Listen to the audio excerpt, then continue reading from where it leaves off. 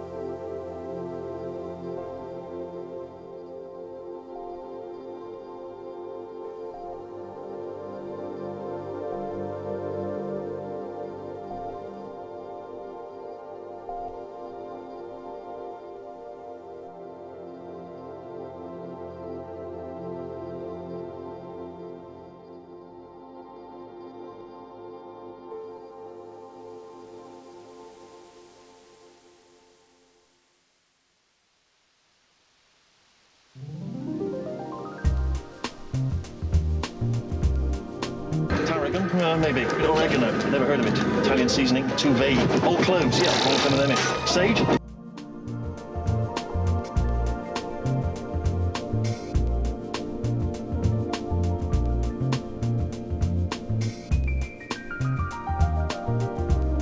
The paste that the Iron Chef is spreading on and glazing on the duck breast includes cloves, nutmeg, cardamom, and pureed mango. Wow.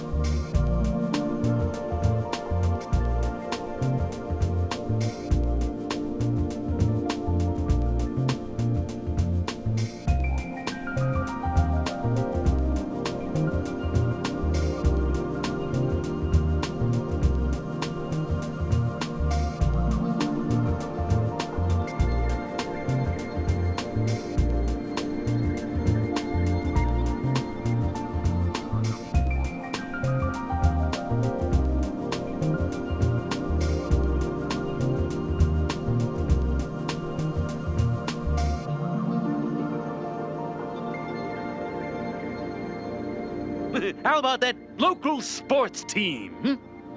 Mr. Burns, he's okay. Jackpot!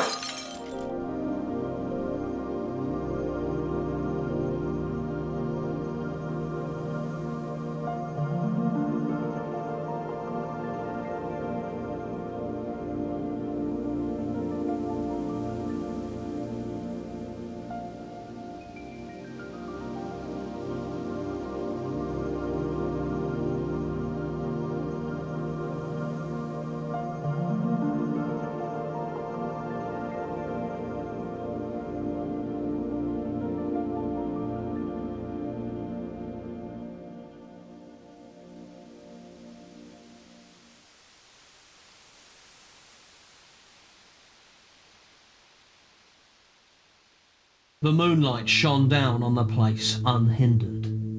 The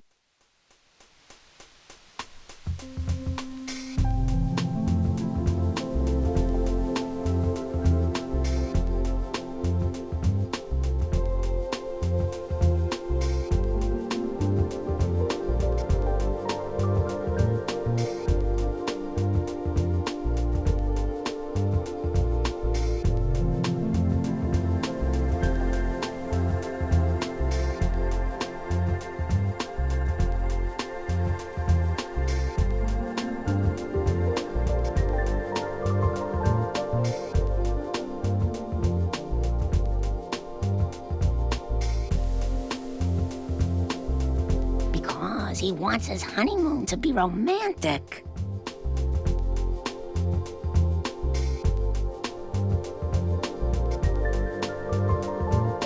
Calcium can be used to make powerful adhesives.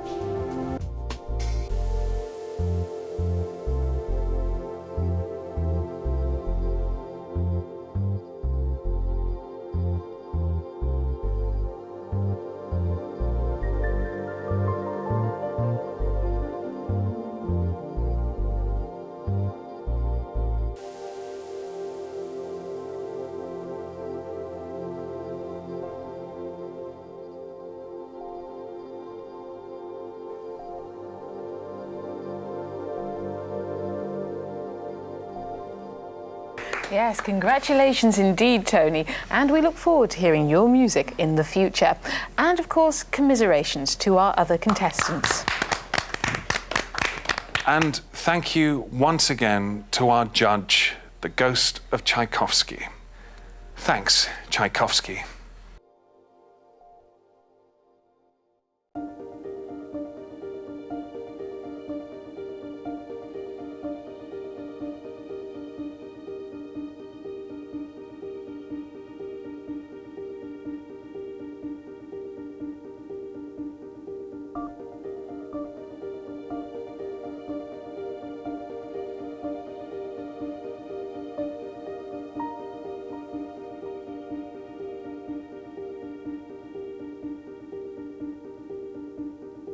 what's Liz here? The clan rejected her. She'd been mauled when I found her. The brutes. What are we...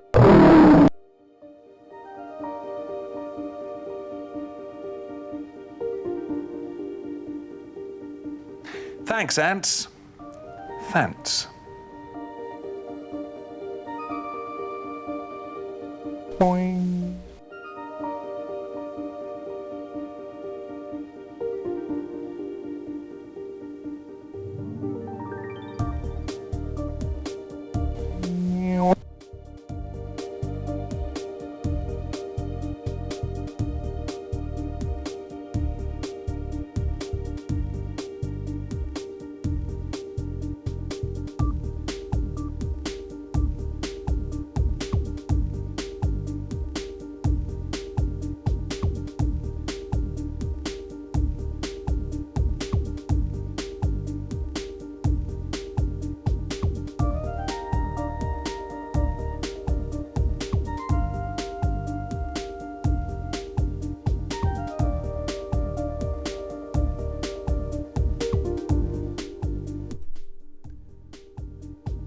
Happy total lunar eclipse to those who just enjoyed it.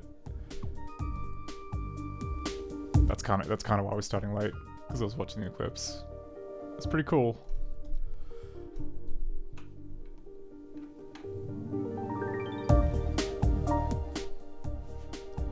All right. All right. Where to begin? Where to begin? Oh crap. Okay. In my enthusiasm for just messing around with the gimmicks, I forgot to write a notification. I should probably do that now. Actually, let's cut to the screen. Hey, hi. How is it going? Yeah, good. We're good. All right.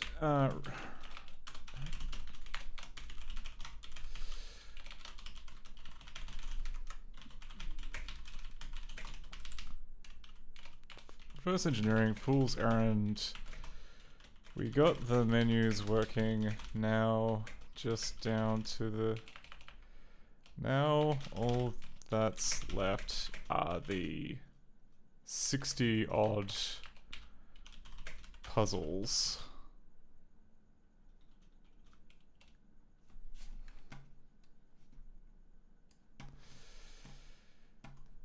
Okay, so I'll just post that on the usual channels, post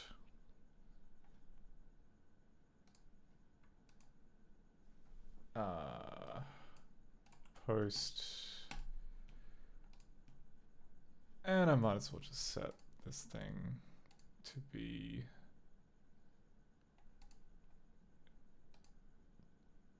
yeah, there we go. Twitch.tv.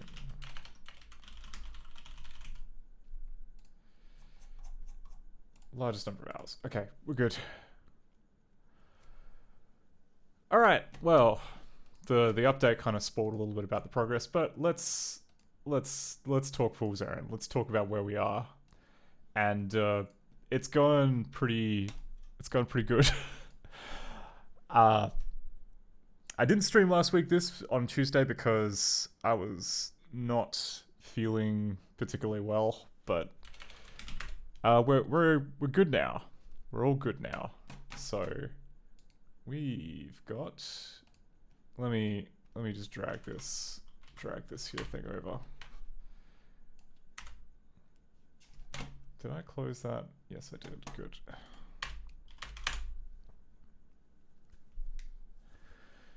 So I think where we left off last time was that... So delicious. That's all I can say. It's just so good. You can... That's actually a good summary. Yeah, we got most of the things... Sorry, that's right. We got the story drawing, but then as soon as we changed the page, it would glitch out and start drawing text all the way down the bottom and doing stuff like that. Also, I can't remember if I got the menus working that time, but we've got them working now. Look at that. So we have we've changed the menu code so that it uses the custom font that's embedded in the exe. We've got the ZBasic menu command working. The Macintosh menu API is like a little bit strange. It's very much designed around like kind of an append only model, and then like ZBasic went ahead and wrapped it to pretend that it's just kind of like an update anything that you want sort of model. So that kind of took a lot of a lot of shimming. So yeah, here we go. So here's like the ZBasic menu API. You can just say, I want to set this menu number, this item number to whatever, and then because I'm trying to write this on top of the original Macintosh, a simulacrum of the Macintosh Toolbox API, we've had to work around the fact that the Macintosh Toolbox API gives you this... There is one command which allows you to kind of add in menu items with the extended, I guess, hint syntax, which is append menu, which only adds stuff to the end of a menu. But if you want to say in a string, I want a menu item called the sun that has a check mark on the left-hand side and then uses Control M as the modifier key. You got to add that with append menu, and then ZBasic. I had like a quick cheeky look at how it worked in Ghidra, and the way it works is that it just keeps track of everything outside of the menu and then replays it after changing whatever individual thing gets changed. So that's kind of what we do here, and it works pretty well.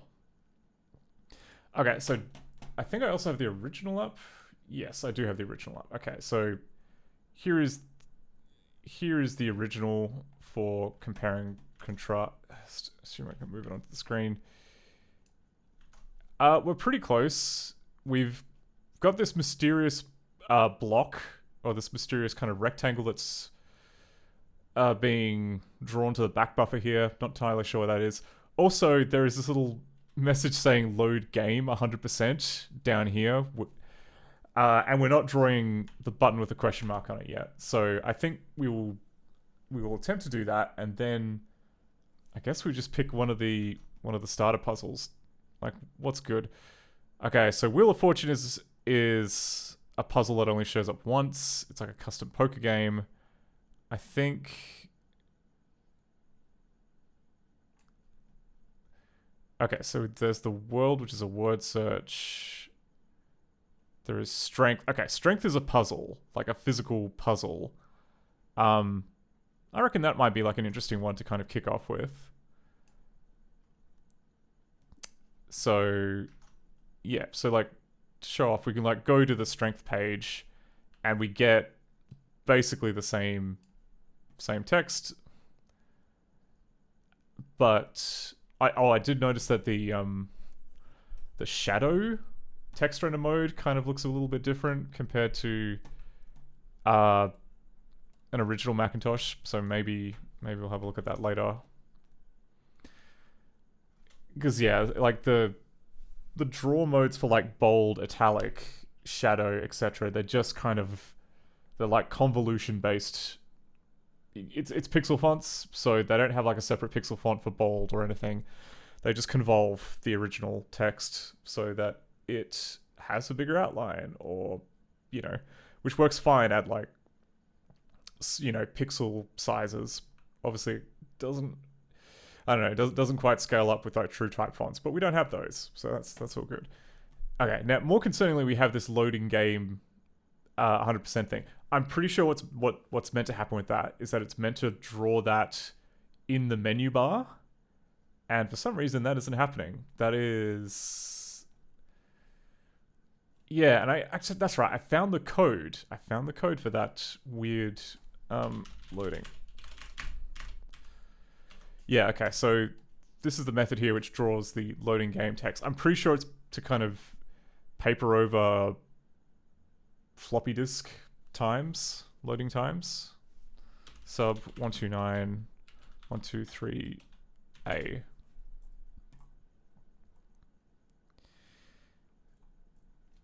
So either that or it just kind of, so yeah, I mean, like, it's called a bunch during the introduction, which, or sorry, not during the introduction, like during the loading phase where it gets stuff out of the, so like we've got this bit here which shows the scroll being opened. Then we have all of the stuff here which loads stuff from the Fool's puzzles. So I'm pretty sure that that's just meant to be a notification for that. But where is it being called after that? Because I don't think it should be in the main loop.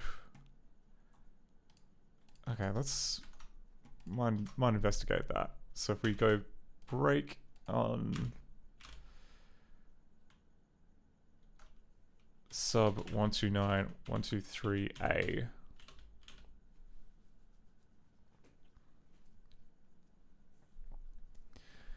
Because I don't get where it would be called every time we change a page. Hey Kinnikos. Kinnikos says, how do you feel about ROM hacks that are part of the gameplay appeal is to dig through it with a hex editor and debugger and solving ARG level meta puzzles with it? I guess so, if I was going into it knowing that it was that kind of challenge, that could be fun, yeah. If it was okay, yeah. So it drew that loading message a bunch of times. Now here, if I go into like a different page, like the world. Ah, that's interesting. Okay, so that's just a weird holdover from the bit at the beginning where it's loading all the stuff. I would have thought though that it would have cleared out. So I guess it's just, yeah, it's the back buffer. Maybe the back buffer, or maybe like every time it redraws this, it kind of, because there are some operations which erase out the previous thing there by like doing a, you know, blitting with the white color, And I'm wondering maybe they do that with the old text when they change, and that's why loading games seems to be just kind of permanently stuck on the back buffer like that. Kineko says, the funny thing is you're vaguely told to basically do just that during normal gameplay. I see, like, is that, so, like, that's... Are the ARG level meta puzzles, like, the main cut and thrust of the ROM hack, or are they just kind of like a value-added thing for people who, like, you know, sickos who enjoy that kind of thing? Oh my god. Okay, well, that's... So this thing here, which draws the loading text, it uses this custom graph port, which I'm pretty sure... And yeah, like one of the instructions in here is to move to position, I don't know, like Y position E, which should be like right at the top. I mean, like, I expect, you know, if it's anything kind of like how it worked in the prologue, this will just be drawn at the top of the screen and we won't see it because it's behind the menu. But for some reason, that ain't happening. So, what gives?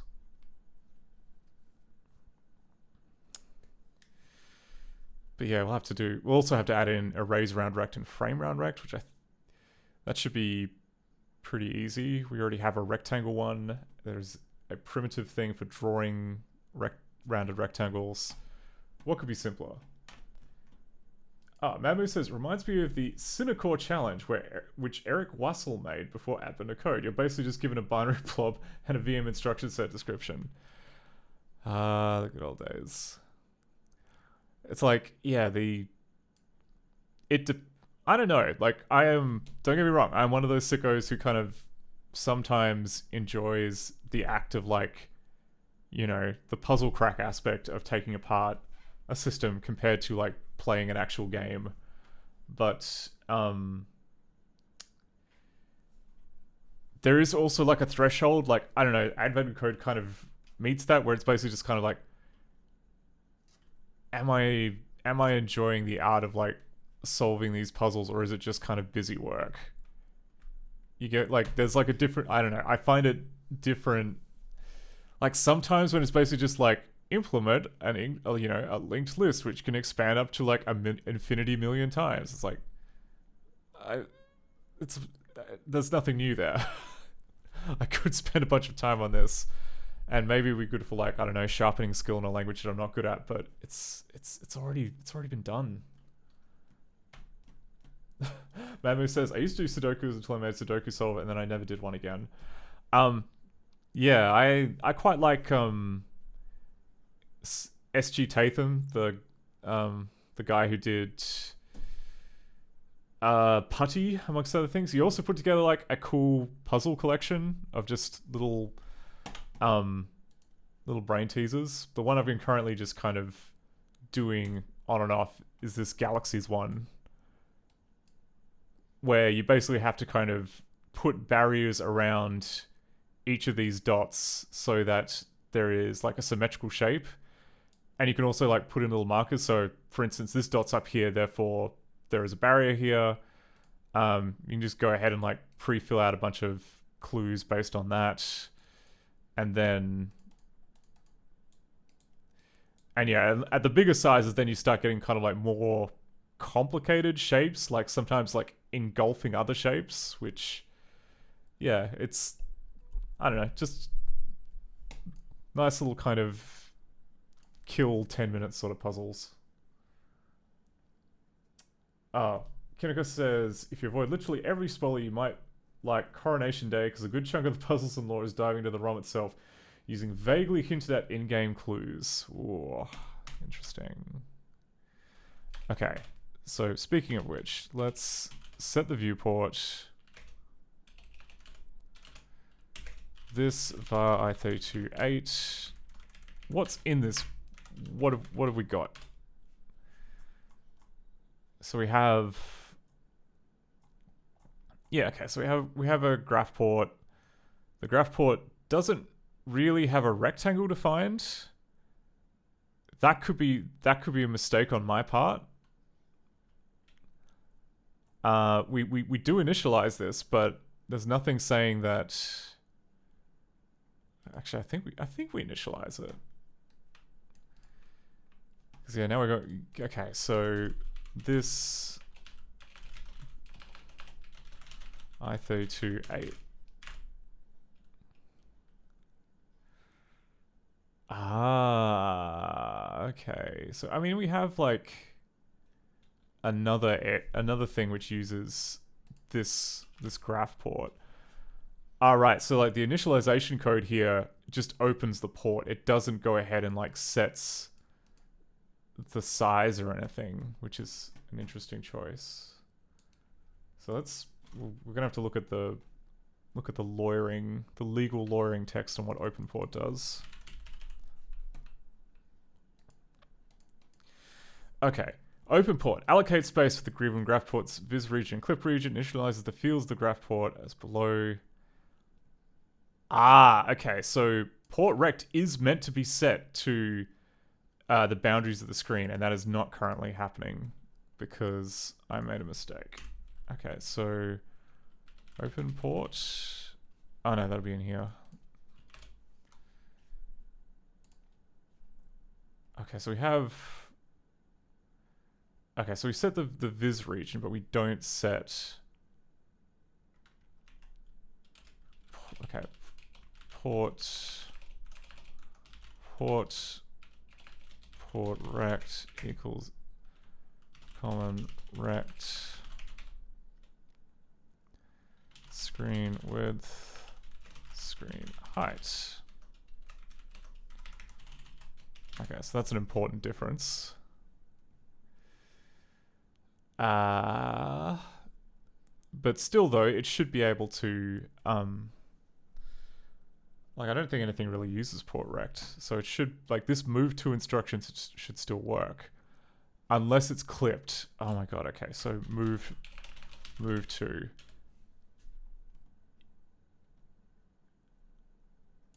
Yeah, okay, we don't clip it then.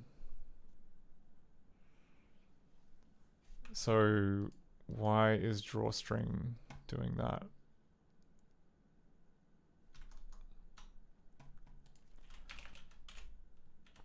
Okay, so we have this code here which generates the text, loading game. Okay, then we call move to, which is at 190 by 14.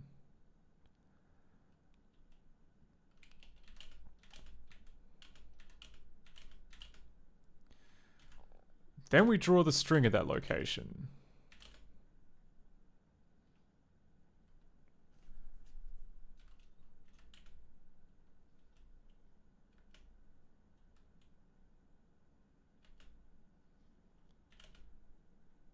Okay. Buffer full rects, buffer get bounds.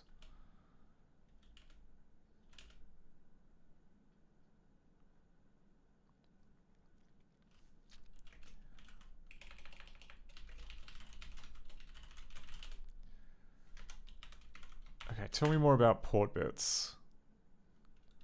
Port bits is, yeah, okay, it's just the screen. So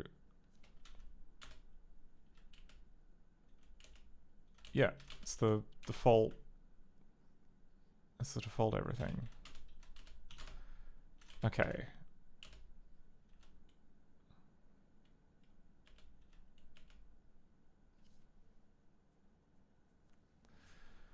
I'm guessing that this here might be our kind of messed up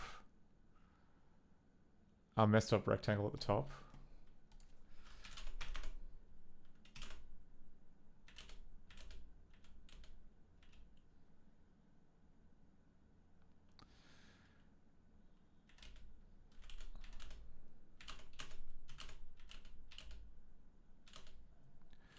Oh wait, what if the What if the target has changed? I mean, here it's still default bits, but I think there may be. Oh, I should. Oh crap! I should also put a breakpoint in var i32.8. There was one other piece of code which did stuff. This here, sub 128 5f3a.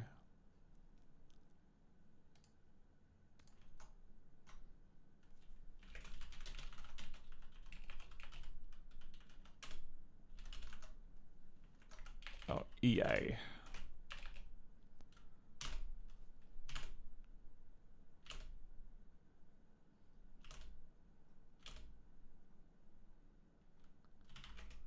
Okay, del 2.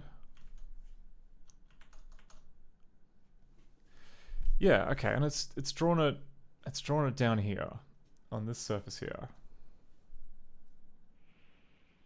I just don't understand how that's. I guess it also doesn't help that I don't really have a handle on which surfaces are which.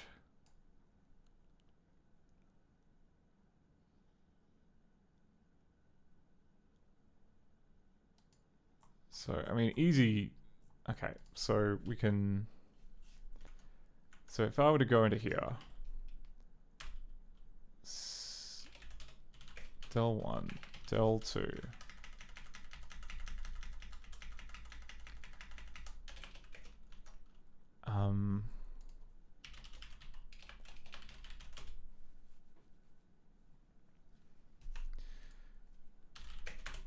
Actually, yeah, let's rebuild this so it's got the bounds properly set.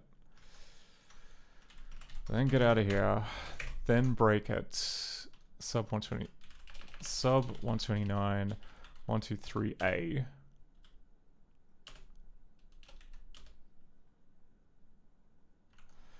And what we're going to do is we're just going to bail out as soon as this runs and confirm that it is at least in here that is causing the problematic thing to be blit to that part of the screen. So return. Yes. Return. Return. Return. Yeah, okay, so it's definitely that thing down there. That's cooking it. Interestingly, okay, so it's not responsible for that white rectangle. That's going to be something else. But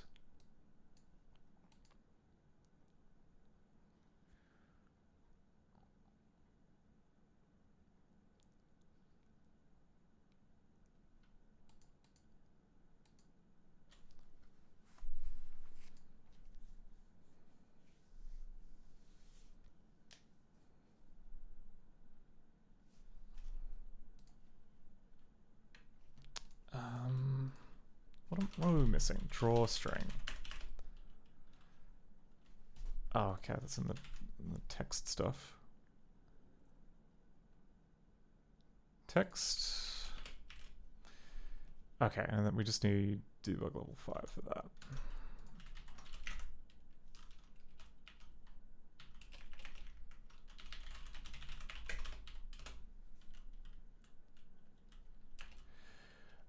Seth says disable the menu drawing code completely and see if it's responsible.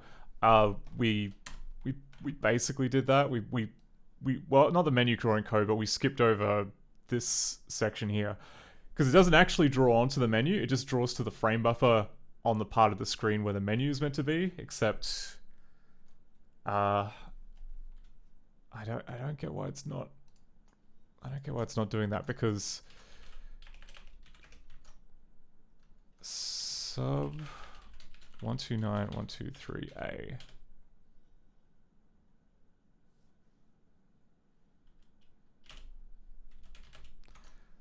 Like there must be there must be something that is changing about the graph port at the last possible second. Like that's the only thing that makes sense in my head. I mean, okay, easy way to like verify. What if we were to draw all this stuff to the screen and then G toolbox delay 0. Okay, so that's split everything. Yeah, okay, so it's drawn that is drawn to the correct point on the screen because we can't see it behind the menu. Now, if we were to repeat that,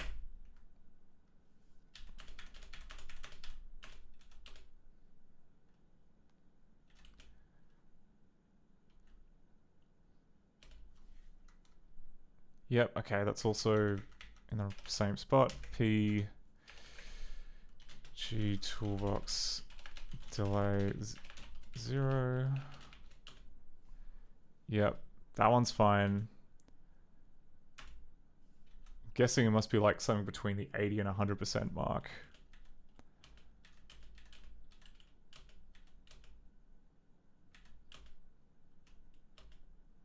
Yep, okay, that's all good.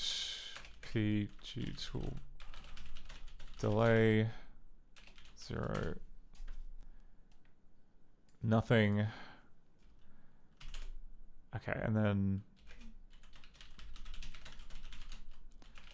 I'm just going to double check that there is nothing on the screen. So, okay. So this call here at 1910. It's got to be there.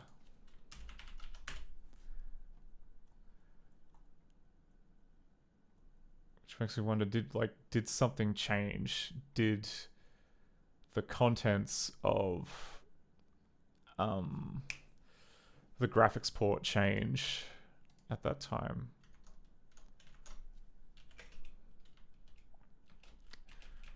var i32.8.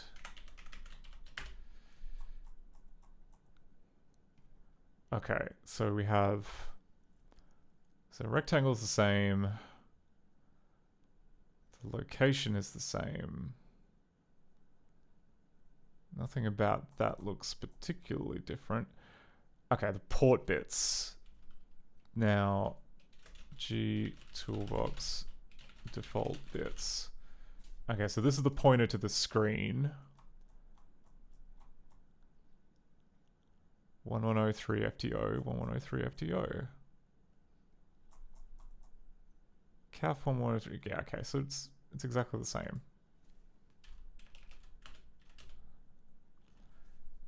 So, I mean, potentially it could be a completely different piece of code that has the loading text thing happening with it. Because, yeah, that's drawing to 186.4. Okay, PG toolbox delay. Okay.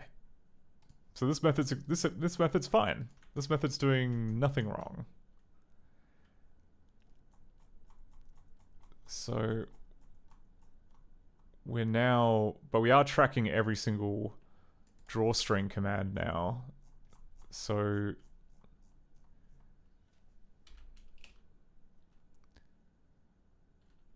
what could we be doing it then? Okay, so if we continue.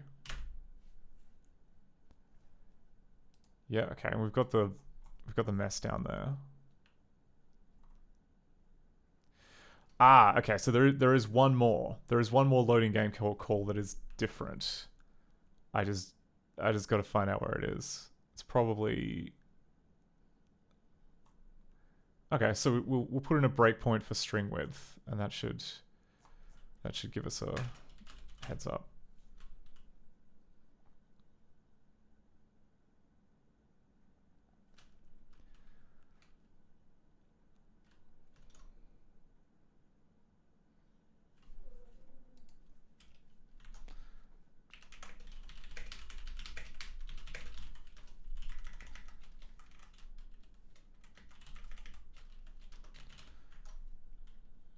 Fine. Start.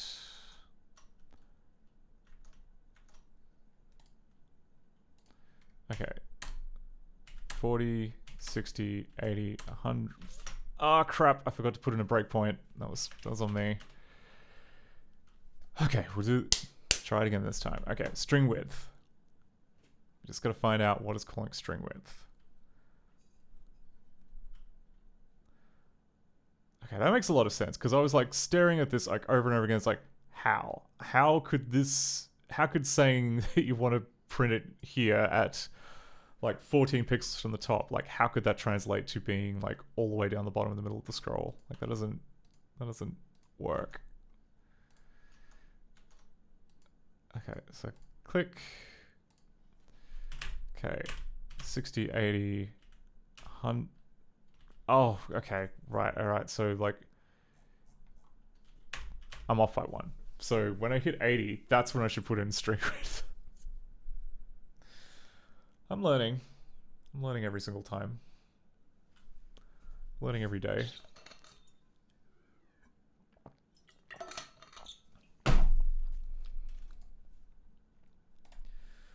Okay. Skip, skip, skip. Now we put it in. String width. Okay, and then we get the first one.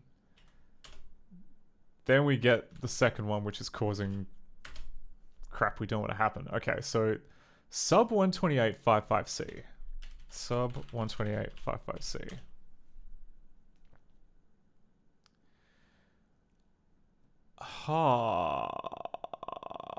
Interesting, okay.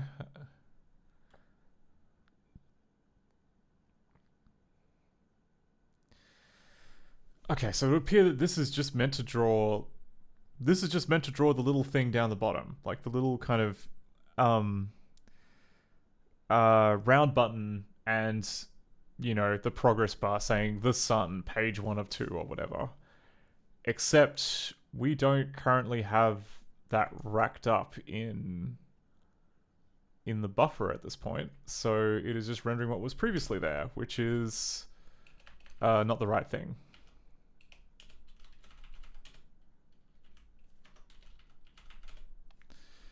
I see. Okay, so this calls... yeah, okay, so...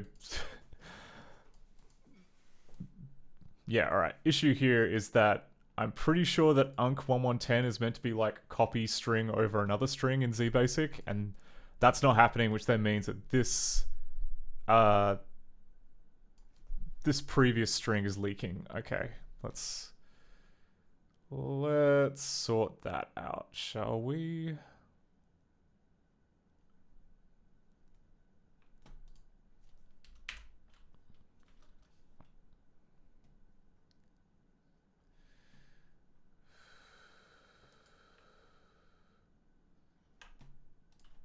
Let's just, okay, unc1110.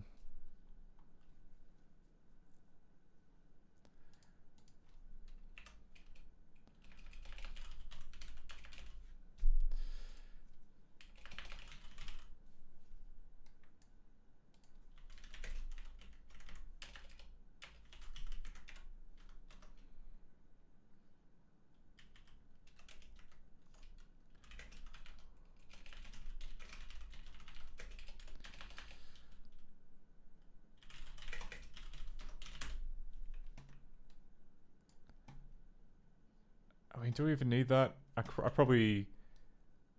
Like, we don't need a method for this, I've decided.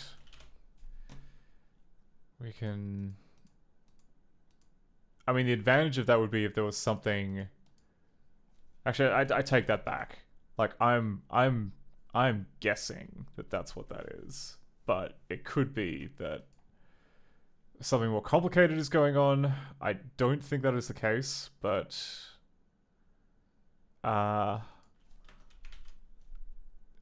for now, let's just pencil that in.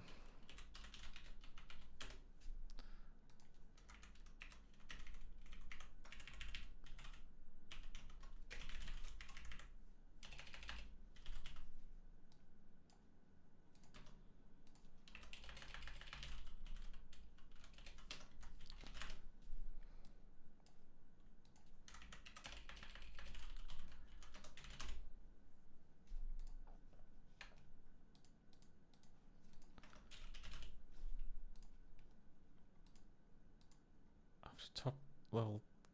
What?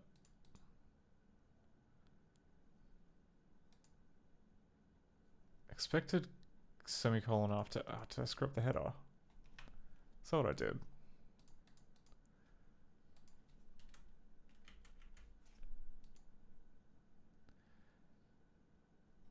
Field has incomplete type void. What am I doing wrong?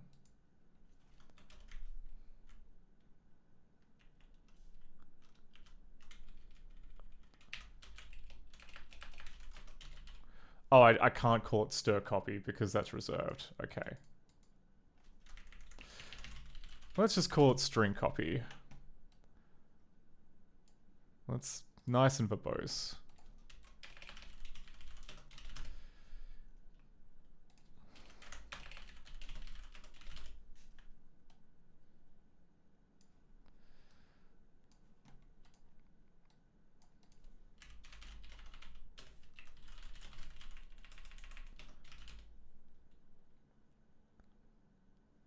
Ah, okay, but now, I guess, now the question is, did I, yeah, okay, this looks like I've screwed up the translation, because the argument is in the different order from what I was expecting. Let's just double check that I didn't screw that up. Games, max 68k, zbasic.py.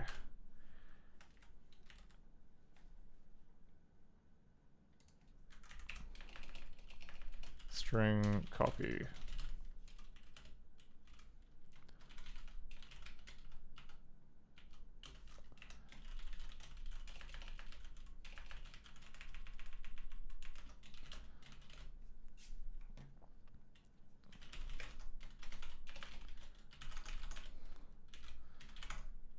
Okay, so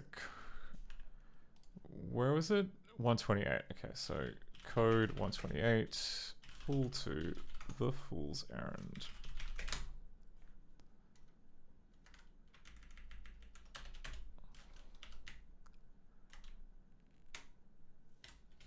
So we 918.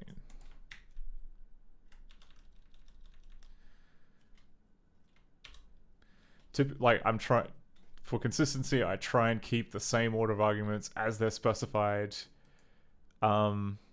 in here, but sometimes that gets difficult.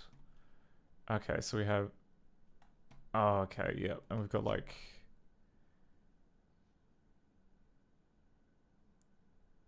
AO. Right, okay, so one is passed as an argument. So I think A1 must be the source and AO must be the target because we use AO a bunch of times after this.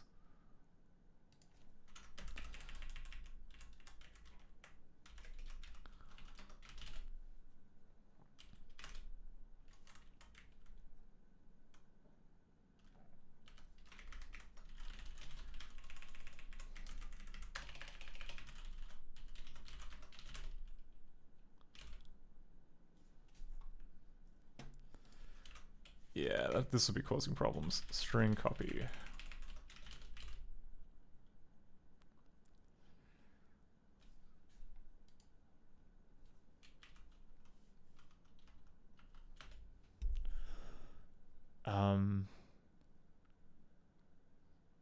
Yeah, okay, good.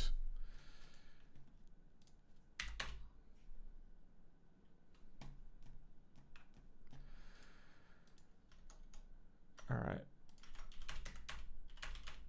Hopefully that should...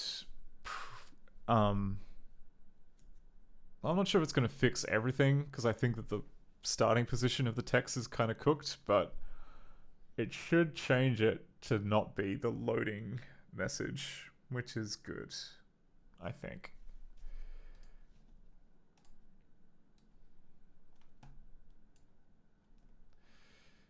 Oh, look at that. Okay, so we got it all. Hey, back. Yeah, we got the scroll working. Now we just gotta do the rest of the game.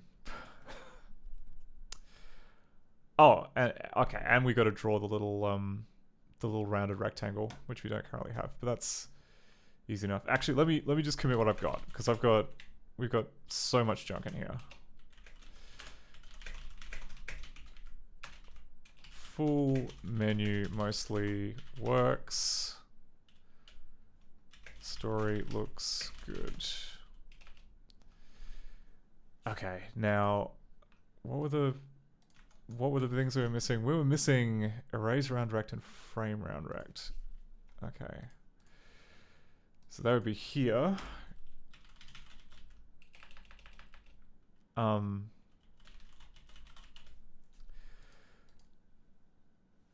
Okay, so we have I don't know, for comparison, the Quick Draw API has generally got several different methods which kind of are shortcuts to various ways of drawing. Like we have erase rect, which fills it in with like the background pattern. We have draw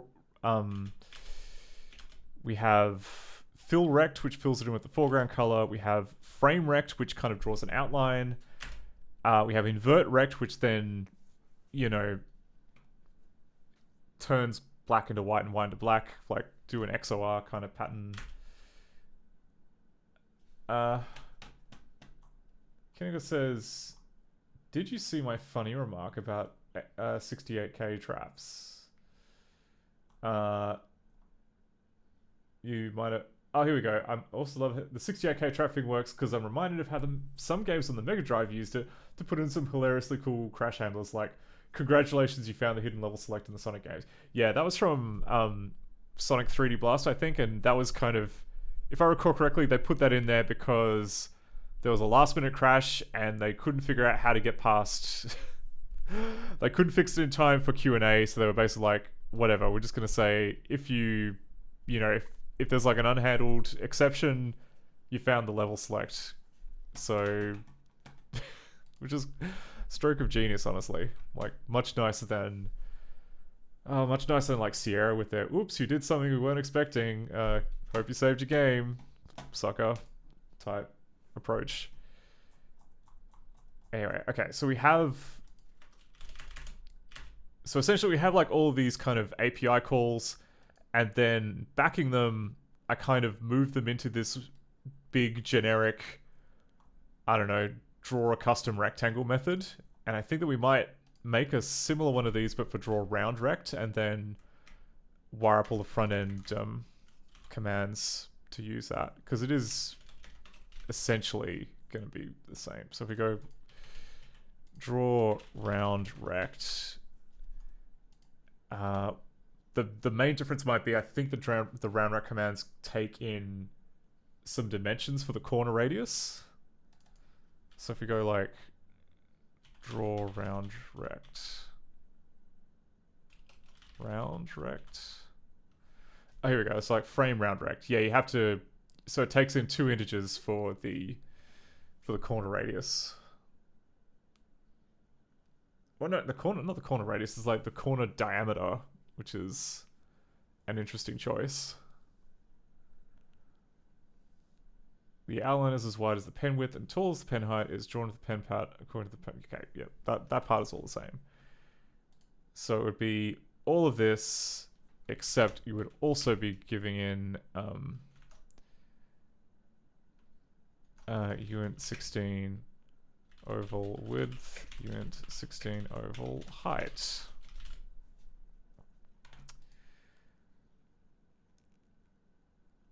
Okay, and then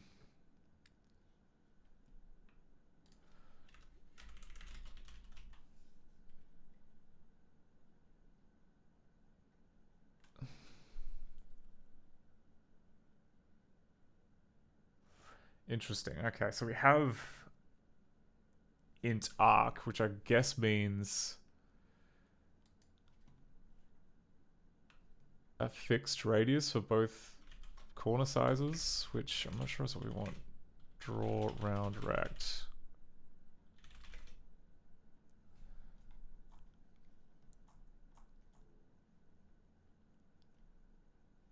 Also, there's like draw around rect and draw around rec 1, which intrigues me a bit.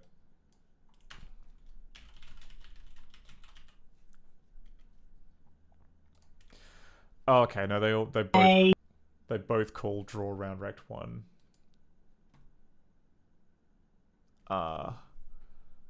What's the diff?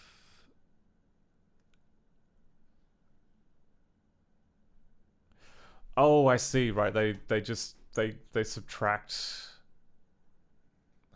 1 pixel for the border. Okay. I guess that kind of makes sense.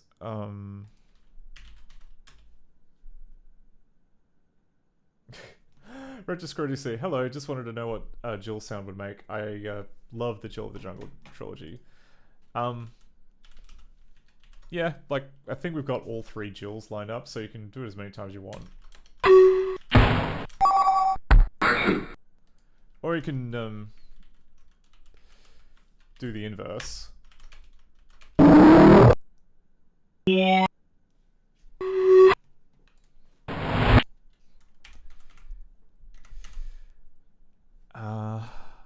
Let's see, alright. It's cathartic, isn't it? I don't know, like, I don't know, Jill especially I like because it's got that, just like graininess to the samples. Like, they're very low bit rate, or sorry, they're very low sample rate, and the default Sound Blaster behavior has no filter on them, so you get to hear like that kind of bit crushed grittiness, which I don't know, if you just play them back when just using like a normal media player, they sound very flat because they've got like a, you know, they've got like a low pass filter on them to make them smooth, but then it just makes it sound really muddy. But yeah, when I recorded them for the use of the randomizer, I made sure that I kept like the nice bit crushy, incredibly aliased sounds.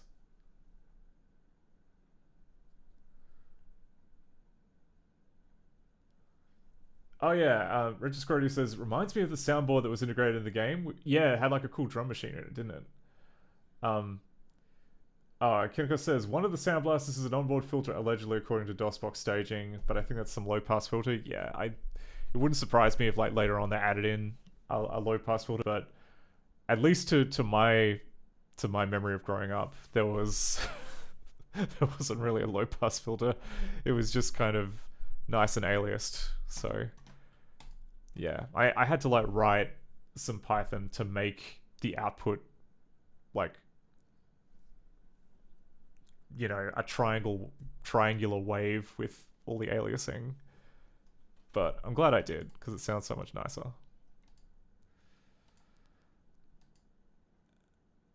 Okay, so according to this, it appears that we have yeah, okay, so draw around a rec, like the code does allow for, I mean, we could very easily modify it to have two radiuses, but it's not quite there yet. So I think we've got to, so if we were to go like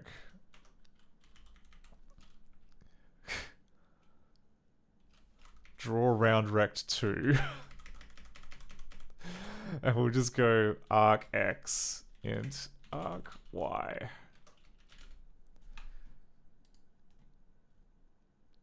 And this is now round rect 2 arc X int arc Y.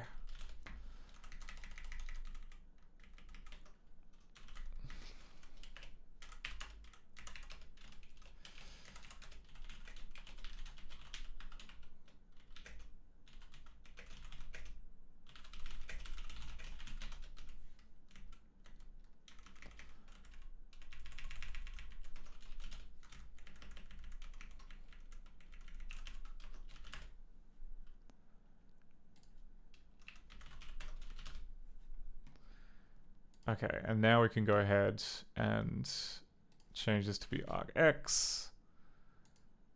The error's going to be interesting. We're probably going to have to, like, do error X.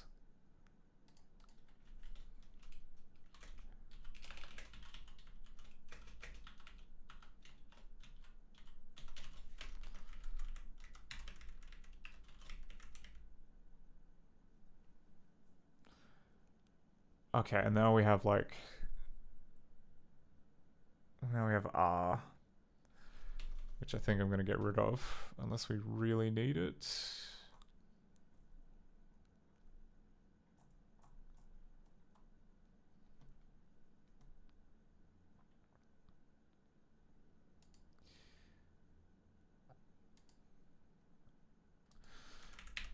I guess we go Rx equals arcx, int Ry equals arcy.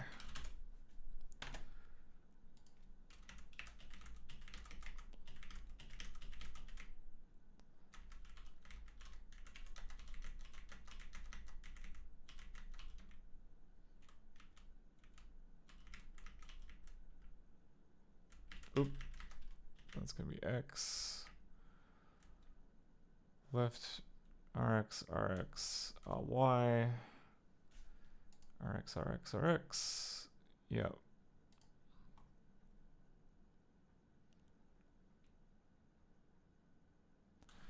Oh, but like arc has now changed.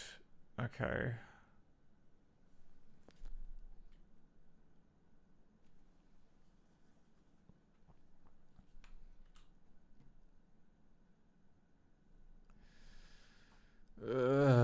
Okay. This is annoying. Okay.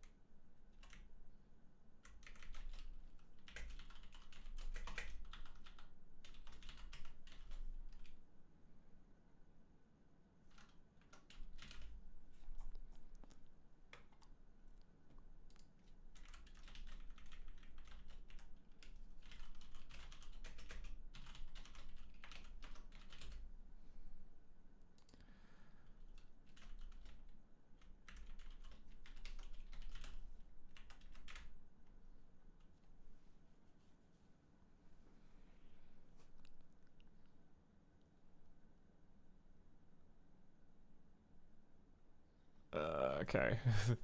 This one here, which involves X and Y, might be the death of me. That might be the point at which I have to actually read the paper that this is based on.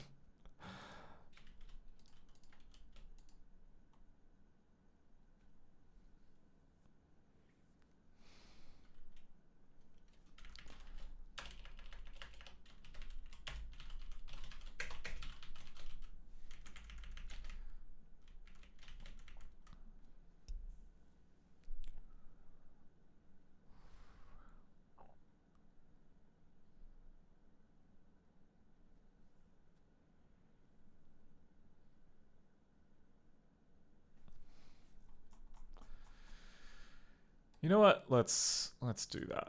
Copy. Copy. Oh my life, come on. Okay.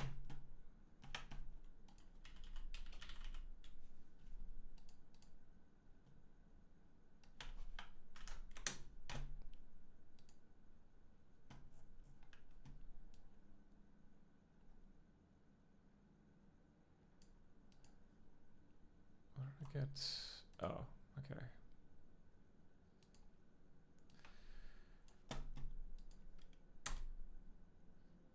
Okay. Yep. Beauty of Bressingham algorithm. Yeah, okay, so it's using this circle. Okay, yep.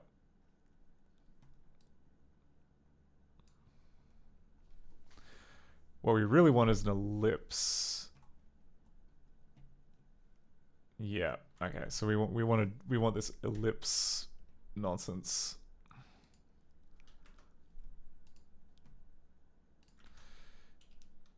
So according to this, it should be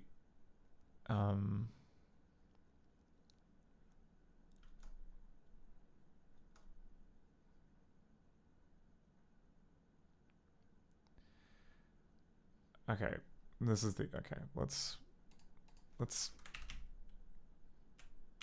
replace this with dx.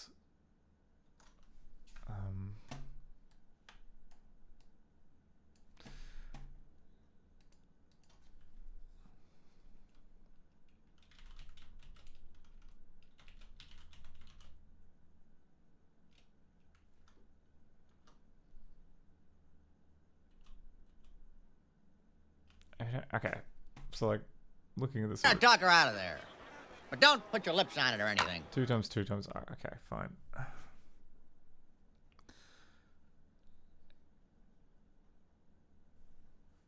So we have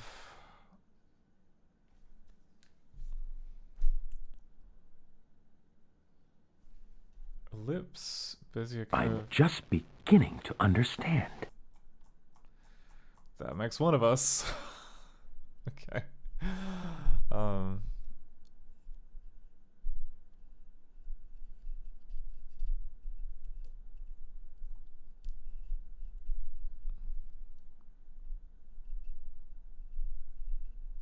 Two offered you a deal, didn't he?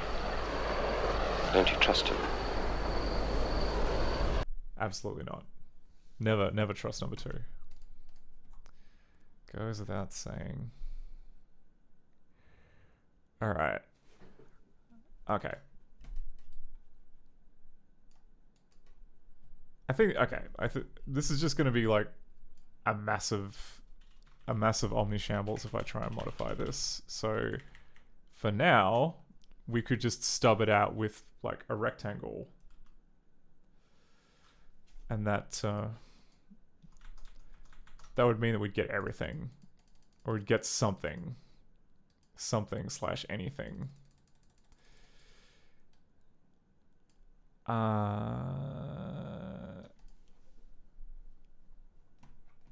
no, no. What am I saying? There's an even cheaper way of doing it, and it's called let's ignore ellipsoid corners for now. And then I don't even have to like change any of that. Great.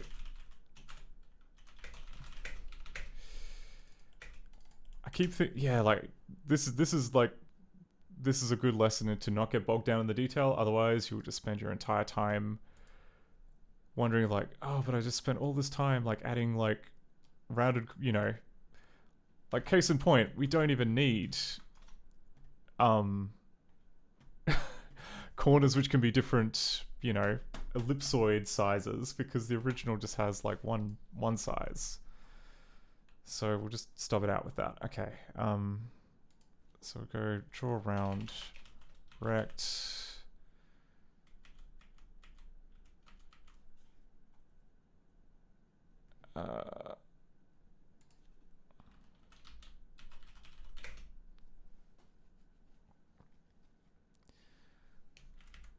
Divided by 2.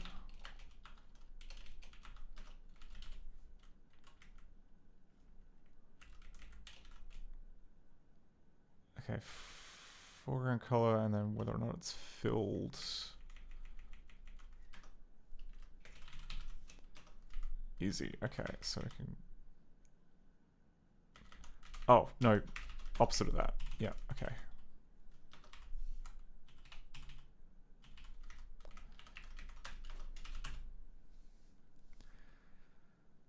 I think that'll work.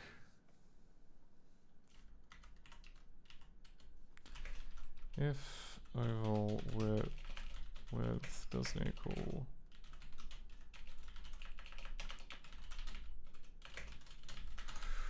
warning.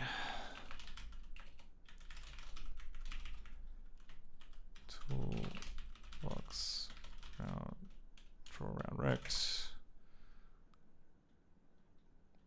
Not supported.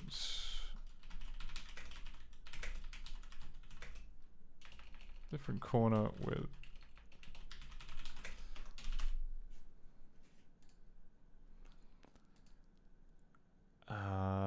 Sure, okay. There's that. Draw round. Rect. Okay. That all seems fine. Okay, now I just gotta go through and wire this up.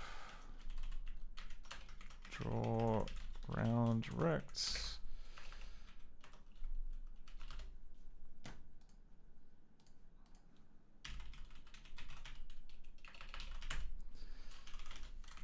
Okay, that becomes round rect. And then that comes int 16 oval with int 16 oval height. Also, hey, Infilry, I hope you didn't hurt your feet too bad. Yeah, it's not fun. Yeah. Sorry, to fill things in, there was an eclipse, and apparently, while walking, Infilry stepped on some glass, which sounded really painful. And I'm sorry. I don't wish that on anybody.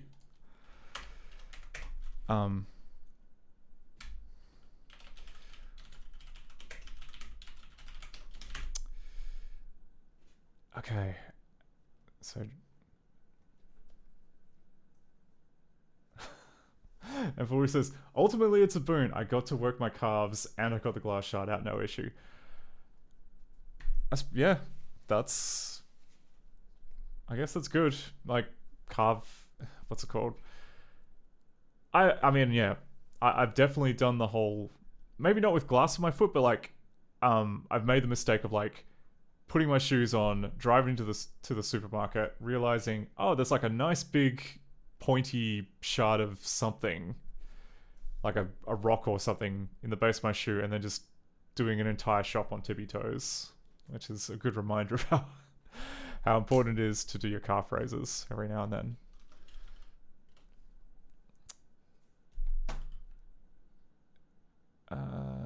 Okay, so we got that in. Now we just need to do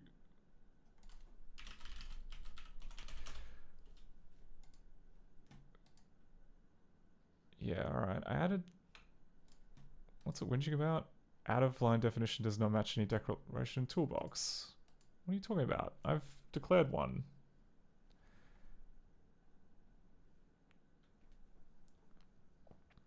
And Fulry says, first time in 36 years I've stepped on a chunk of glass despite being a little barefoot gremlin all the time. So not too bad. Oh, I'm glad to hear that you haven't stepped on any before. I also don't think I've stepped on glass. I have managed to like whack a toe into, you know how kind of, that's right. I had like a picture frame out with a big glass protective sheet, and I don't know how I managed this, but I managed to slam a toe lengthways into the edge of that glass sheet, and I have like a nice rectangular scar now on one of my toes from that. That was, yeah. It didn't. I mean, I guess it didn't hurt, but yeah, it was. I guess I was just quite impressed by like, it's a big old lumpy scar. Is what I'm getting at.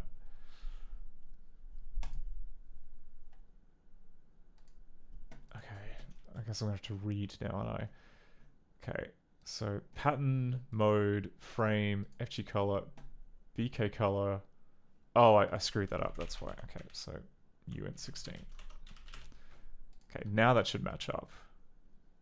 You have things not to complain about. Ah, here we go. This is the last one. So we'll do this. Oval width, oval height. probably should... Okay. Round rect. I should change these to be UN16s.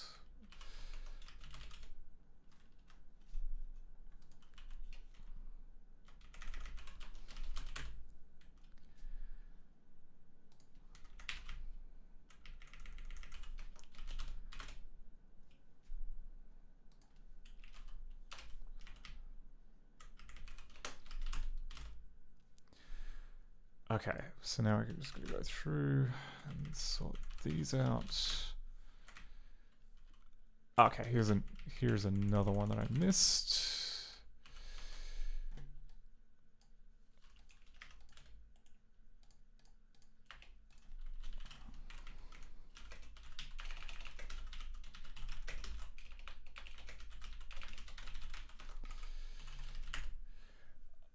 Oh, Everybody says, "Is it your coolest scar?"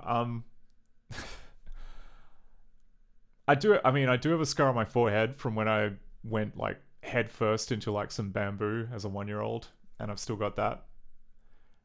Actually, no, I'd say my coolest scar is probably the one I have on my shin from missing a jump at parkour. That was... I was quite happy with that one. Everybody says, "I wanted my orthopedic surgeon to give me a real gnarly one last time he cut me up, but he said he wasn't allowed to." Oh, that's... I mean... Talk about lack of ethics right there. Like...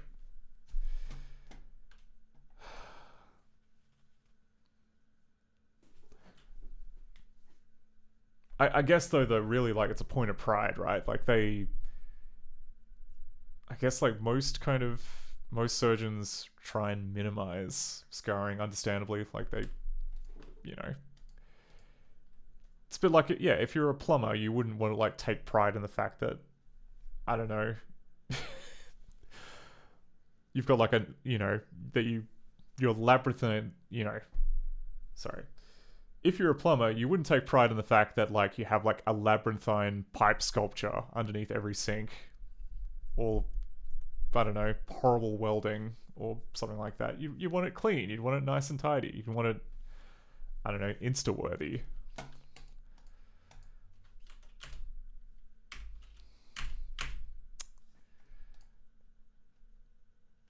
Okay. We're getting there. Sorry, just more copy pasta. Sometimes you just gotta do a bunch of copy pasta.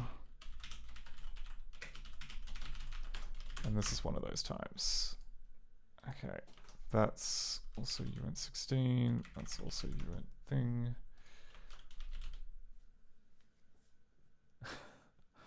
Emperor says labyrinthine pipe structure sounds kind of rad.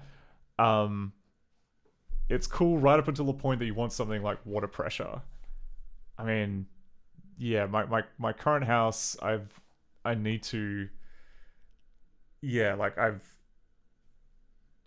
don't get me wrong, I like my house, but the water, like the kitchen sink faucet, you get, if you want hot water, fine, absolutely great. You can have as much hot water as you like. If you want cold water, that's different. Like, there's some kind of weird nested tree situation going on, which means that, like, the cold water pressure is, like, almost non-existent. And I mean, I've been kind of a little bit too scared to mess with it because there is so many things hanging off it, but also I do notice that, like, the you know, like, there's the telltale flecks of rust coming off the hoses now, so I probably will have to get a plumber in before that bursts and ruins the cabinets. Also, yeah, if you have not checked the hoses under your sink, you should... Well, you can't remember the last time you did. Now's a good time to do that, because if there's, like, I don't know, rusting on the flexi hose, or there's, like, little spots of water, or little kind of, like, weird patches of sawdust, you gotta get those hoses changed. Or we'll get the landlord to do it. Because otherwise, you know, the next sign that something is wrong is that the pipe bursts and then, like, there's water everywhere. Emperor says, my housemate was learning plumbing for a while. I intend to tell him about this to distress him. I'd say, I mean, plumbers are a pretty hardy bunch. Like, it would take, like, quite a lot of... Like, I've seen some... Like, I worked as a piping engineer for a while, and I've seen some pretty kind of atrocious... atrocious things. And, like, this wouldn't count for that. This is just kind of, like, a regular level of... Oh, they just added one more thing on top of this kind of sequence of other things. But, yeah. Ryo Shinaka says, one of my fingers has a scar from the tip to the base, despite them trying to keep the stitches neat. It's what I got for sticking it between moving metal parts. Yikes. Oh my god. Yeah, a family member who will remain nameless managed to kind of slice a finger on some sheet metal and then had to have the tendon reattached. That was not a fun time. Actually, yeah, another one of my friends also had like a similar kind of... Oh, it wasn't a sheet metal accident, but yeah, you gotta take care of your tendons. You only get one set, and it's a real drag if they can't mend them back together.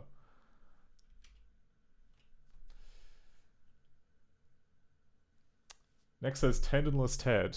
An example to us all, I'm afraid. And no, there were no episodes of Iron Chef where tendons were the secret ingredient, which is a missed opportunity, as I imagine, you know. That's like begging for one of those kind of like little kind of episode introductions where they say like, you know, if memory serves me correctly, the best place to, you know, eat, I don't know, quail is from the tendons. The varnish is still smooth. Have we got everything? I think we do. Oh, I didn't change that. Round correct. Okay, is that all the boilerplate? Little quicker, please. Oh, here we go. No, I copy-pasted too quickly.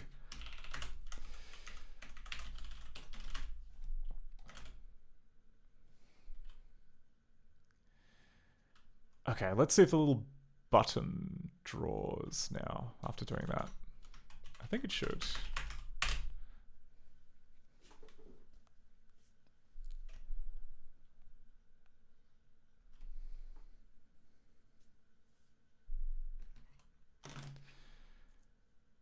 Yeah, and then assuming that all goes well, we're going to start with strength, which is this, which I believe is just a tile puzzle. Yeah. Okay, well we got a black square. We got a black square. What was... Okay, okay, so we have different corner diameters not supported, which makes me suspicious that we're not doing it properly.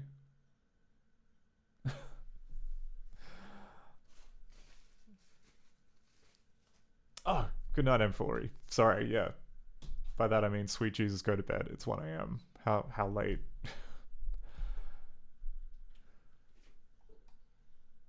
says the hypocrite who streams far too late.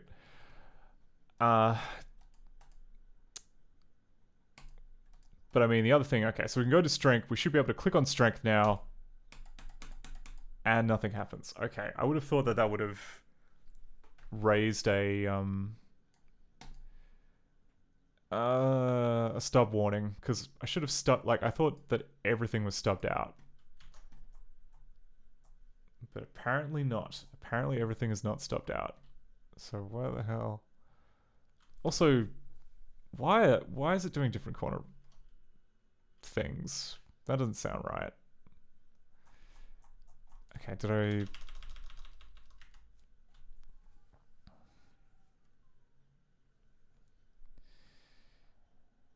Oh, because I need to turn the graphics... Yeah, okay. Let's turn the graphics debug flag on.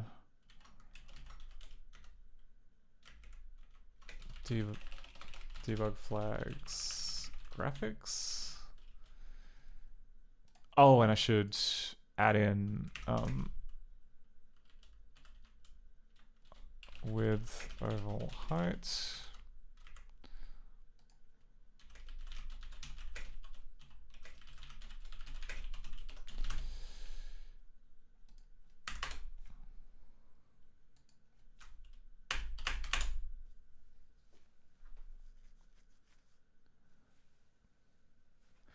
Kinnigo says, I mean, at least you're not streaming Urban Assault for almost 20 hours a session. Something that I am thankful for every day. No, like, I don't know. If I play FPSs for more than a few hours, just, I don't know, my back seizes up and my wrist starts kind of screaming in agony. Like, I need to, I can't like hyper focus too much on games which require a constant claw-like grip on the mouse.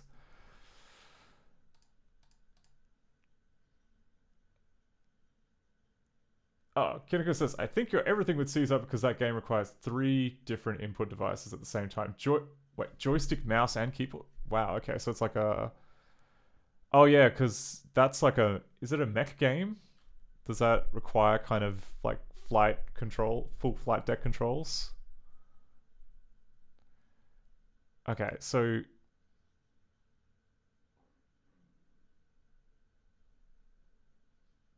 Different corner diameters, not so... Oh my god, it's like off by like 1 pixel. Shut up, game. 8 by 7. Like, who does that?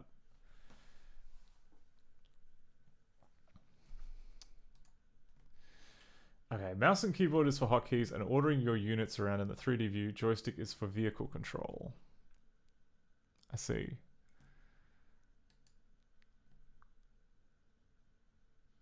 Interesting. Okay, so we...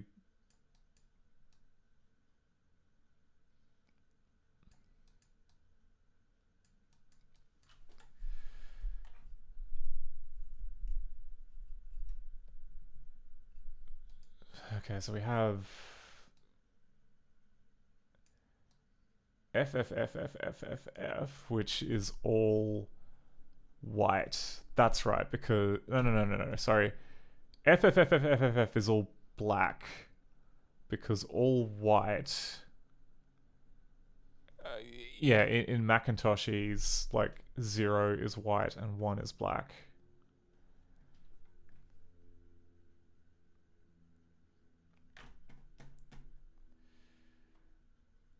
Kinnigo says, mouse and keyboard is for hotkeys and ordering your units around in the 3D view. Joystick is for vehicle control.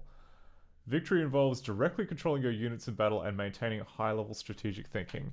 Yeah, I would crumple. I would crumple like a... I'd fold like a cheap card table, I'm afraid. I was never any good at RTSs. Especially not RTSs where you have to also navigate around a first-person environment while ordering things around. Okay, so what am I doing?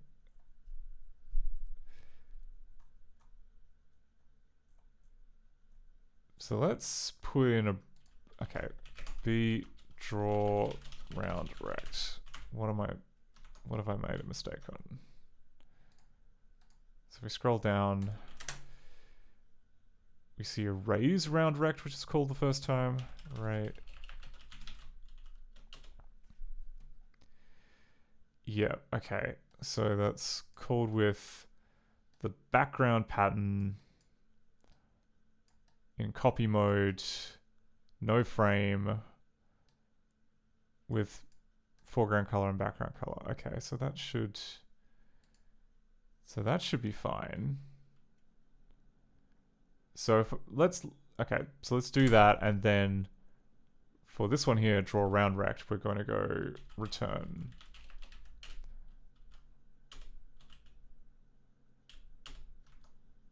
How does that look? Oh, okay. It looks like a black square. How nice.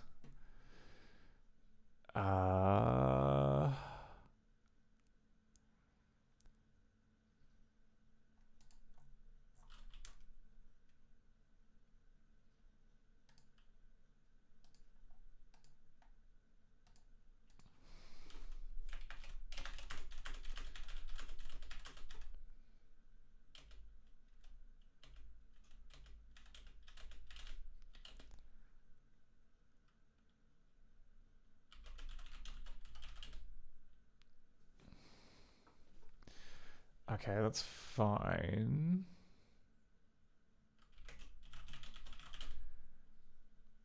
Right, so we have a 16 by 24 destination rectangle, and that should reflect the intermediate surface.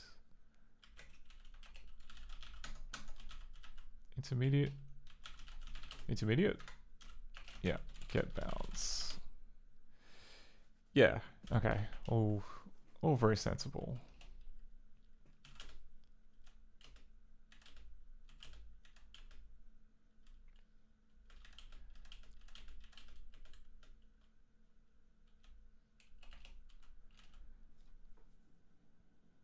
Okay.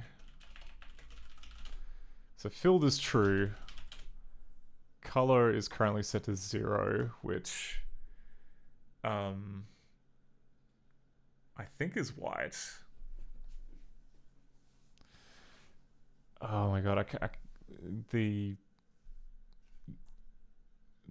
it's got to be right. Okay.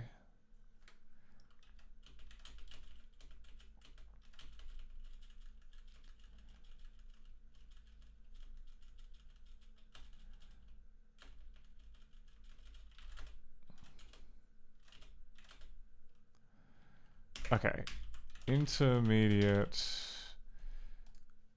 Well, let's print the debug version of that, I think.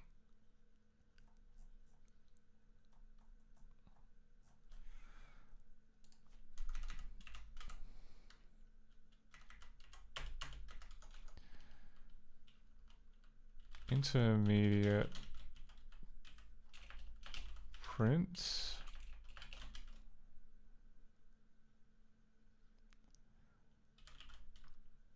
Get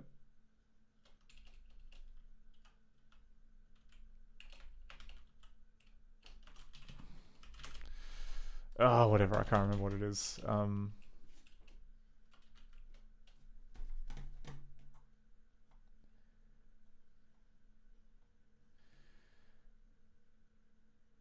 Okay. Kinaga says, the most insane part of Urban Assault is the hotkeys themselves. F6 will cycle through the current squadron. F8 puts you into the last squad to send a message. Backspace sends you back to the previous unit controlled. F4 dumps you back to the host station. Backspace and F8 are probably the two most important hotkeys. And going into units is a multiple choice deal. You can either double click on one of the squadron menu or press J, then click. Okay, yeah, loads and loads of controls. You order squads by setting them and clicking the menu on the ground and the first piece of view on the map. I mean, like, mechanically it does sound very similar to, well, it clearly is an RTS, but I don't know, like, the few games really kind of do the first person version of that, don't they? Like, it's, I don't know, the only one that kind of springs to mind is CNC Generals, and I know that that's not really a good example of an RTS.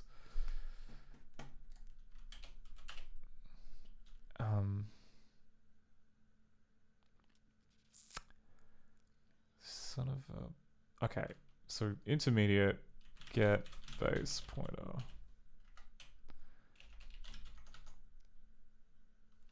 Oh, just tell me what's in here. Oh, okay, yeah, it's a managed surface. Okay, so intermediate, get pixel. Do we have get pixel?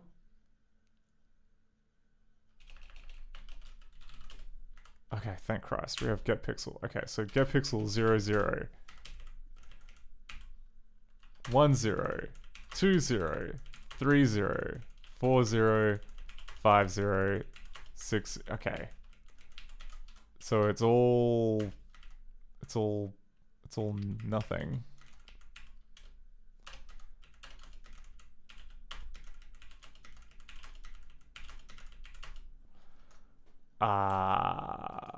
Okay. Would that be because of the pattern that was picked?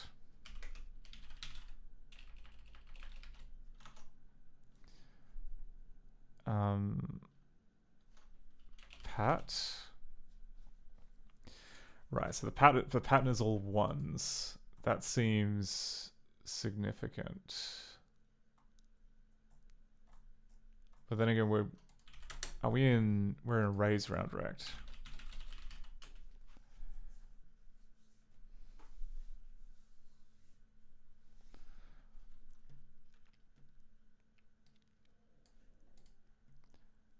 That's in sub 128.55c.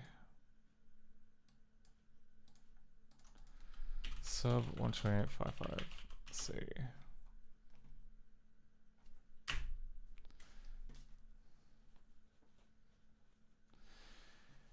Okay, so yeah,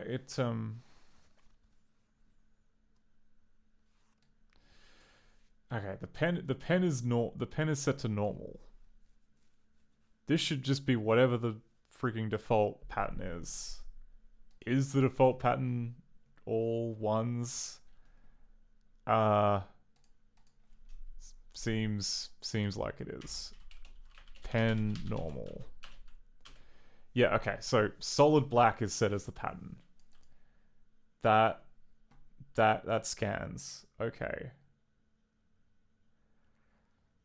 So if solid black is set for the pattern, and then we erase the rectangle.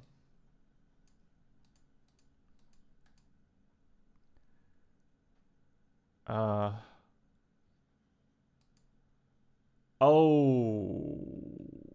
okay.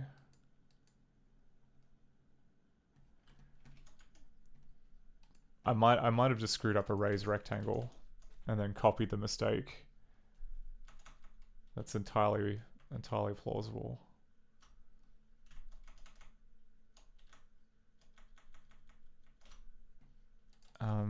Erase rect.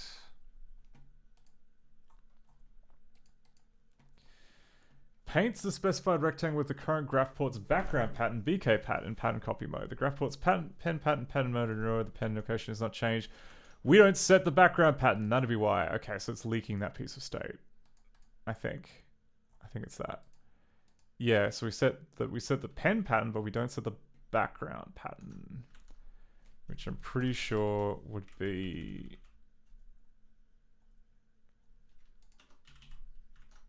so pen normal.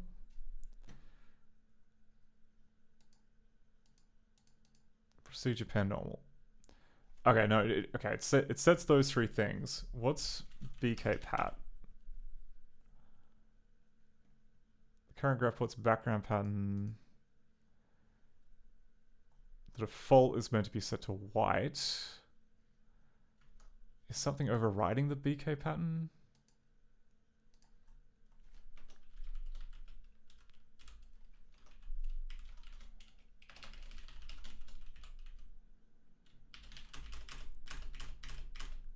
Oh, is it just not being defined? Is it as stupid as that? Open port.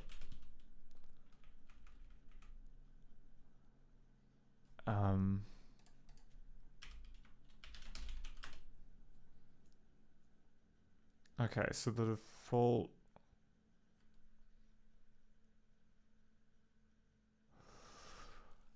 Huh. Did I get this around the wrong way?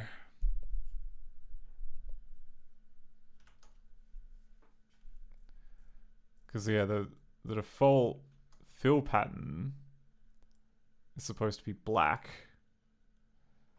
Yeah, okay, I've got this around the wrong way. So the default fill pattern is meant to be black.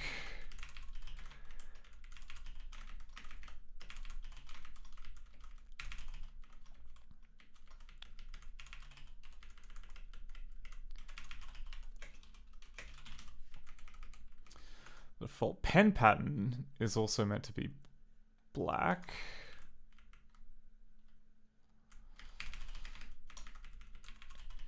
Oh, I thought I got the last of these, but yeah.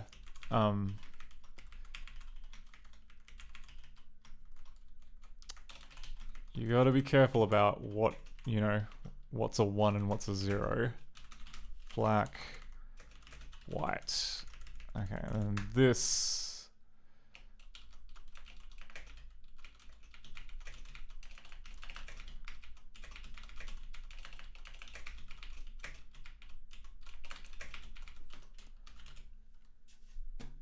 Right.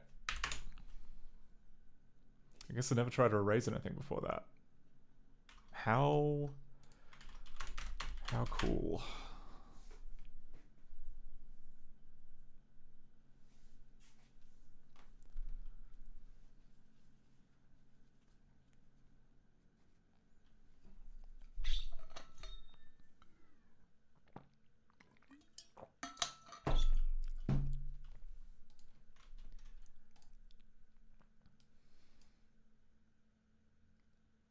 Hey, there we go.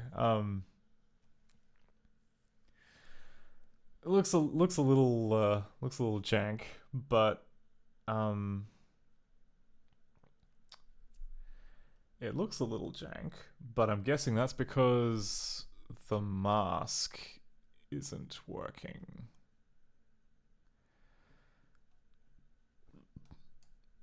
So yeah, if we zoom in, you can see that the corners are being filled in. What's meant to happen is that when we draw to the surface, that's meant to generate a mask, but we don't have a mask because it's a freaking... Yeah, okay, I understand. So yeah, what's meant to happen is that like every time the round rectangle drawing thing draws the screen, it's also meant to draw to a mask surface, which is then used to kind of as a stencil to cut out the shape. I got rid of that I selectively turned that off for the rectangle drawing one because you didn't need it, but rounded rectangle, we absolutely need it back. So I am going to have to undo that hack that I added in. So draw round rect. Yeah, this guy here. Okay, so we'll just say always draw a mask. So it's bitmap.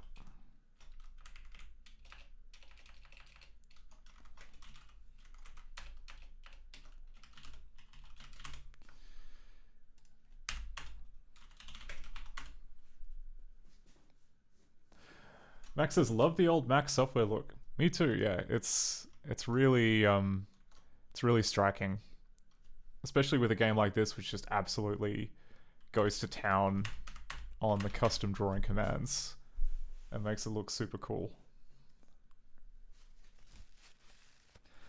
And yeah, like with the work that we're doing here, we're basically just making a copy of the Mac API, which then saves a bunch of time, for porting any other Mac-based game, because then we don't have to, we can basically just kind of do a disassembly, get all the functions, and then call equivalent functions that are compatible with, or, argument aligned with the original Macintosh API, which is quite nice. Sick. All right, there we go. Rounded rectangles done. It looks a little different, I think, from the original. I think the original doesn't have quite the same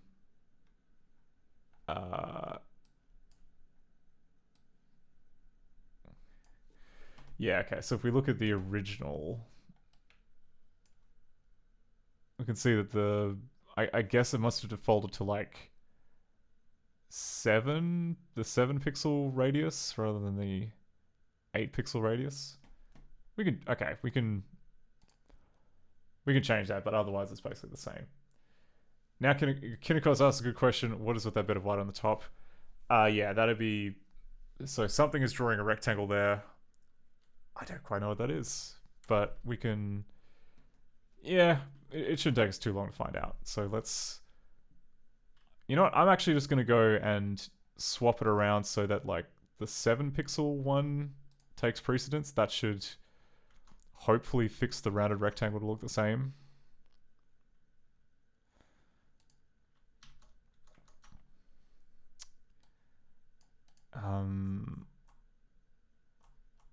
So draw round rect.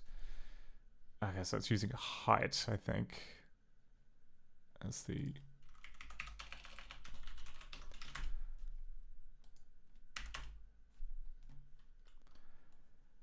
now looking back at this, we should see every coloring in command that was done, every rectangle draw command that was done.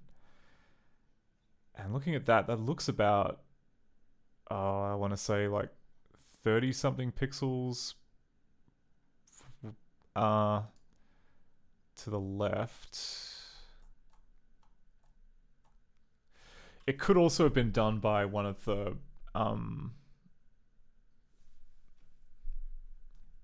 actually, let's look at this. Okay, so we've got so we've got this draw rect thing that was for drawing the loading message, which we can't see because it's currently behind the menu.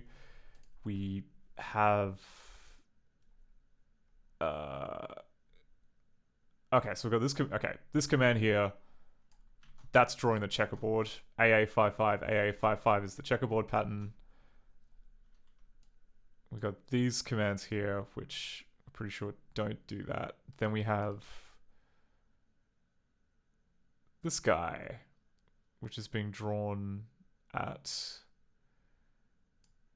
55:19. Oh, that's within the ballpark. Oh, but okay, but it's 100. Okay, I think that's meant to be like the top section of the scroll here. And then okay, and then we've got this, which is just the body of the scroll, like this entire square in there.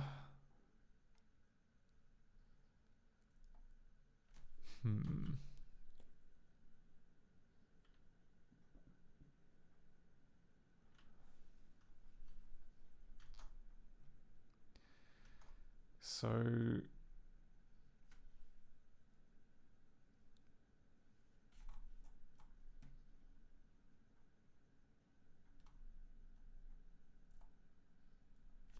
what could it be? It must be happening after this. After this and before.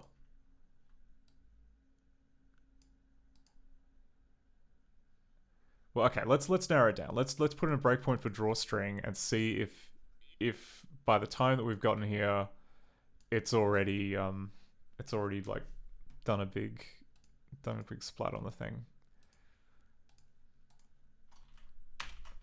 So start again.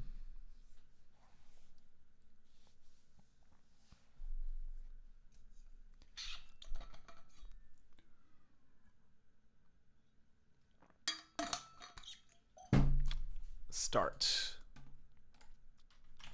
Oops. Drawstring. Okay. P. Delay 0. Okay, so by the time we've reached this piece of code, the damage has been done.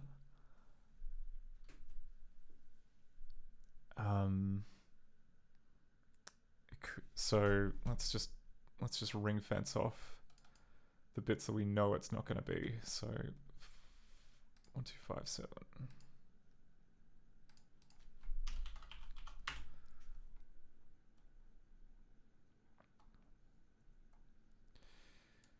Okay, so by the time we get to this part of the... So like this code here is responsible for the initial draw of the page, which is different from the one which redraws the page when you change chapters. So I think if we were to just like breakpoint sub 128.3032.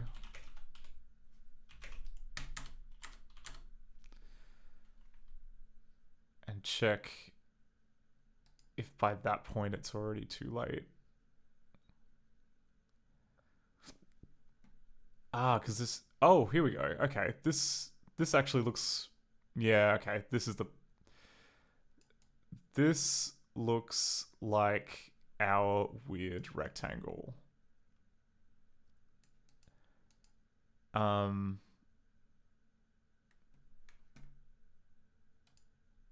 I reckon it's probably going to be that, but we can double check.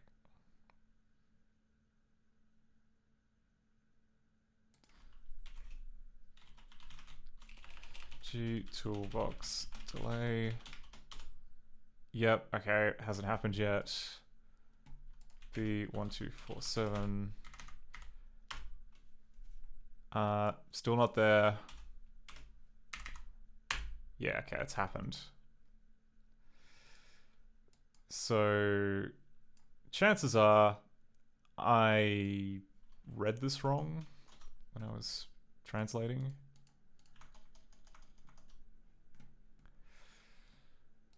Okay, where did I put the disassembler?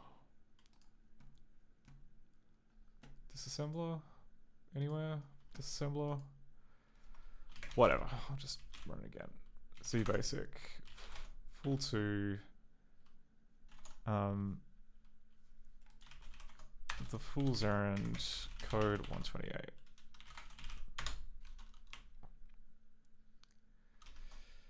And we're looking for the code at 3180.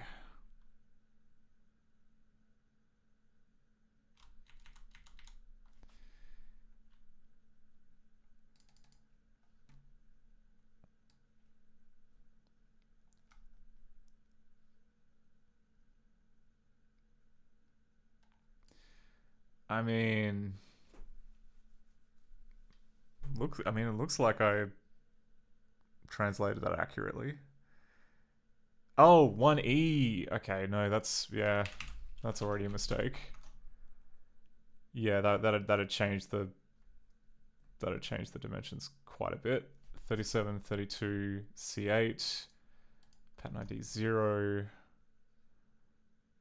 Then we got 2F, 37, 11F, 1DB. Yeah, okay, good.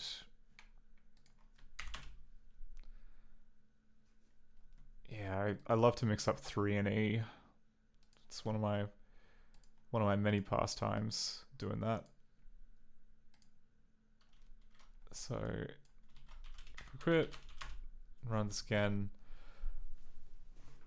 That'll be a lot lower now. It should be beneath the top of the scroll, which I'm not entirely sure what they were trying to zero out, but it's gone now.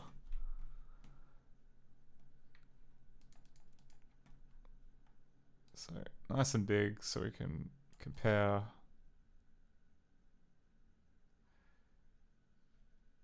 Look at that. Look at that. Let's do a little cheeky comparison with the original.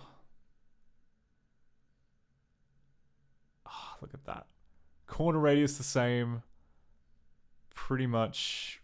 And if we switch to strength, yep.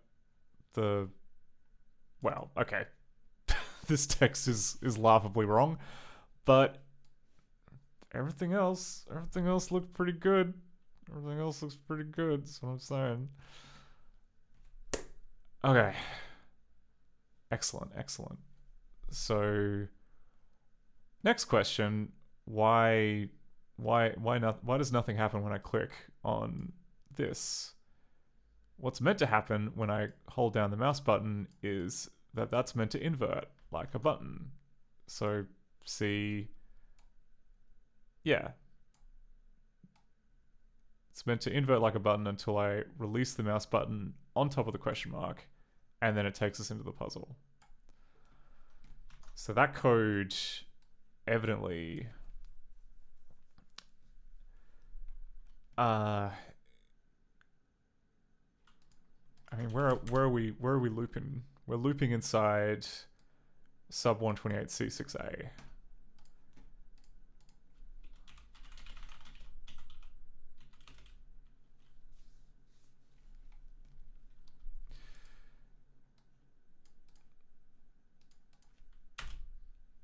Oh, okay, and that's like a, yeah, fine.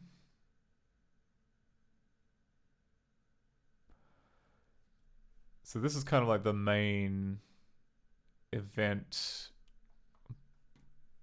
you know, just like fetch an event type deal.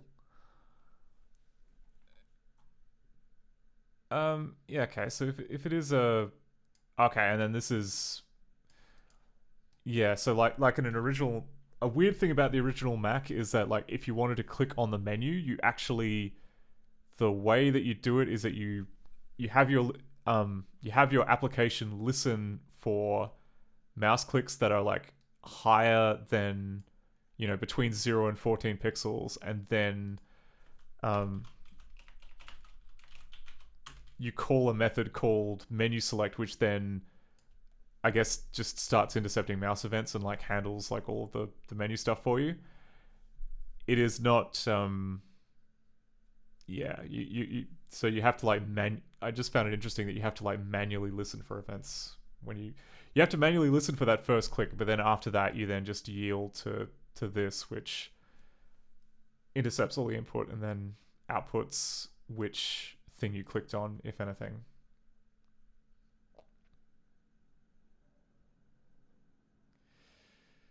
Saint says this nice name for a struct.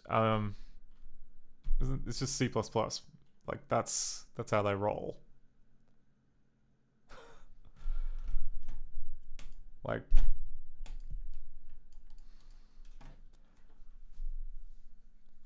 I guess technically you don't have to type in this. I've just been doing it because it's easier to, I don't know, I find it easier to read when I'm less awake. Anyway, important thing is we're getting events from this guy here. What's meant to be happening is that we're meant to be checking if the mouse has been clicked, at which point, I mean, okay, that's just checking the menu. Don't care about that. Okay, this is code that's checking to see if we clicked in the little the base of the scroll here. Because like the base of the scroll here, you can scroll up and then down, and then that switches between pages. You can also hold down the mouse button, which then allows you to kind of move up and down in the story. So that's what this code here is for.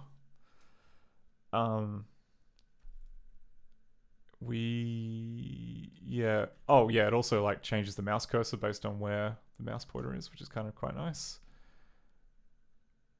Okay. We have this code here, which is like, if the mouse button is down, then call this other thing, which could be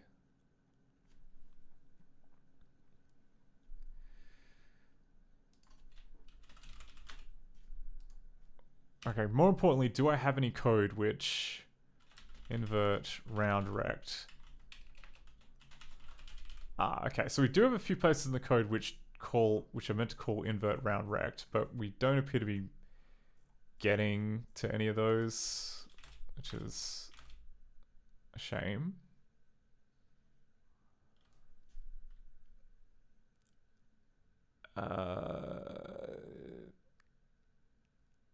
Okay.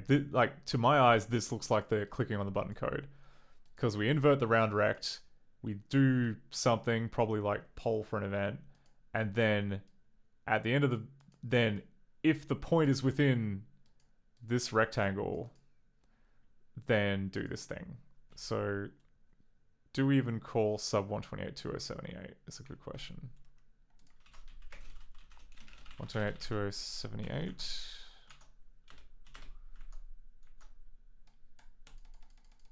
Okay, so not really being called. Sub 128.2078. I see. Okay, so that's do we call the parent thing? Do we call 1FEE? No, we do not.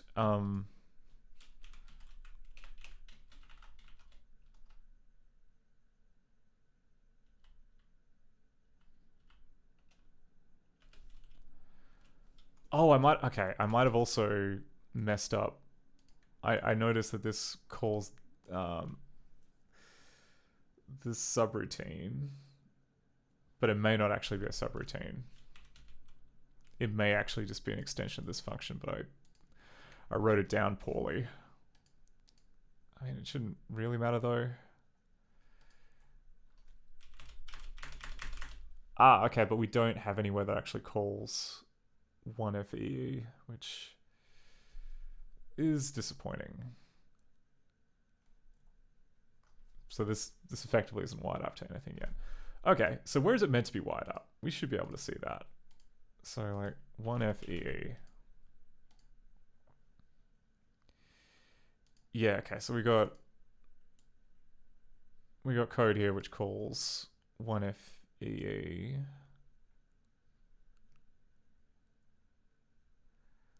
Ah, okay, but that's a continuation of something else. So we've got 1F76. 1F76. Okay, so yeah, okay. So I screwed up translating this. It's actually all one conjoined thing, but I assumed that it returned there when it did not. Because like 1FEC. 1FEC has like RTS.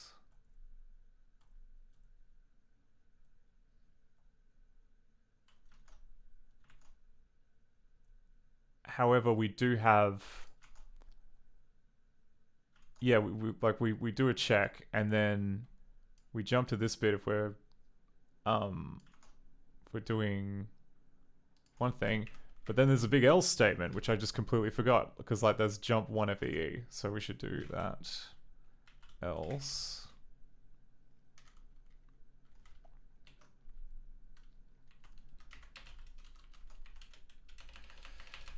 Okay, so let's just consolidate some of the stuff that we've got going on.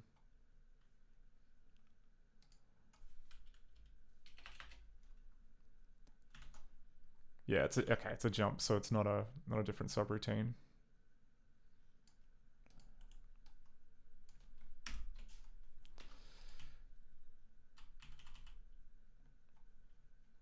Okay, and then we get all the way to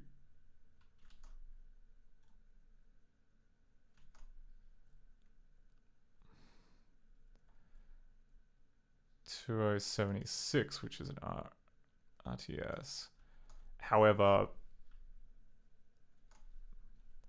there is also oh no, okay, there's a subroutine. Okay, so it's important to like keep track of which is jump versus which is JSR, because like JSR means that you have a like a function call and then you return based on that, whereas jump is just jumping to another section of the code.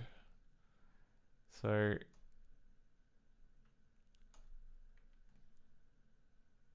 what are we doing? We're testing point in rect. Okay, and then that calls 1078. Okay, that all seems good.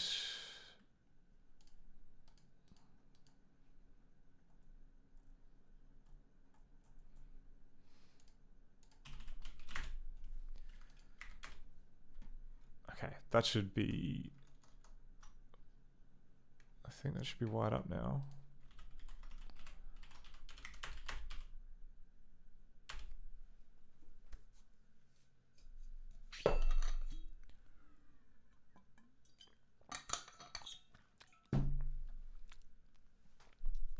It should either work or it'll either work or it won't, because the rectangle with the bounds in it for the button is not set up properly. I'm hoping that it's going to work. Okay. Let's go to strength. Okay, it's not working. But is it? Okay, it's not working. Is it actually being called? Question mark. 128 1F76.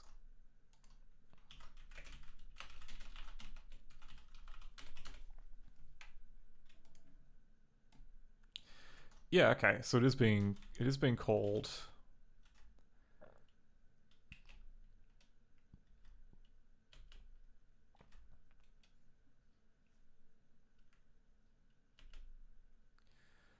Oh, okay. But then it's falling out with this check.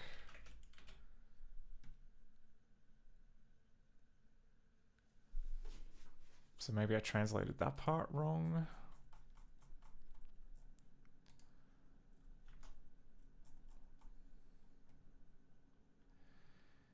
Yeah, okay, so if it doesn't equal 0, then do all this crap. Else... Yeah, okay, then it goes to 901. Oh, no, okay, no, that condition was fine. But what we have here, one of these has got to be wrong.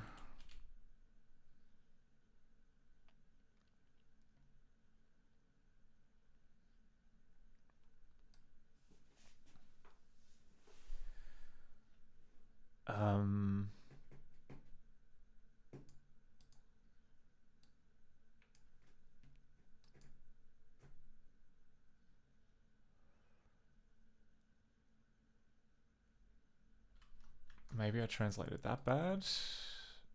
One if EE.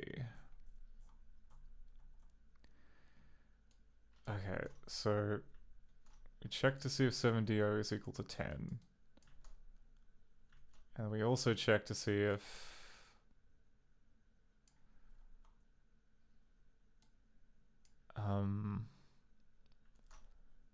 1C7A is less than 64.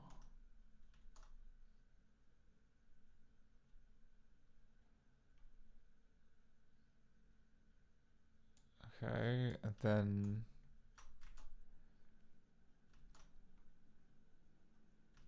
yeah, y is greater than 113.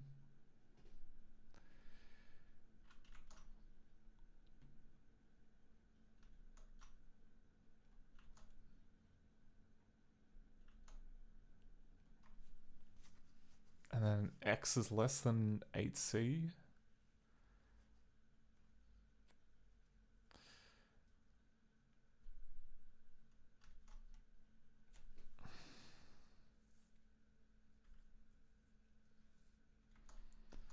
Okay, and then all of that is like an early return, which I'm fine with.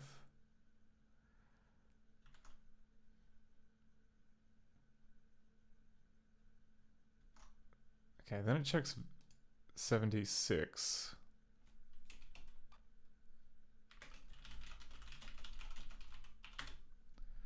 Which is currently set to 1.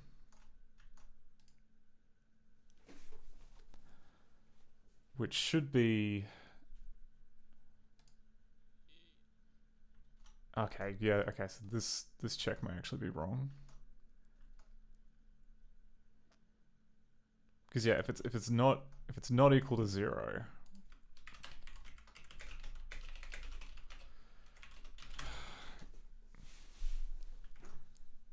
okay, then we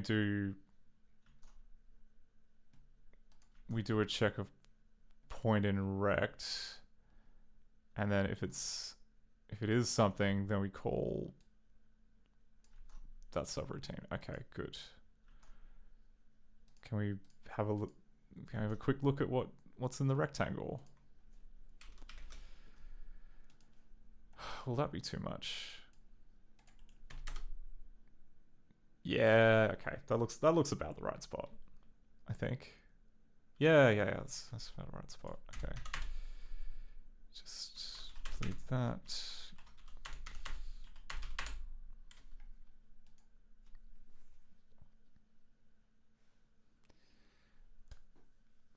Any second now. Come on.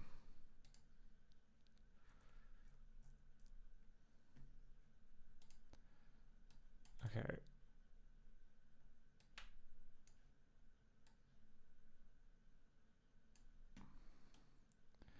All right. So if I go to strength, okay. So just yeah, we've got a.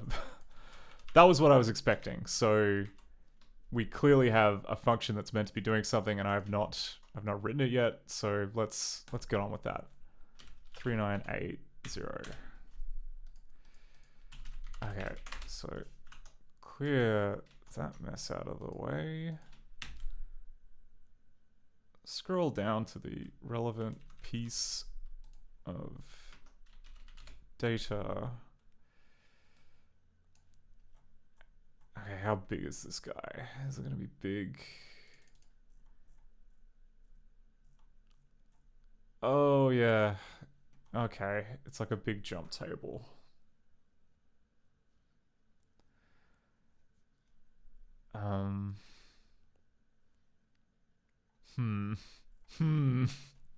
It's a big... Okay, it's a big jump table, and it also has an unsupported instruction, which I've not added yet.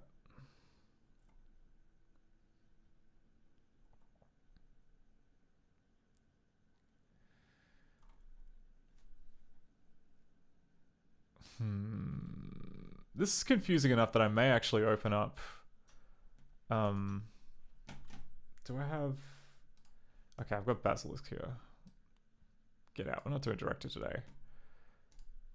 What we are doing is we're going to open up Super Res Edit. Oh, okay, I keep doing that. Super Res Edit. I'm going to open up the code. Chunk 128. And we're going to see how the actual good disassembler takes it apart. So we want to go to... Where does it kick off? It kicks off at 39A0.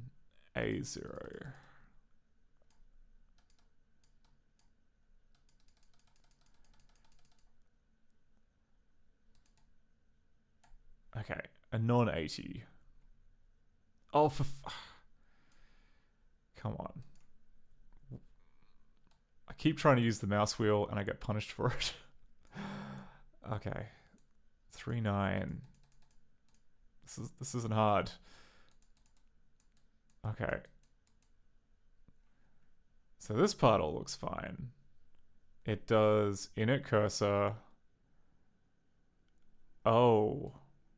Oh no, okay, so there's like a...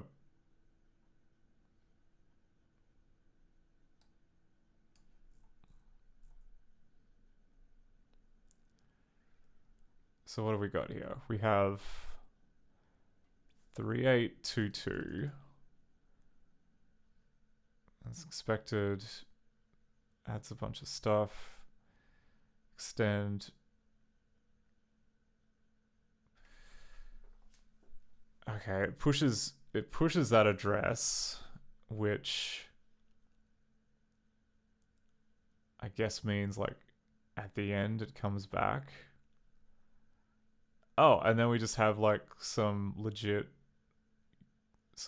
gibberish, which I'm guessing would be tied to whatever ZBasic 115 is.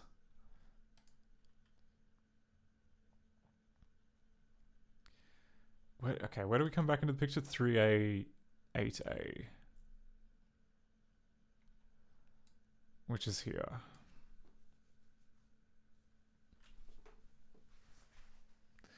It must be like a switch statement or like a switch my bob. But what does it take in as an argument? Like, it doesn't take in...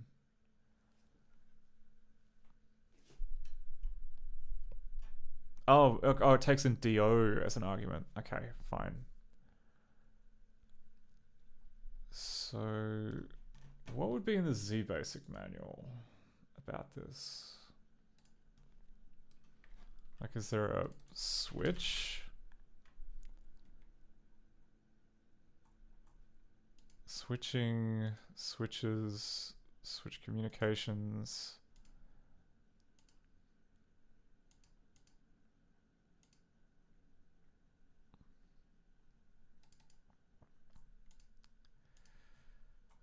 Oh, okay. Okay, not a switch. So it's not a switch.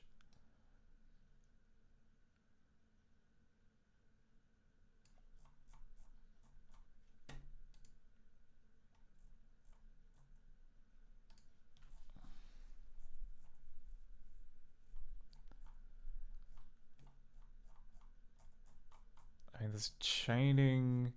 Like, I'm guessing that whatever is...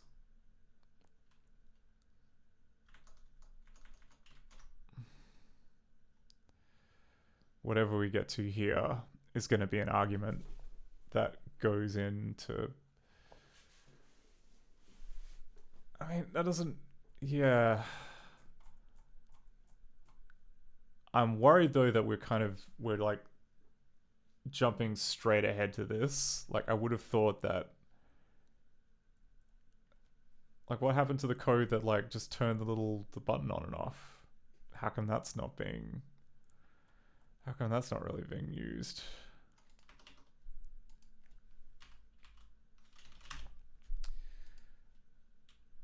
Invert, round, rect.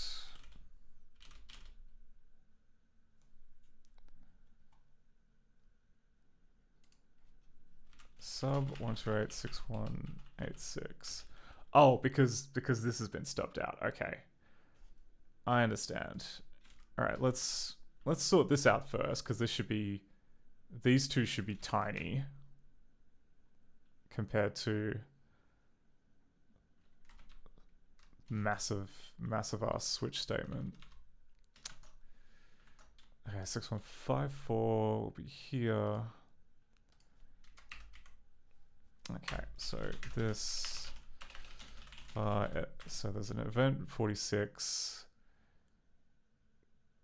We're investigating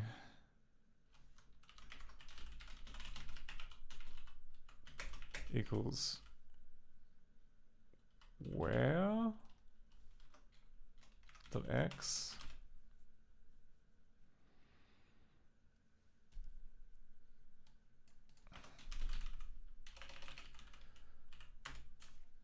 Okay, what's the struct layout? Event record.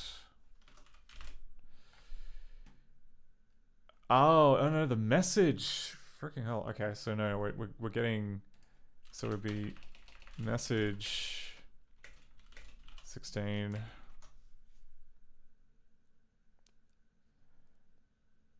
Yeah, okay, and then we're adding one more.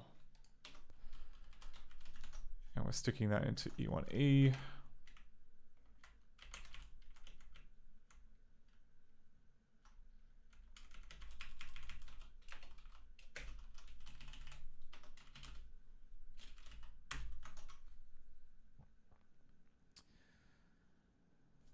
Okay. Then if we get both of them, we check to see if they're equal. If I16 E1 1C equals this I16 E1 E.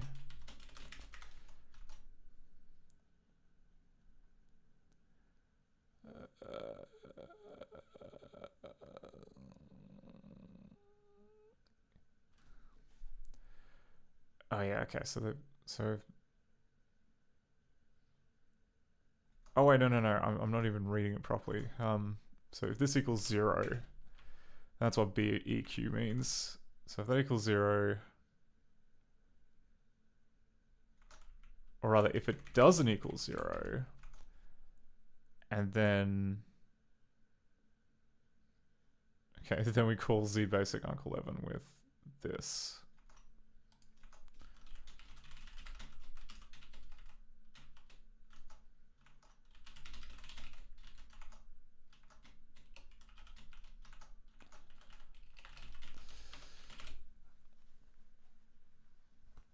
Okay, great. So there's that. All right, now for the one immediately after that. Okay, and that's going to be like a get next event thing. This var I1678A A8 G toolbox get next event.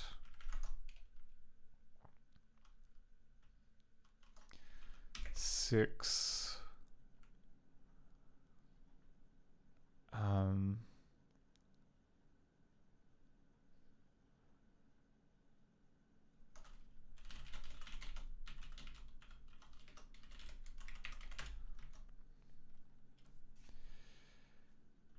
and then we check. Okay, so 46, 47, 48, 49, 4A, 4B, 4C, 4D, 4E, 4F. So 10. So okay, so it's the where point. That makes sense. So G toolbox global to local. This var ev 46 where.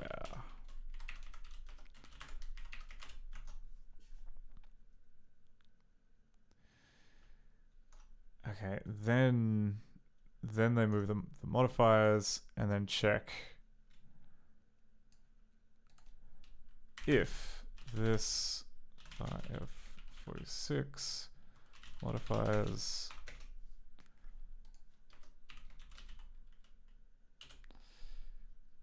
okay, Kmod mouse button up.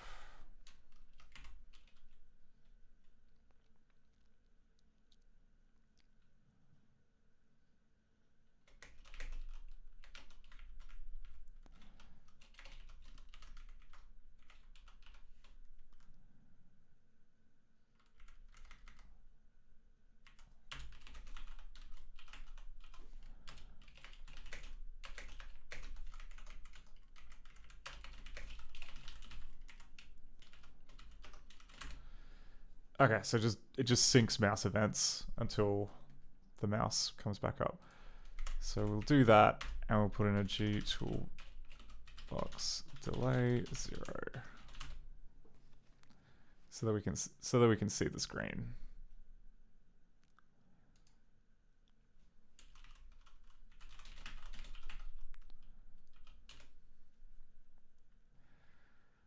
So we invert the round rectangle, then it rolls it back, then we call 21C8.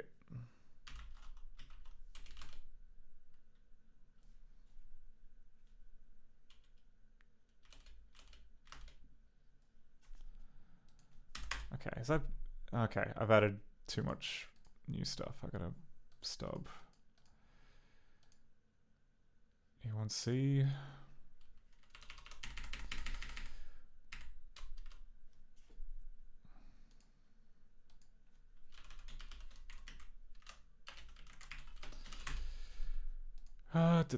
Okay, that should be all of them. Okay, and then just one more stub we gotta add.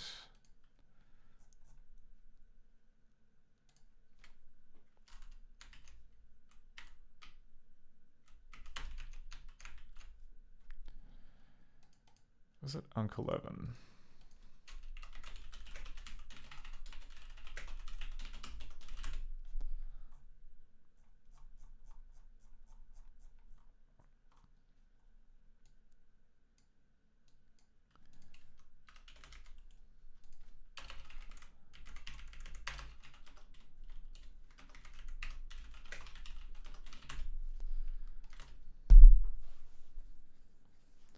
Oh, Deju Checha says, sorry about my ignorance, this is a genuine question. What does it mean to reverse engineer a game exactly? Where is the line between reverse engineering and recreating the side effects drawn?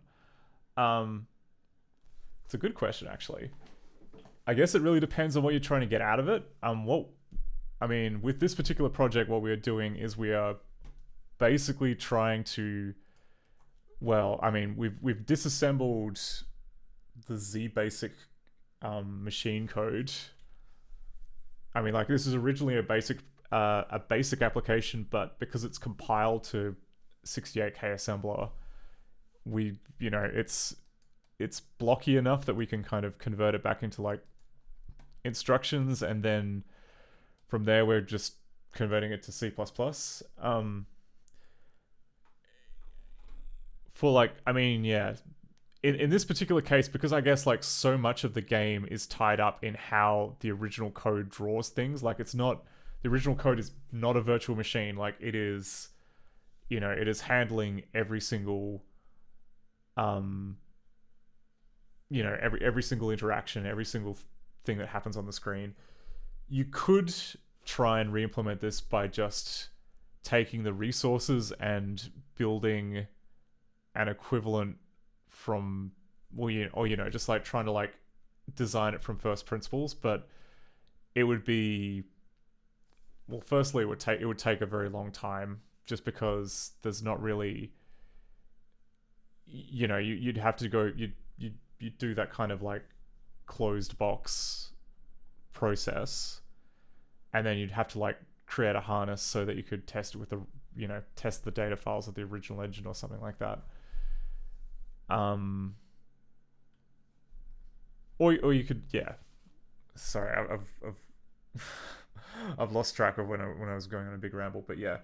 The Macromedia director work that I do on Thursday, that's kind of a more clean, well, that's definitely like more of a clean room implementation, because we have like a target platform, which is the director engine itself, which you can then run test movies on and then compare the output of ScumVM's director implementation.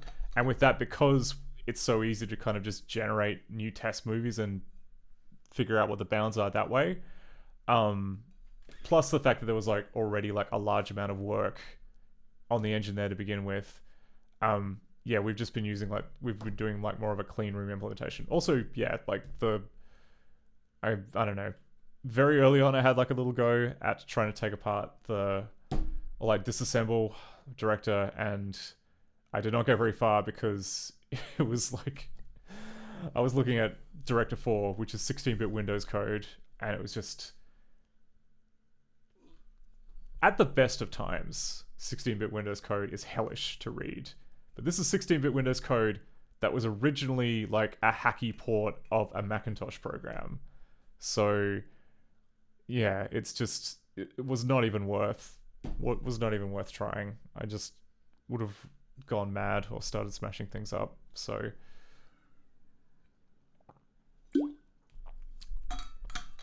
yeah, but to circle around to your original question of like recreating the side effects, yeah, I would say that like if you're doing like a high level emulation of something, or you're doing like a clean room implementation, like if those side effects are load bearing, yes, you do need to implement them. Otherwise, it's just kind of a nice to have, because we are basically translating from one medium to another. It's more about, you know, it's more about just accurately representing what's there, and because what's there sits on top of the Macintosh API, which we are also building, like I'm trying to kind of get the Macintosh side of things as accurate as possible. Like that's an example of clean room. Like we are not looking at, you know, we are not trying to disassemble the Macintosh Toolbox ROM to figure out how QuickDraw works. We are just looking at the specification that they gave us here in the documentation and going, okay, how do we do the equivalent of that in ScumVM's drawing layer, which has a bunch of it already there. So hopefully that helped. Sorry. It was yeah.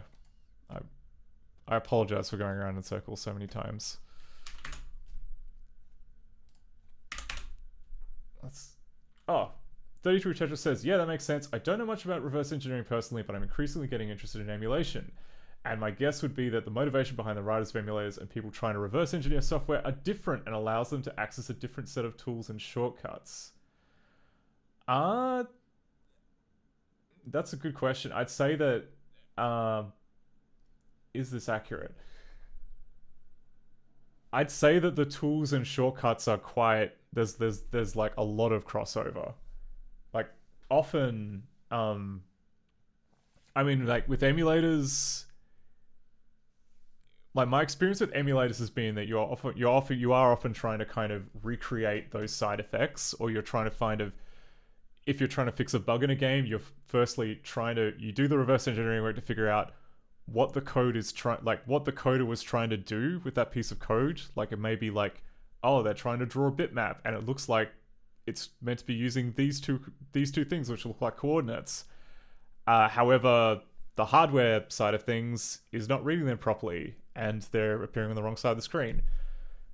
Or it could be like one example, like a bug that I fixed in MAME ages and ages ago was with the Tattoo Assassin's machine, like half the sound effects would just glitch out the sound processor, and after kind of like a bunch of figuring out, like just tracing it down to the lowest possible level, what was going on there was that the sound effects API was working fine, the ROM data had the right stuff in it, but then there was a DSP, which is essentially like a programmable like signal processor, and that had its own firmware which MAME was emulating, and because of a glitch in how the chip was handling a certain thing, it basically meant that like there was meant to be 8-bit sound that was going in, but because of how the volume or something was set up, then it was being rounded down or rounded up.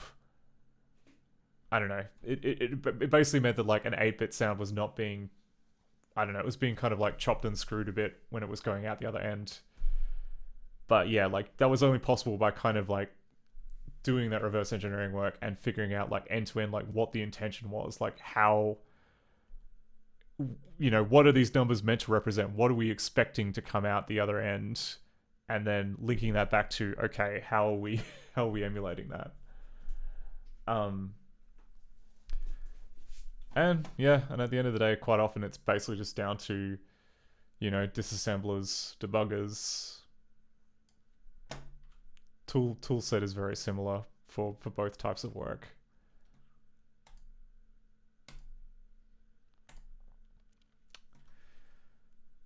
So, oh, okay, that's right. We were in the process of, okay, that builds now. All right, let's just have a cheeky check to see if the button lights up now. I'm pretty sure the button should light up now, but then it should freak out and collapse somewhere with a stub. I'll see if I can... Musical word level 1. Play. Oh, thank you very much for the follow. 331 Tetris. I can actually read the name now because it's big. Good to have you around. Let's go a little bit more. Okay, so I'm going to switch to strength. I'm going to hold the mouse button down. Look at that. That button now kind of draws properly. And I'm going to let go. Oh. Okay, well when I let go, it then... Okay, the control flow now reached this thing which I haven't... which I have not coded yet. So okay, so let's start with that. 3980.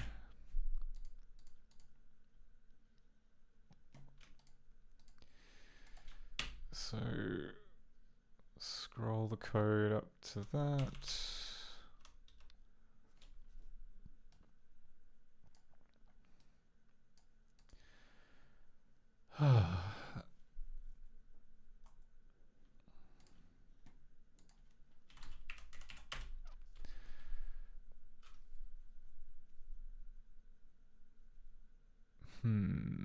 Okay, so first of all, we have a subroutine called sub128 8b4. So when you have like a branch statement that's preceded by like a... I don't know if like there's like JSR, which is jump subroutine, which like puts the return address on the stack for you and everything, but for some reason ZBasic like sometimes spits that out and other times it spits out branch statements, but like with a push address to stack instruction on there, which I think is the same thing. So yeah. 138, 190, 0. Okay, so that's a method I haven't implemented yet.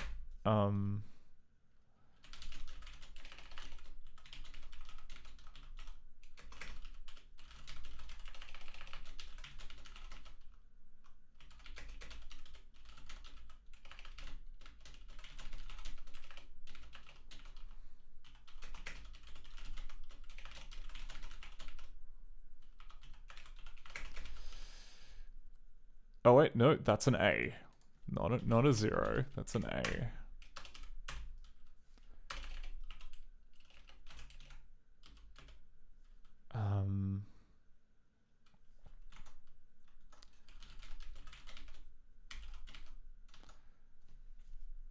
Okay. 72 equals this. 1670 0. 7CE.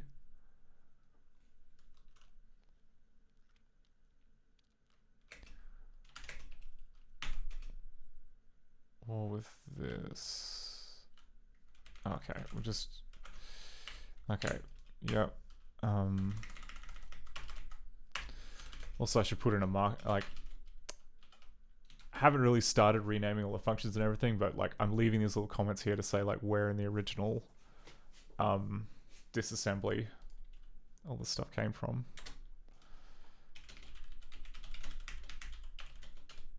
Okay, init cursor.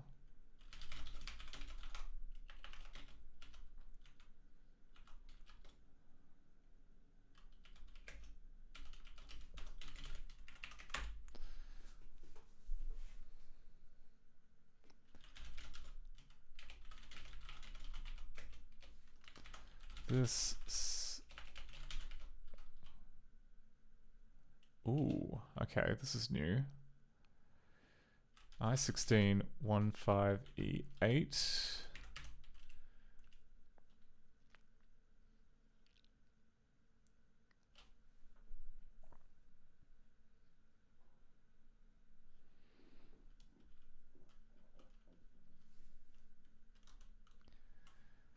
Okay, and then we move that into D0. Okay, and then we branch if less than. So we go if this is less than or equal to 0.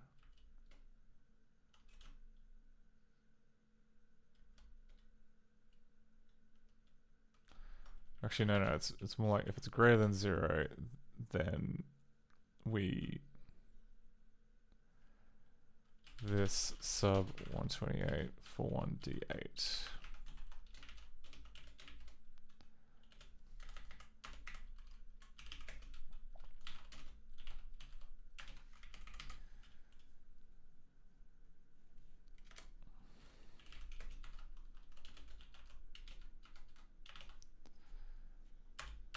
This sub 128 3fp6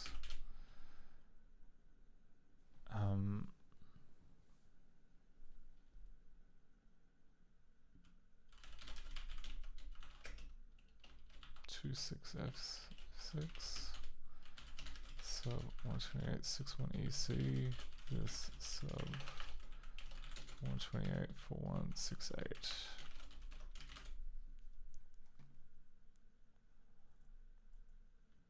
Okay, already we got like a ton of stuff, which is brand new. Oh, and I should also, because we're not going to do this jump table just yet. We got to figure out what all this other crap is before we do that.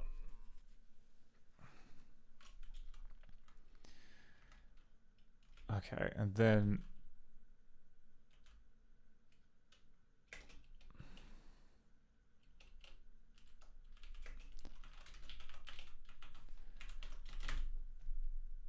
okay, let's start with that, shall we? So 8b4. What the hell is 8b4?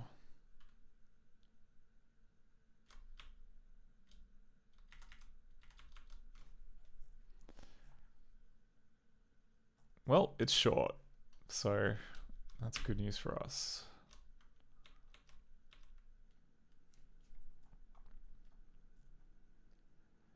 Oh no, it's fill rect. Okay, 8b4. Yep.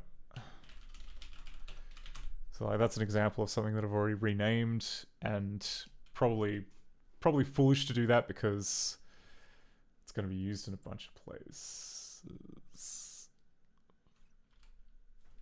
But that's okay. 41d8 is the next one.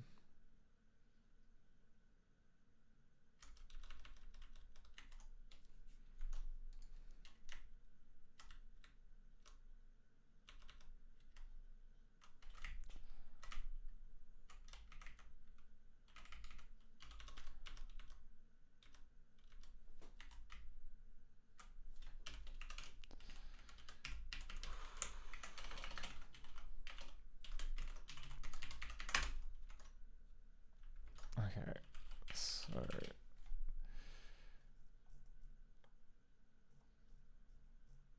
okay, this one kind of drags on a bit, but whatever. We'll see if we can smash this one out, then we might take a break because it's getting up there in terms of time. This 16 68a equals 0.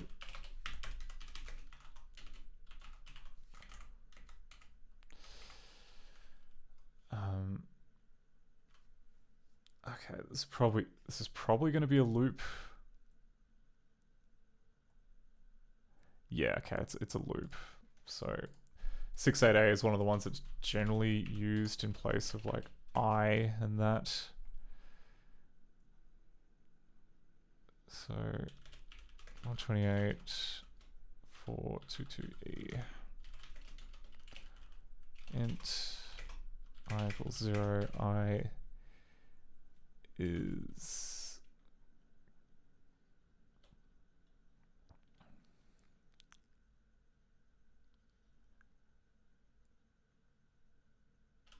so it's okay, so the math that's going on here is basically it's like 5 minus I is greater than or equal to 0, which then translates to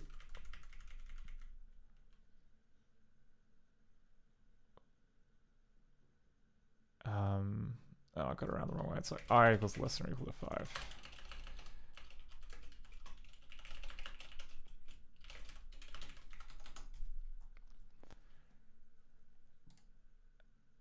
Okay, and then this 4758.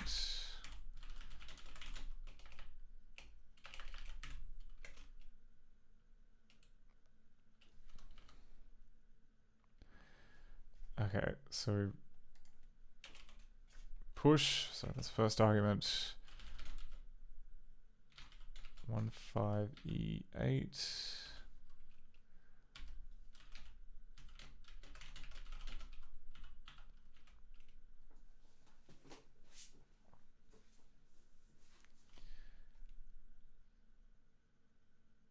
Yep, okay. Double that, move to here.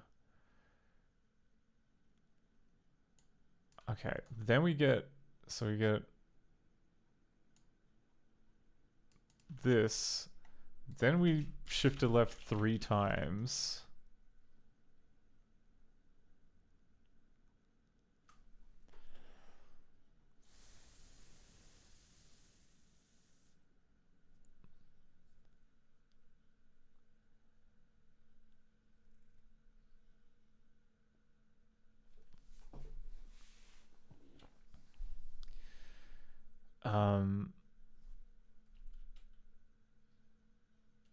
Okay, and then we...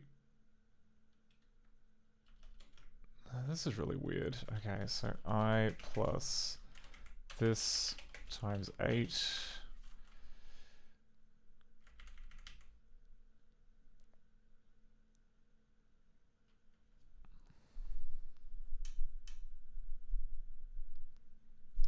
Okay, and then that's...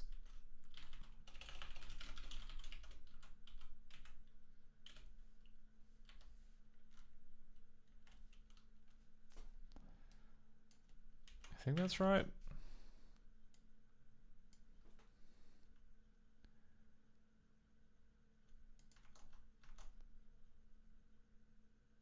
Okay, and then we get that.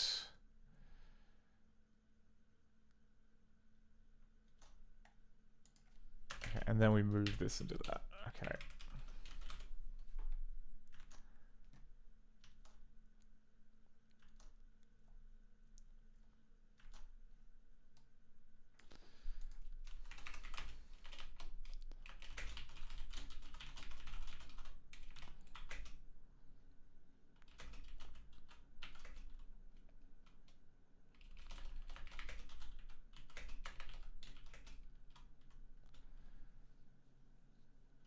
Okay, so we've got this, and there's a pop and.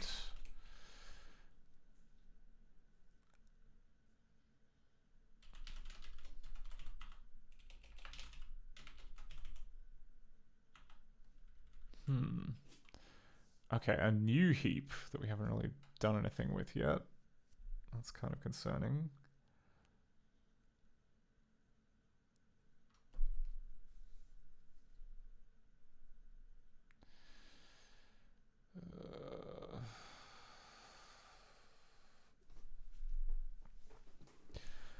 So the disassembly tells us like where the memory starts and what type of data is inside there. It does not tell us the bounds.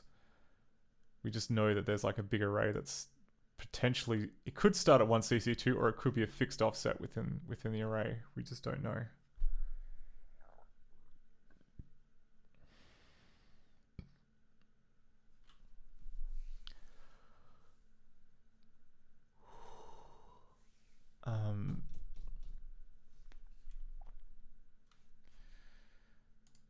I mean, what have we got?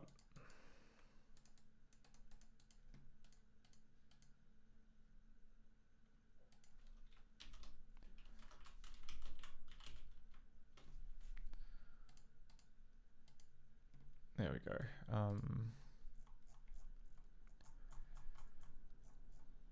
So like here's our heap definitions. We have a kind of gap between 1C7A and 1D24.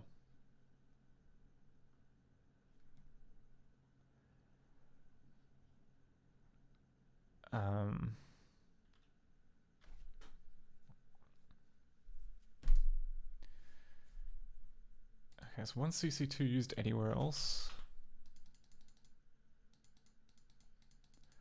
Literally just here. Nowhere else. At least nowhere else in module 128. Okay, that makes my job easy. And by easy, I mean difficult.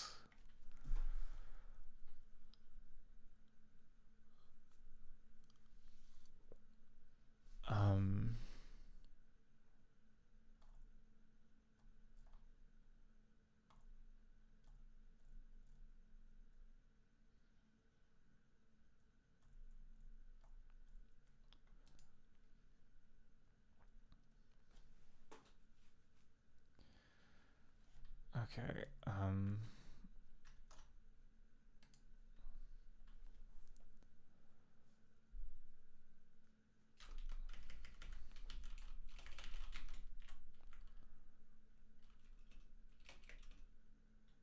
is greater than 1.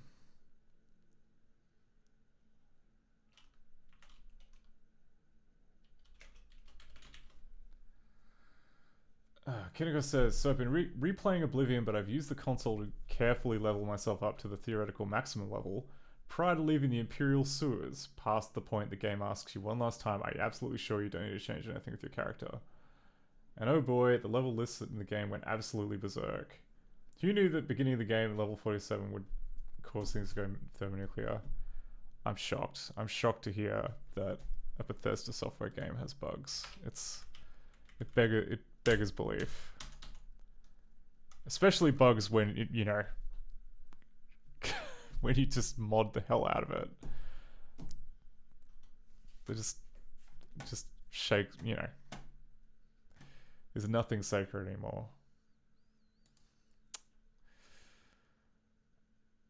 Okay.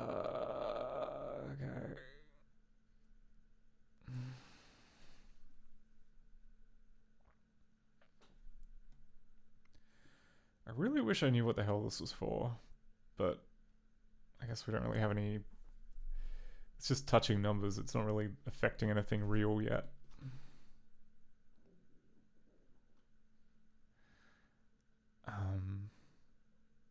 CC2 forward. Okay.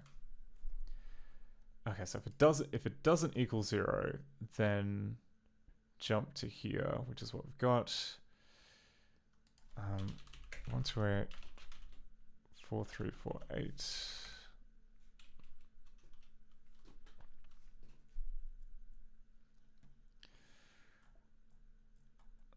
422E. Yeah, okay, so everything in here is 128, 4262.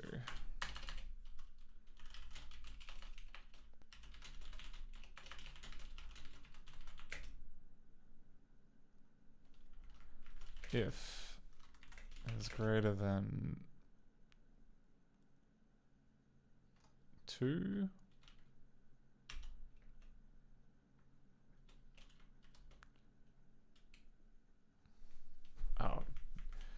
oh no, sorry, if it equals 2, 128, 42 AA.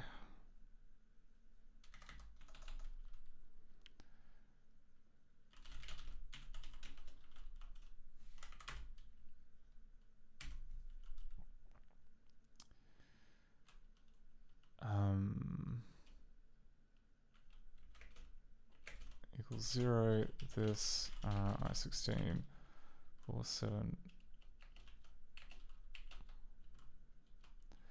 Okay, so we've got like 475A, so that's going to be 1. That's going to be equal to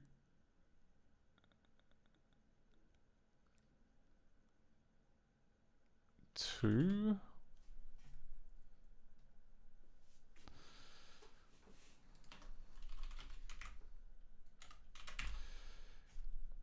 But yeah, so you can't just say each of these is guaranteed to be the start of an array. You have to kind of infer it based on proximity to other things and stuff like that.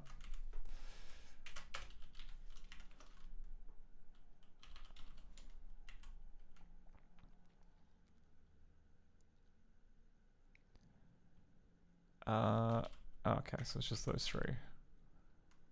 And then we get down to here.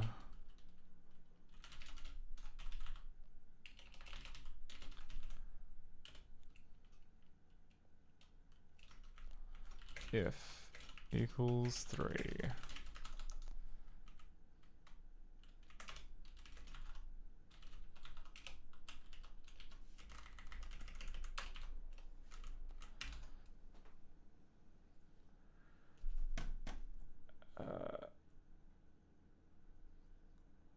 Kineko says, the level list system in Oblivion is a huge complaint for a lot of players because it makes absolutely no sense why bandits and highwaymen have glass armor or enchanted weapons, or why the Imperial Legion suddenly moves faster than horses hit like a truck with iron weapons.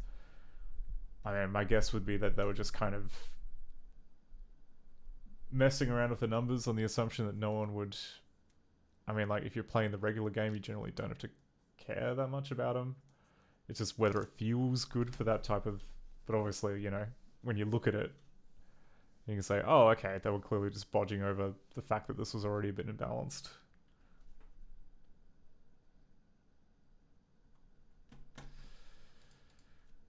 Okay. Okay, last little bit. Then we can go for a break. I don't know if the microphone has picked up my growling stomach, but yeah, I'm probably gonna go get some... Get a snack. Because I meant to do it before the stream and then I got distracted by the eclipse. God, reading is hard. Okay, we check that, then we do whatever the hell this is.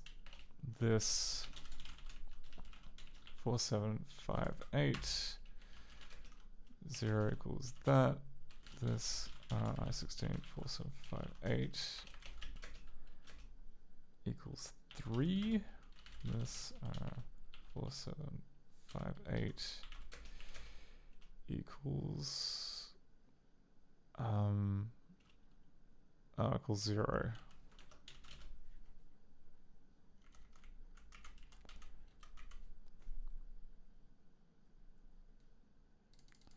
Okay, then we're down here, and then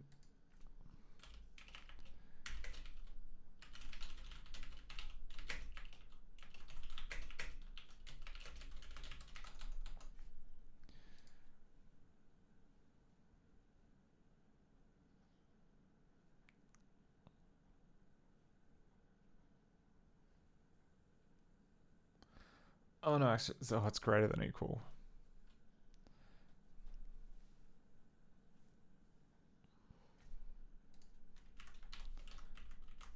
Greater than equal to 4.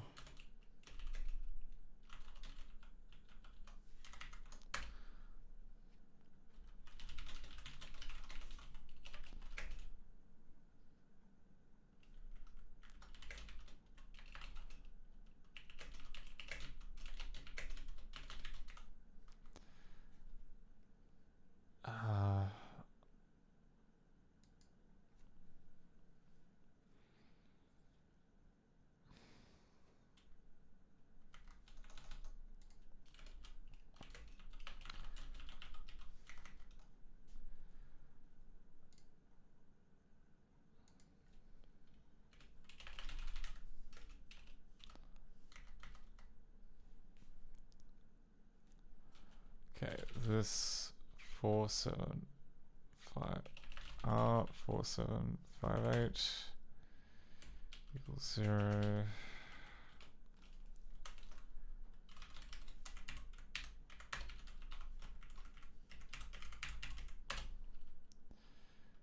Zero again.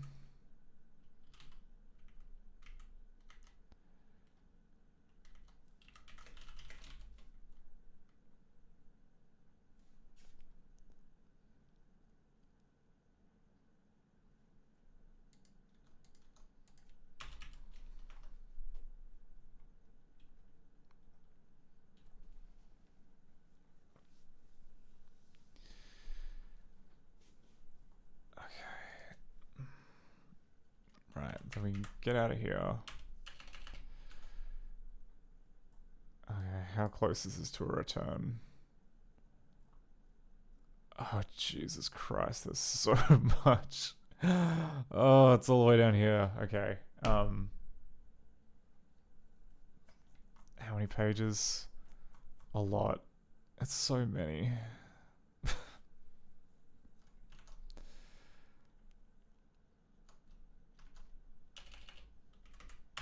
Okay, we're gonna take a break here because I need food. Not even gonna pretend. When we get back, I guess we're gonna just keep probing around till we find the entry point for the actual game. I'm worried it's gonna be that big switch statement, but the only way we can kind of know for sure is if we just keep filling out more of these stubs. But it's pretty cool that most of the menu's basically done. That's kind of nice. Anyway, I'll be back in about 10 to 15 minutes. Go stretch your legs. Go touch grass. Go... Well, the eclipse is over now, but yeah. Just stare at the moon. Moon's still nice. Doesn't have to be an eclipse. Back in a bit.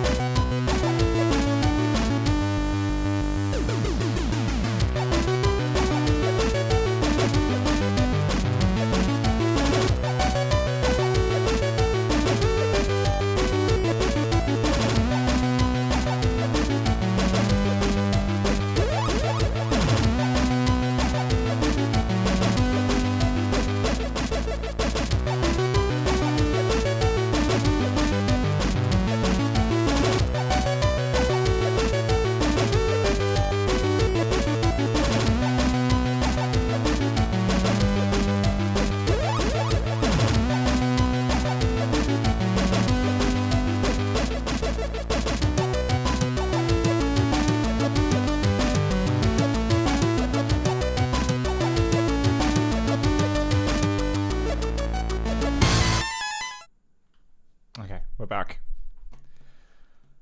Oh, that's good. Had a nice, nice chicken and cashews. Now, which is good because I skipped lunch, but we're good now. We're back on the path. Okay, so we did most of this function, but we didn't do all of it. But that's okay. We should just do what it takes to. Okay, we're gonna have to add more stubs. Always be stubborn. So create a new one of these. Split.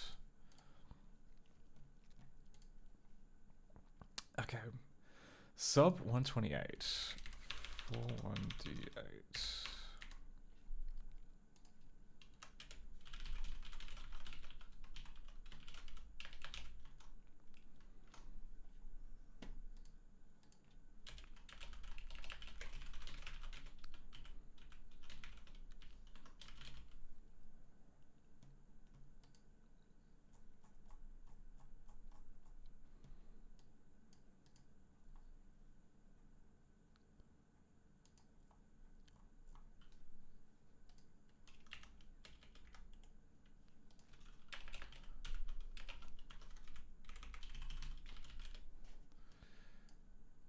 For 1d8. Oh, okay. No, we just implemented that. Okay, now we're missing 4168.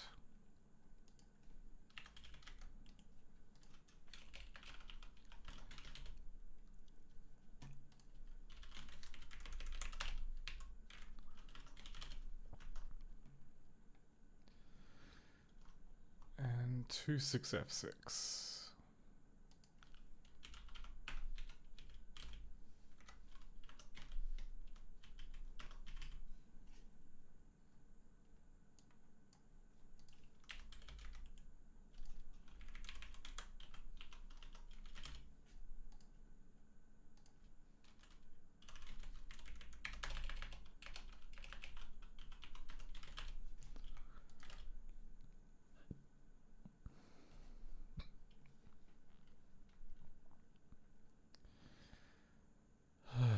Alright.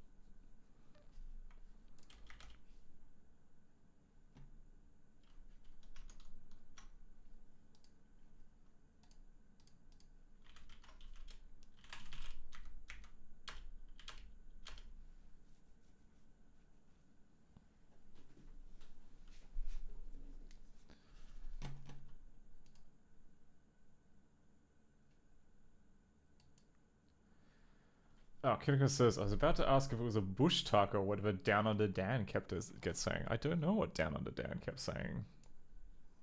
Do you mean bush tucker? Like that's definitely an Australianism. I don't know about bush taco.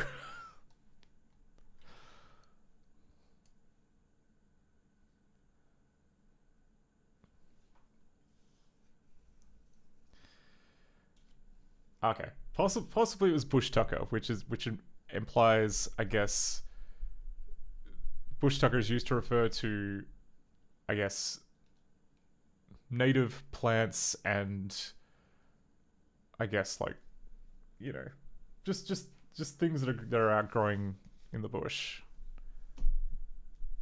that make good eating.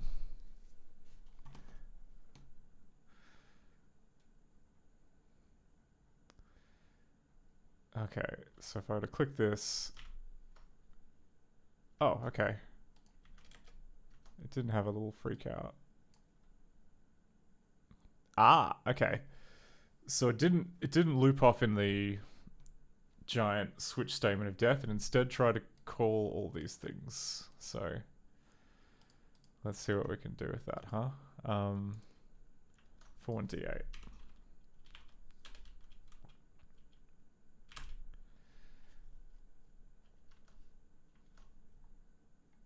Oh, okay, no, the giant switch statement of death is at the end of that, isn't it? Yeah, that's a problem. That's a problem. Can I go says, so not only does everything in Australia try to kill you, some of it tends to make good eating. Not everything in Australia tries to kill you.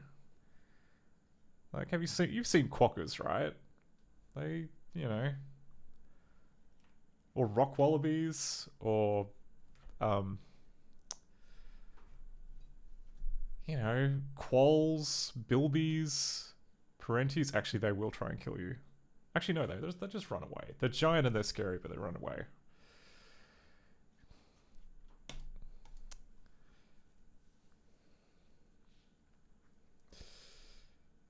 No, don't believe the propaganda.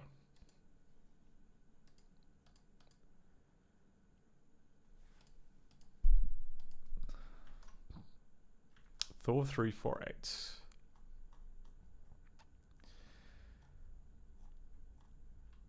Okay, it wasn't the switch statement of death. It was the very long piece of code which I was having a bit of a sad over. Kinnicker says, remembers a video someone shared of a kangaroo jumping on someone's car, complete with the driver swearing up a storm.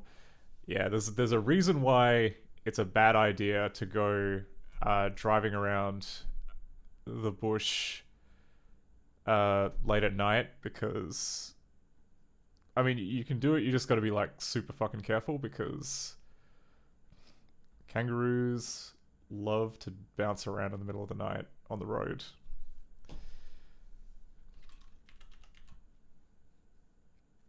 I don't know, you know, I guess it's like the same, like I hear about like deer and moose kind of like wandering out onto the road in North America.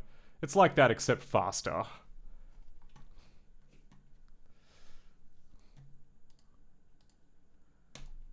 So, yeah. Generally, the only people running at full speed are either truckers or people with a massive bull bar to don't mind mowing down some of the, you know, the animals on the national crest. You should. They're just trying to get around. Just drive. Just be cool. If you're gonna drive at night, just be, you know, turn your high beams on and go slow. If there's a bunch of trees.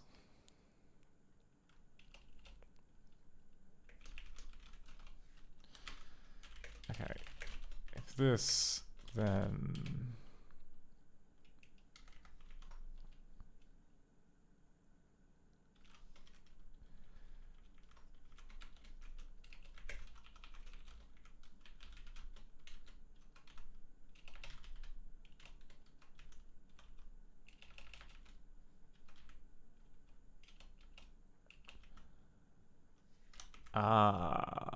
here we go.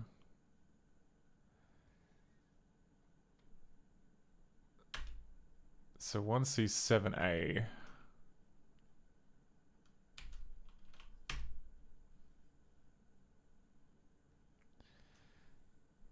Plus 32 will give you 1C88, I think.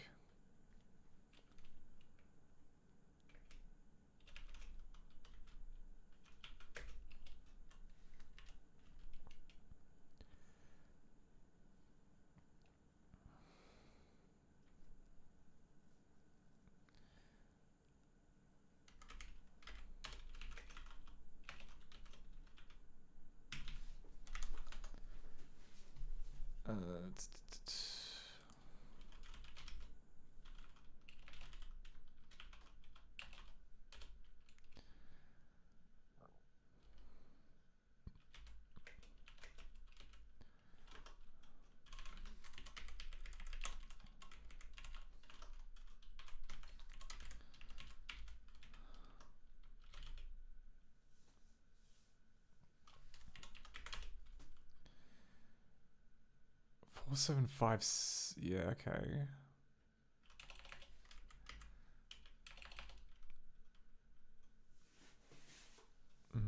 If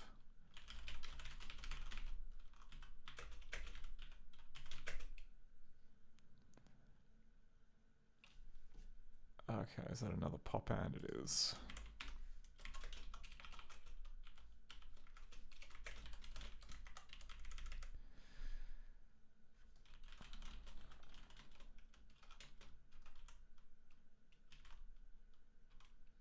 Sorry.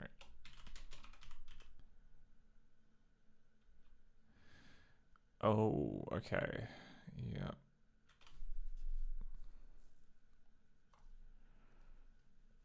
So this definitely belongs to something bigger.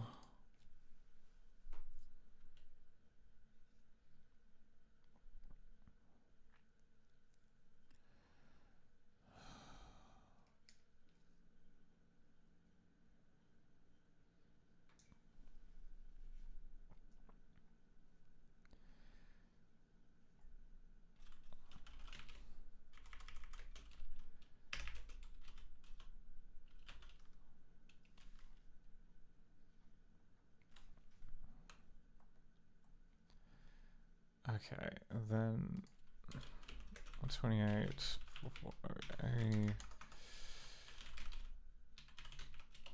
4758.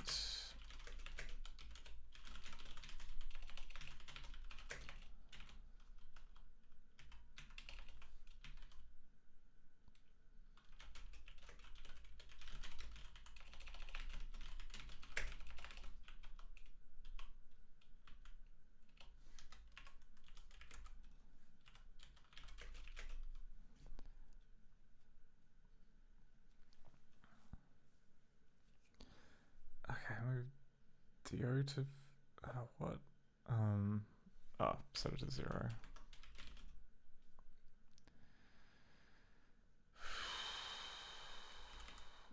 Oh my god, how many? This doesn't end. I don't even know what this is for. I mean, we have like one call here, which is like that's the screen resolution. But I don't know, man. This doesn't seem that important.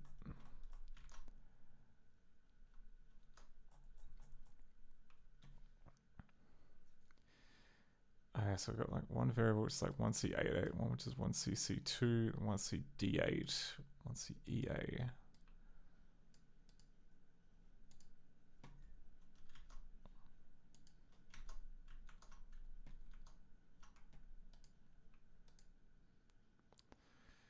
Okay, then we have 3FB6 and 26F6. I need a break from this one. Sub 128 3FB6.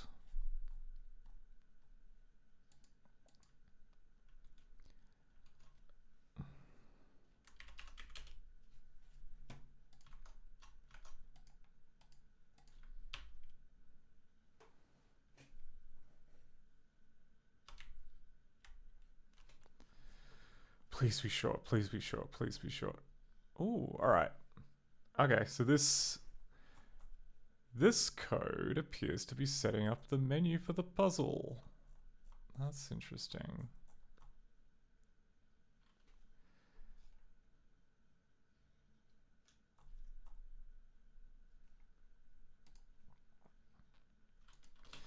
Okay, let's just do that.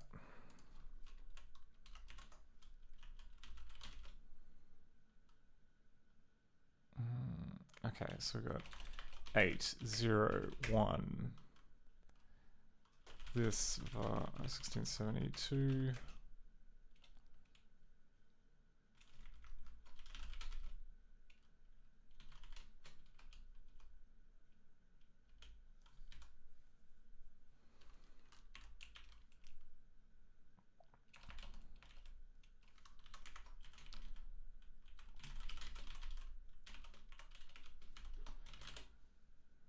Beautiful. Okay.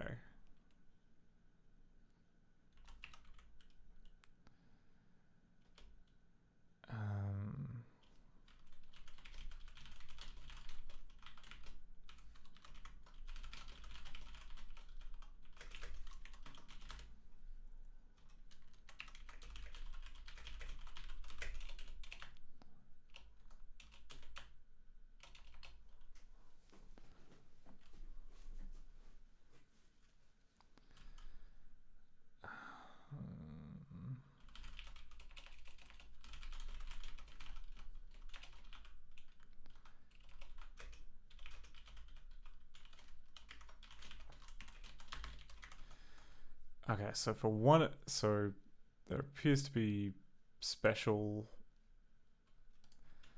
So for two of these, for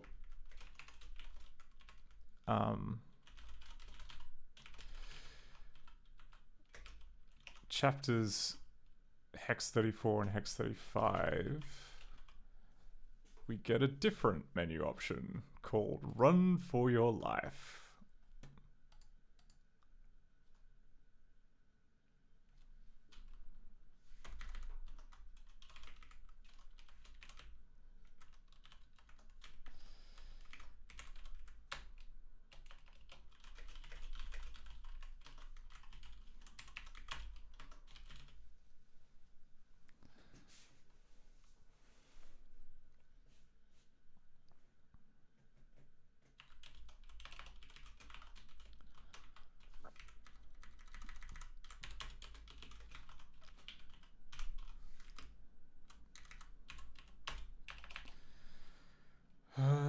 If this var I1672 equals, sorry, it's less than or equal to 50,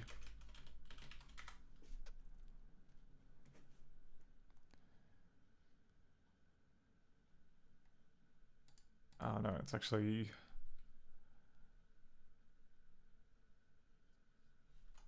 greater than 50. Okay, and then it's basically like return to the sun's map, because this is the like end game puzzles.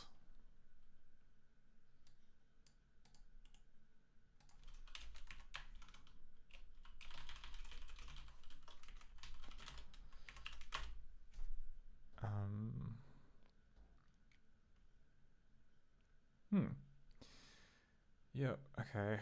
And then GZ basic menu 811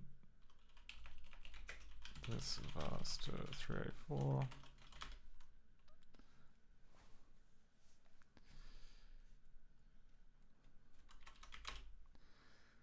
Okay, then we got like an ugly looking thing.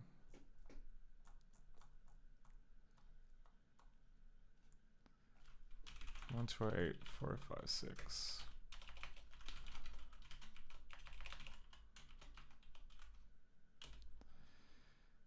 Okay, so we've got this array,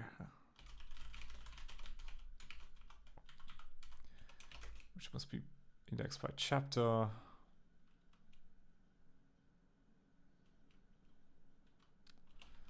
Okay, times 4 plus.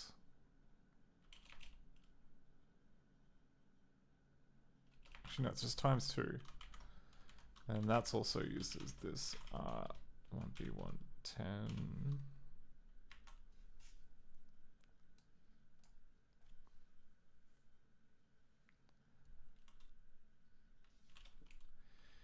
Okay, that gets pushed.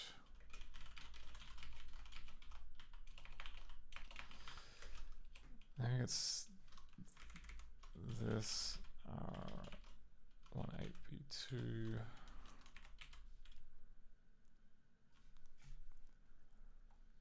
Okay, then this gets times 2 plus 1.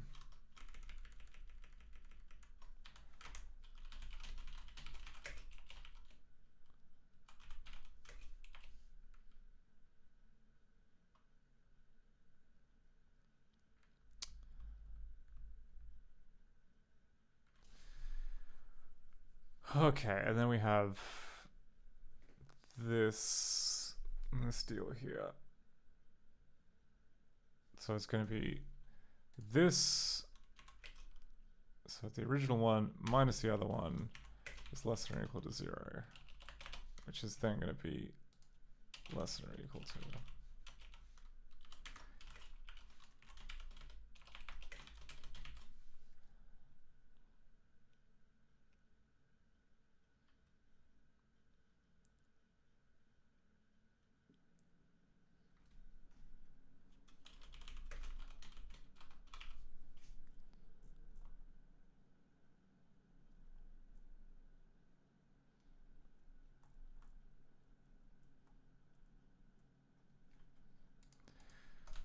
Okay. Well, getting to the end. G Z basic menu 820.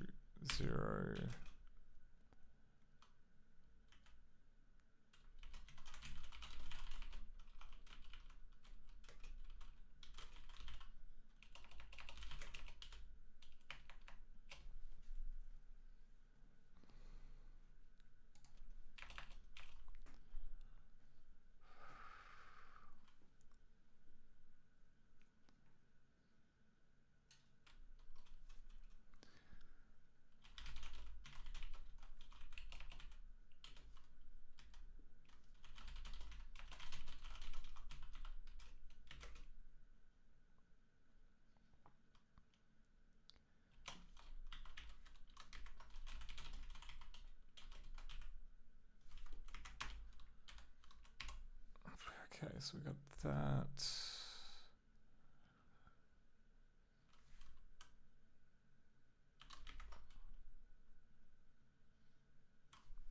Okay, we've got a loop. We got a freaking loop. Where's the other end of the loop? The other end of the loop is up there. Okay.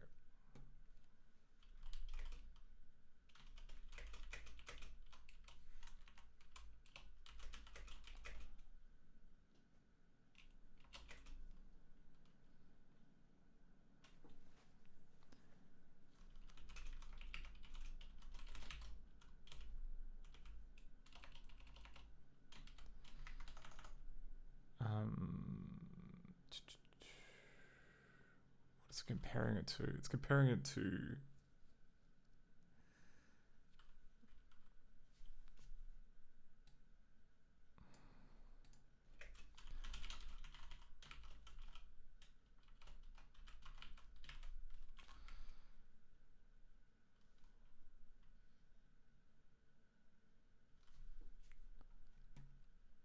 yeah, it would be this one.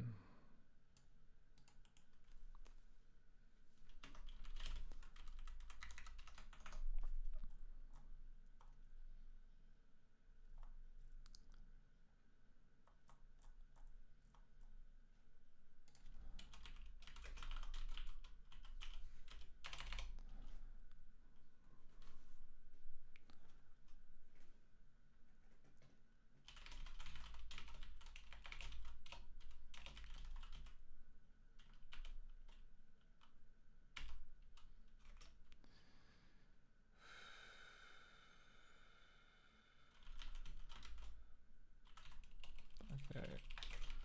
This 16.6. Oh, sorry, I.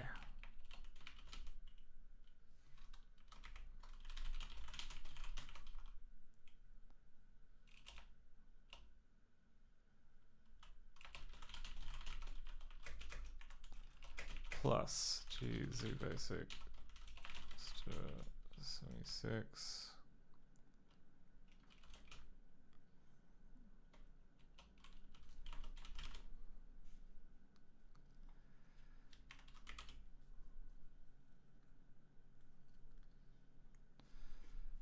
Okay, and then G Z basic menu 8 1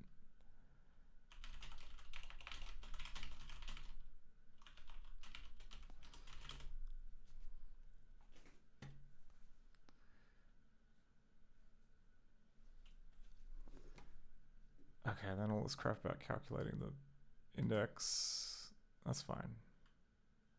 And we're done. Okay, that one's done.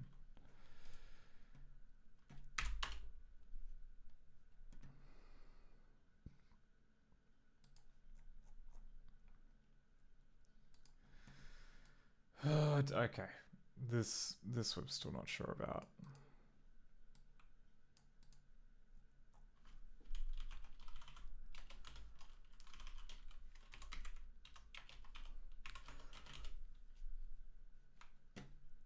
We'll just put them as placeholders, but then figure out have to figure out the real thing is.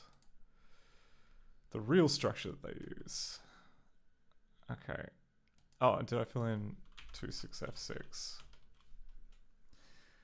I did not. Okay, how big is 26F6? Is it a chonker? Is it big?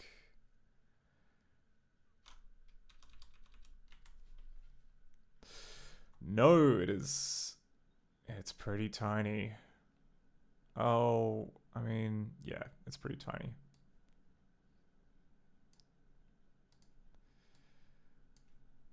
Let's just smash this out. Okay, this for int I equals 0, I equals less than equal to 28. I plus plus.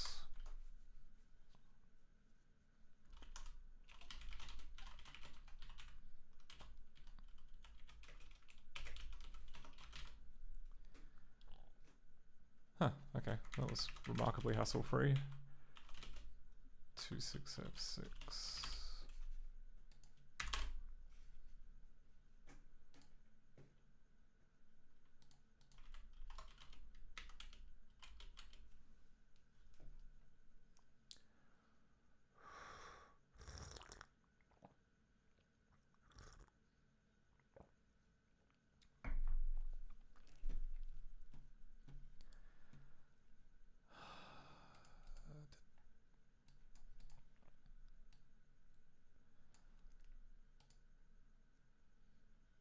Okay.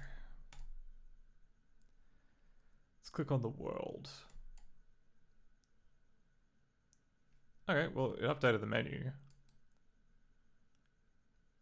The menu is looking kind of sickly, but it updated the menu.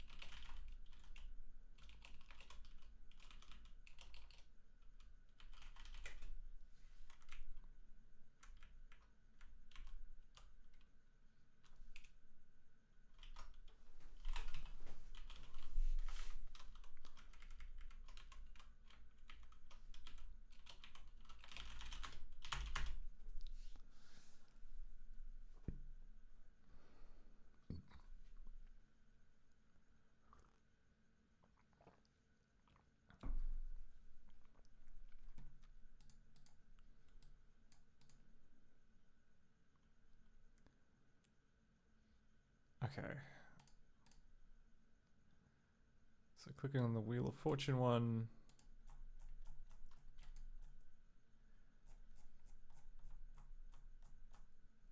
Okay, we have...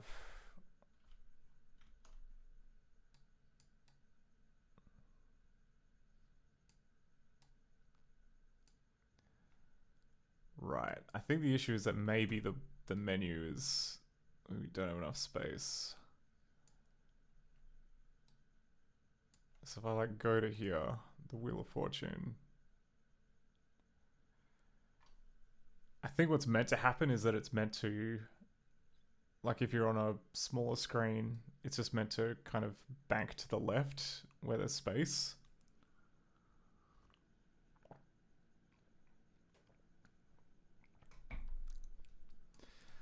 Okay, so we might have to like chop and screw the menu code a bit so that happens. Because, yeah, it looks like the menu items are showing up right. They're just cropped off the edge.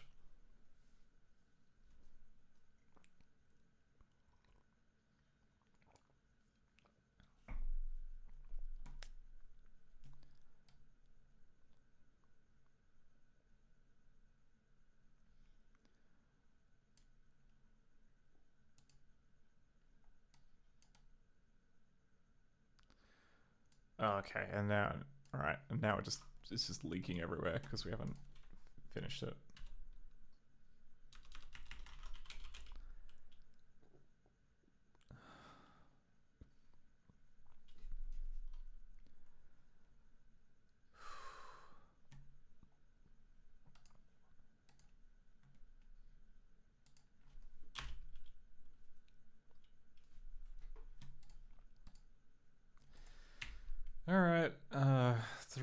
822.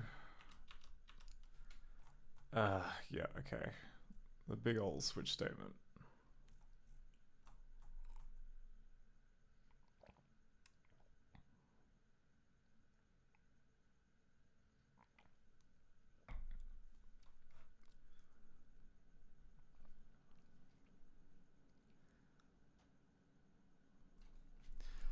Oh, okay, so there's a... So this bit here where there's an unsupported instruction, this might actually be like an array size. So we've got 1, 2, 3, 4, 5, 6, 7, 8, 9, 10, 11, 12, 13, 14, 15, 16, yeah, 17, 18, 19. Okay, easy. So it's a jump table. So we'll just say...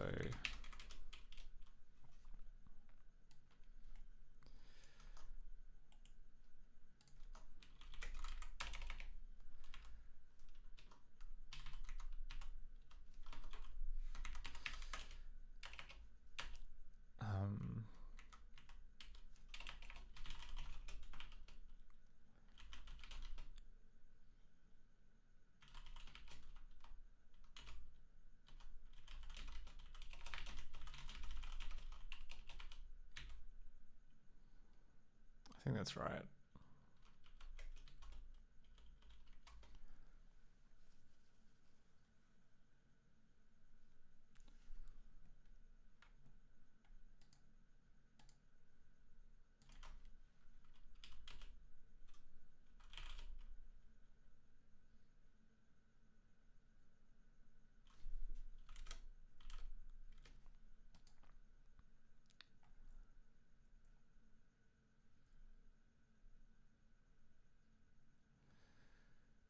Okay, so if we were to sub 128 3980.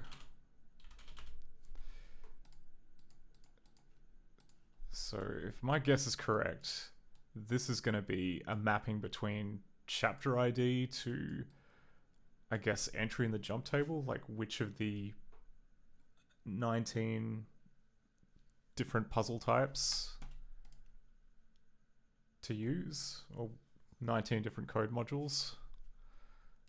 Okay, so if we go to strength, we've got our breakpoint in here. We'll just double check the maths. I can't remember what strength in the story is. It was, yeah, okay, it was roughly in chapter 2. So that kind of scans. All right, and then we have this, which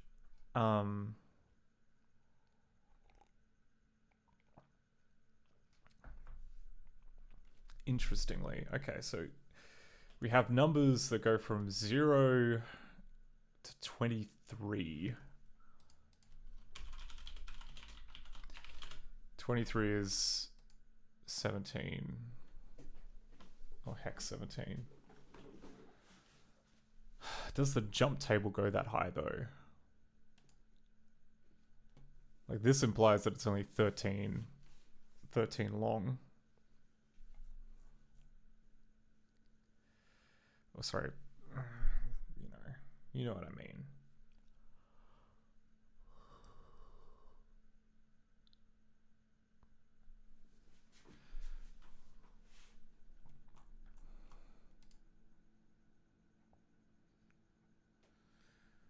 I mean, all these like 20, 21 type ones are at the very end.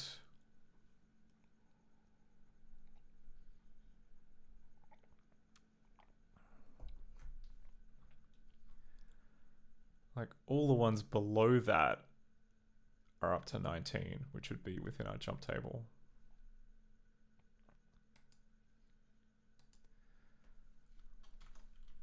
Alright, so case 0.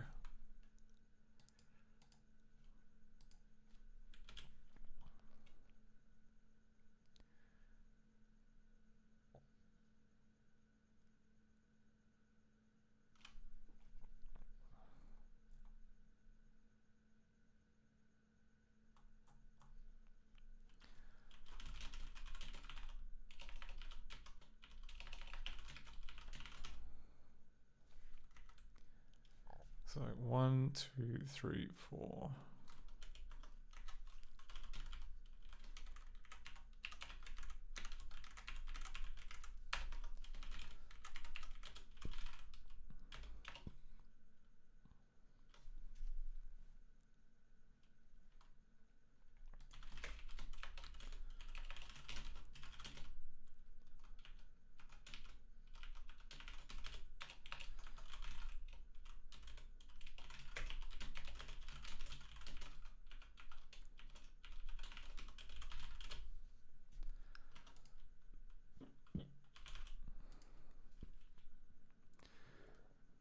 Three, 4, 5, 6.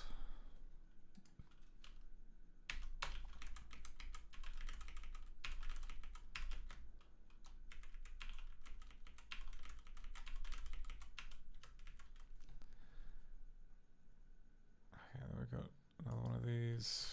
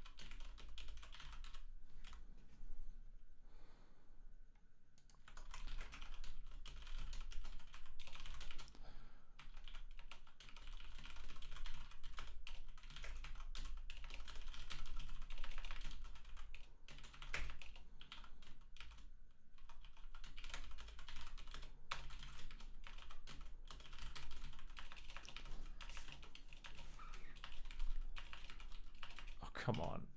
Why?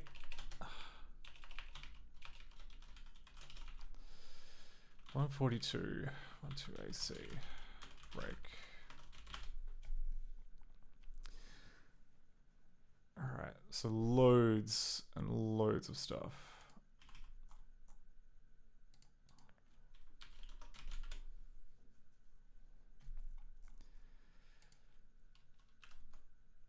And then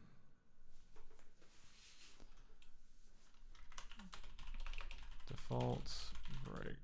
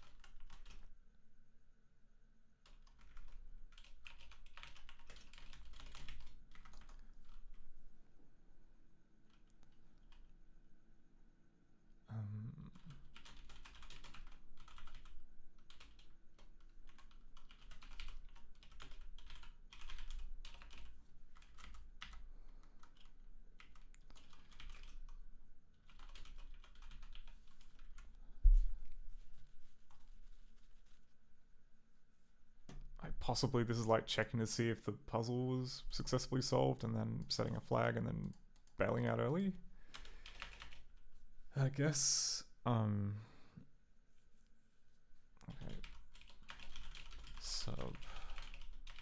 Sub 128 41 AA.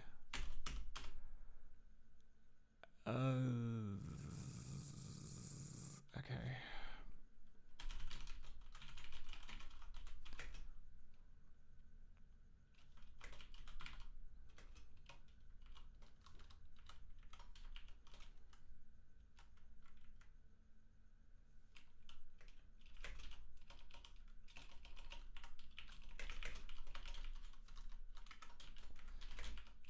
If this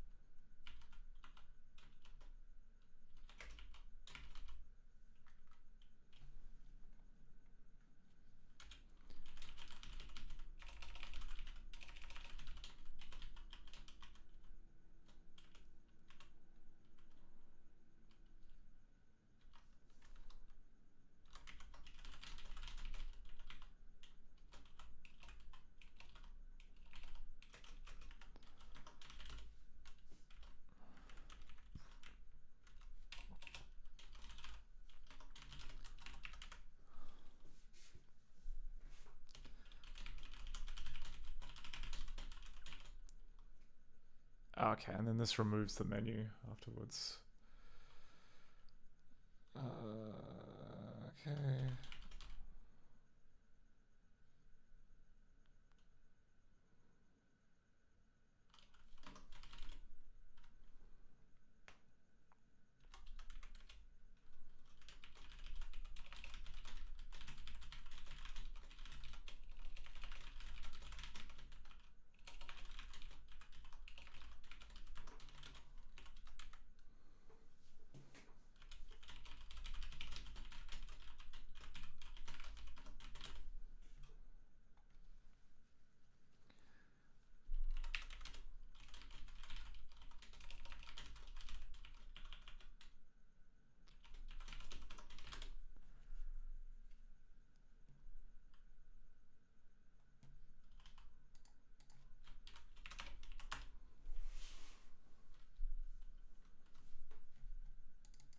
Okay, how much more is there?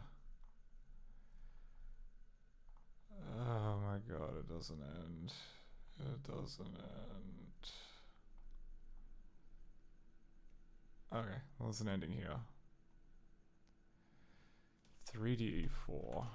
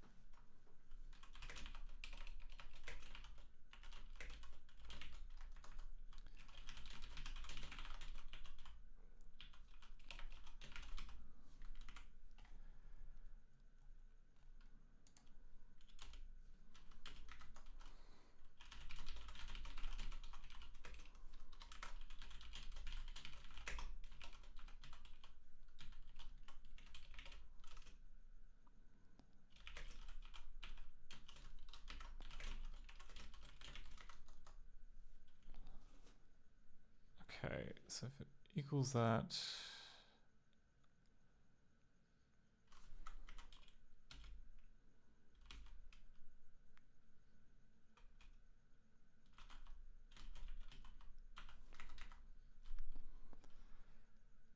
Okay.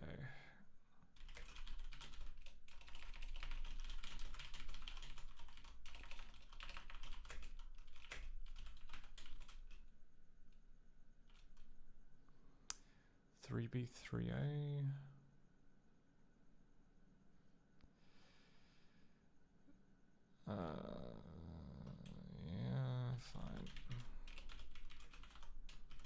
UCCO.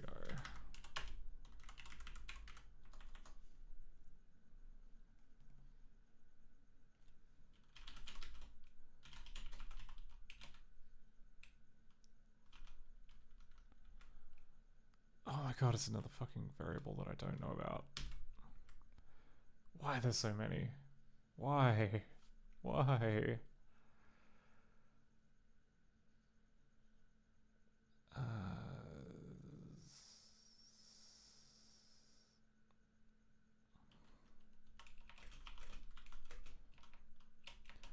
One D.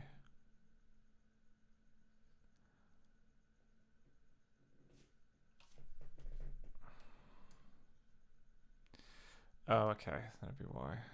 So let's do the math.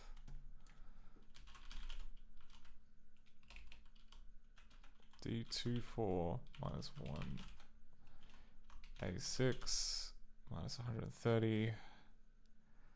130 divided by 2 is 65. Hex 65 is 41. Okay.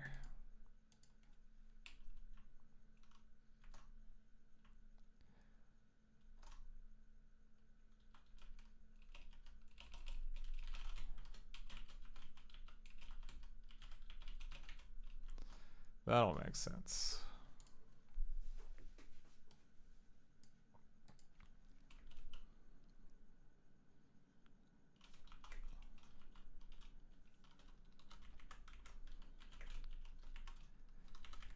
If this doesn't equal 0,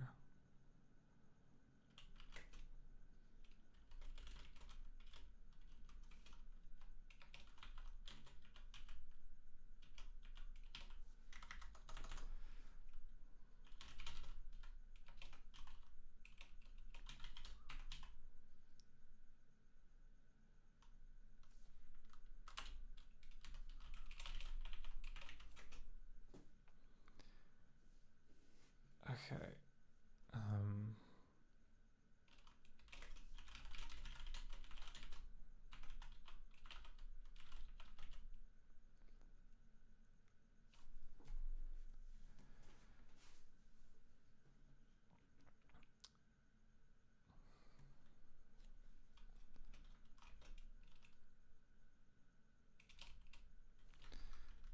Okay, I know what this is.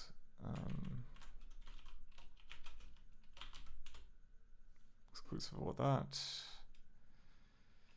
And then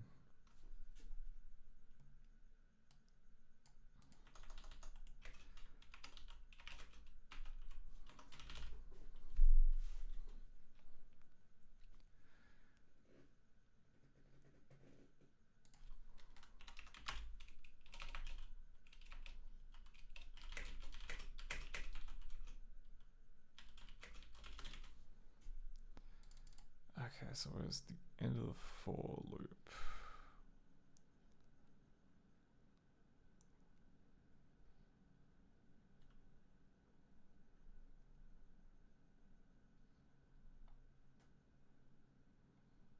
Ah, it's here, okay.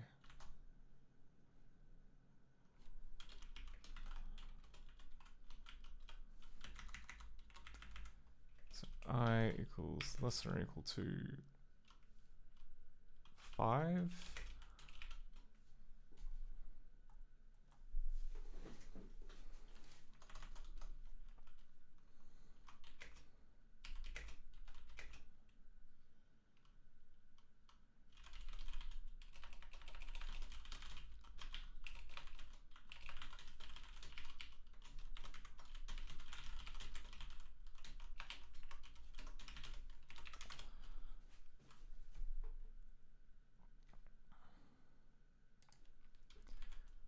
Okay, if I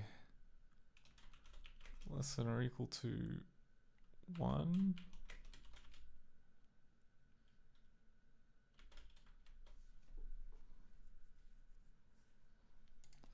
so greater than 1. 28, 3BF8.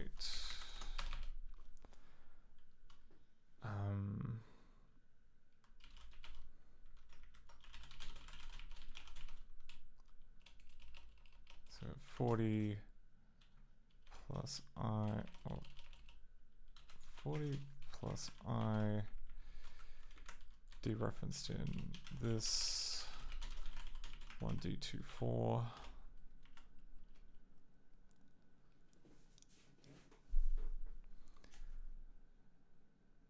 That gets pushed.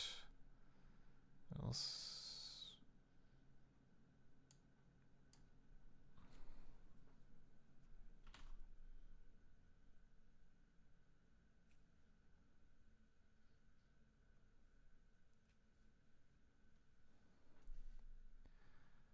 Okay, and then it just does like does an OR.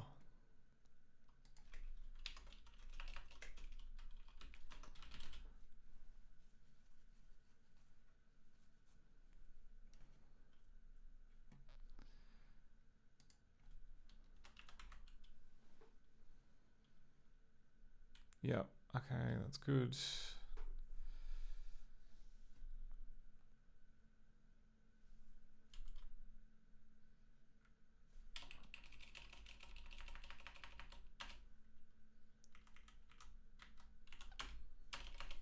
Alright, so we're out of here and 304 again.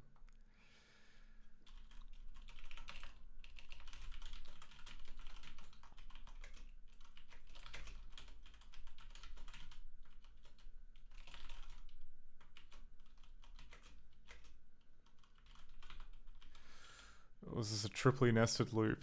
It's looking like a triply nested loop.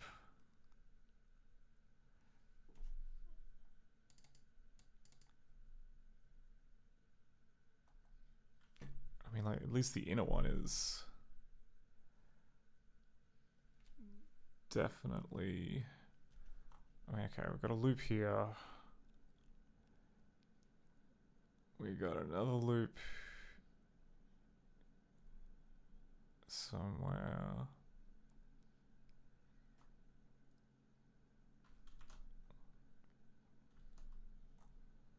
Okay, no, maybe the other two aren't loops.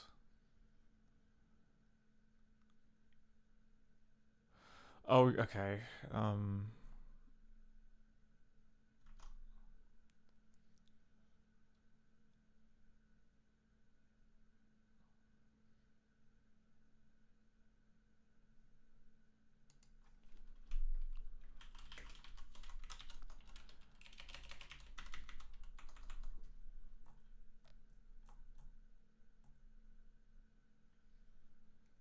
Maybe it's okay. Maybe it's just this one, which is a loop.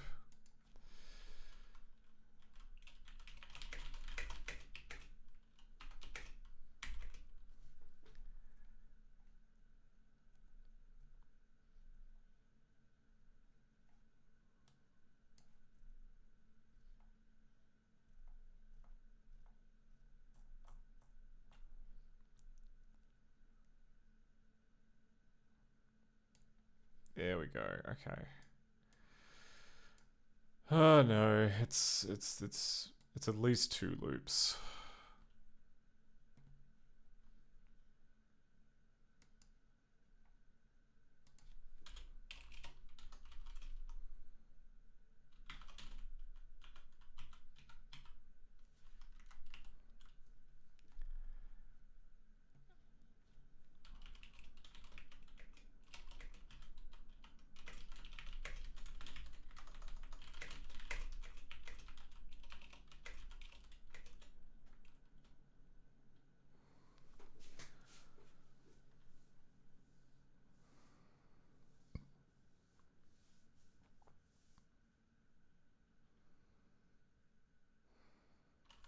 Actually, no, that's gonna be 45.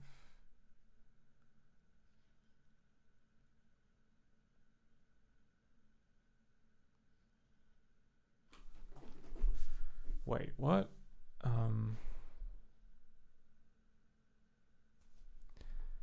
How come the two loop conditionals are around the wrong way? 3C04. Oh no, 68C. Okay, C is the outer and A is the inner. Okay, that makes more sense. Yeah, okay. Begrudgingly, yes, it's fine. So C is in fact 45, and this is going to be whatever the hell this is.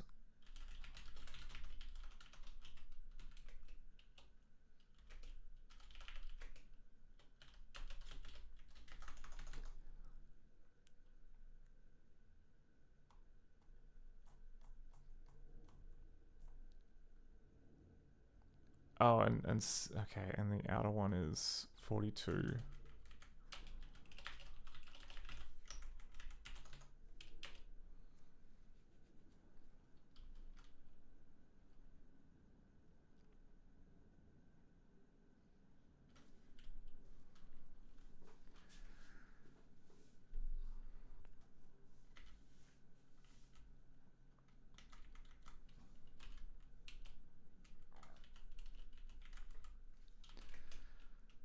Okay, so this 1846.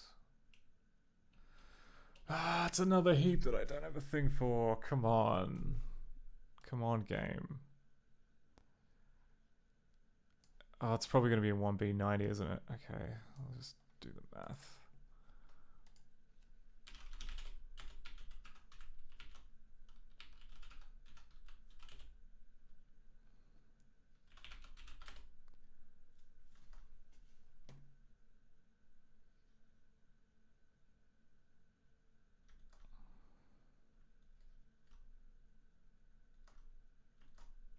Oh, wait.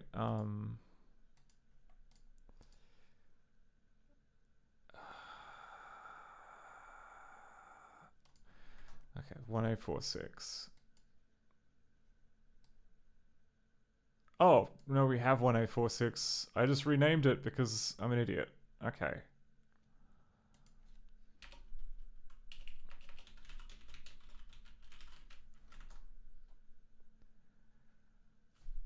Oh my gosh. Okay.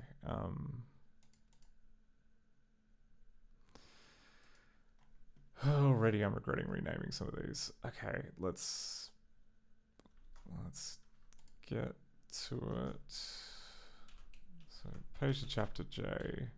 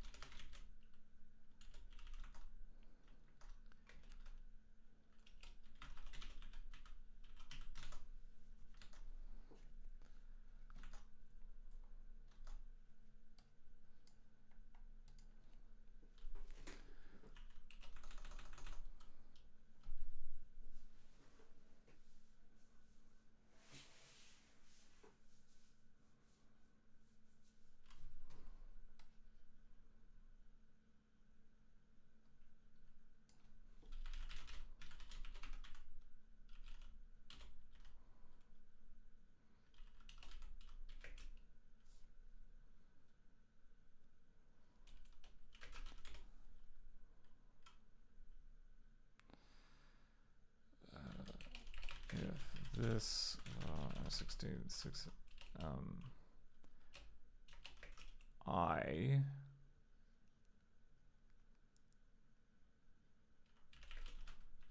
42.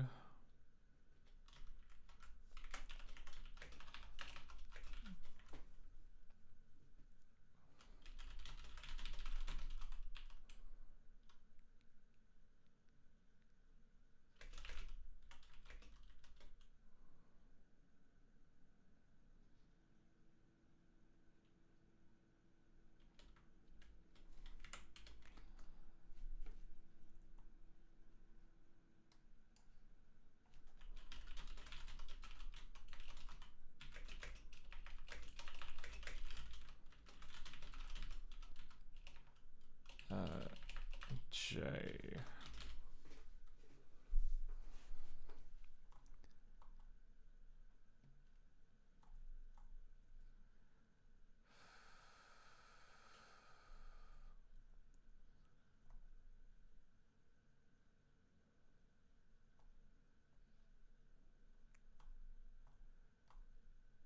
then we make it to there.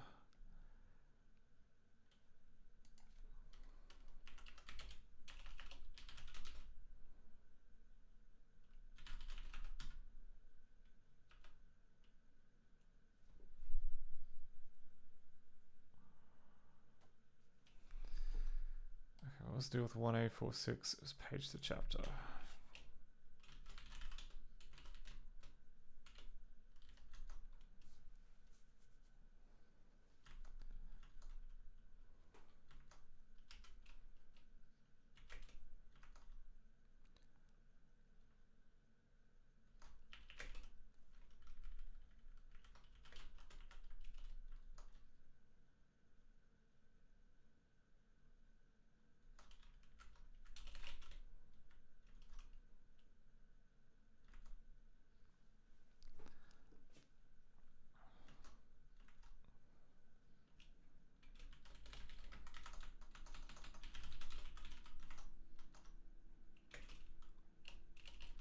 Okay.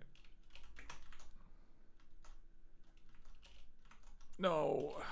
I didn't mean to do that. I didn't mean to do that. 3C 6C.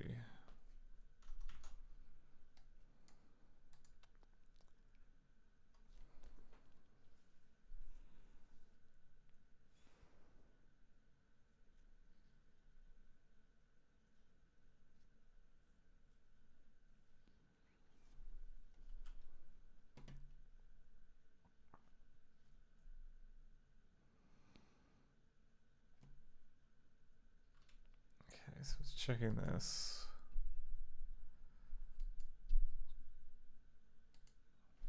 Okay, then J is equal to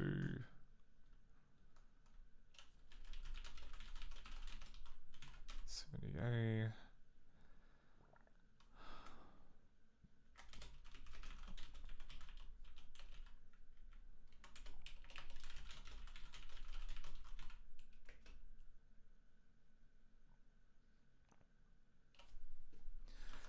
Okay, and then that's the end of loop conditions. Great.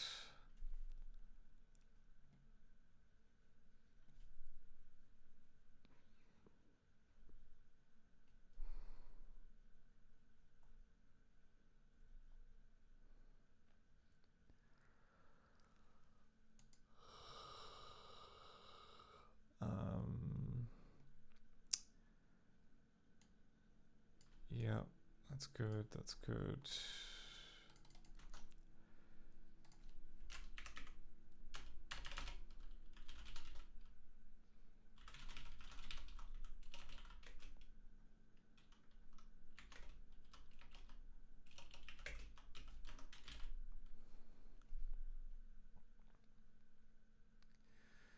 Okay, then it jumps to 3D82. But then we also have another branch, which has other stuff in that. This 1670.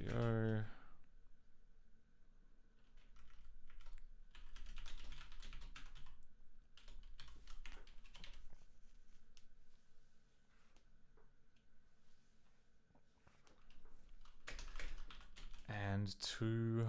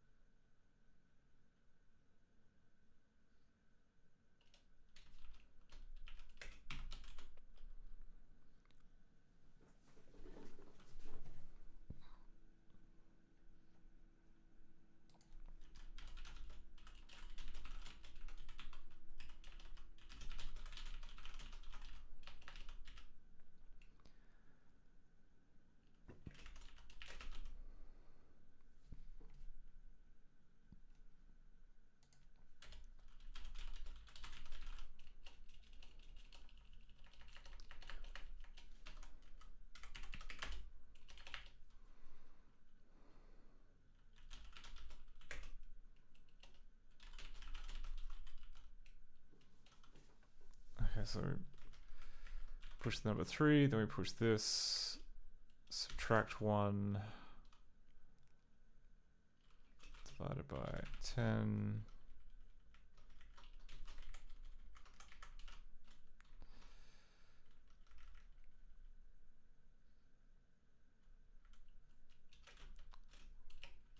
Plus this mess.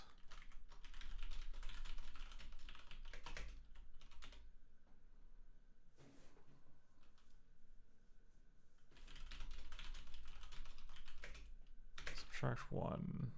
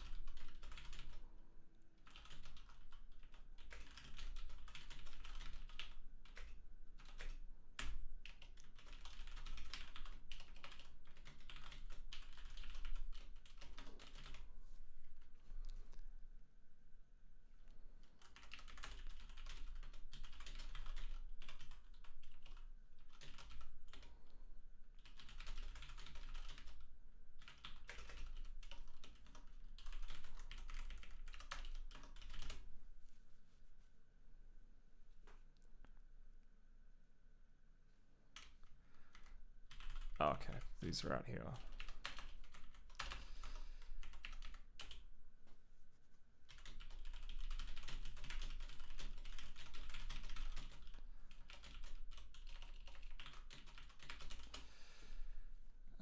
Okay.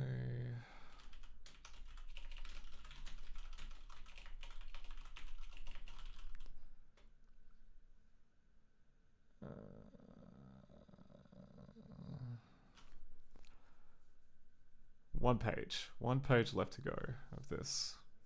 Then we'll see where it crashes. Okay, so we set the fort. We then and this with 38.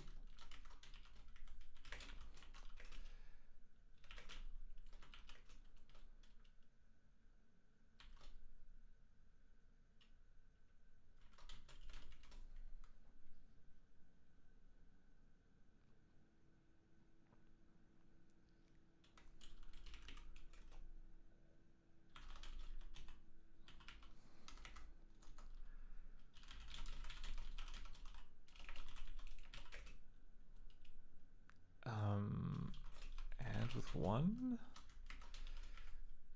and then check to see if it equals 0, and then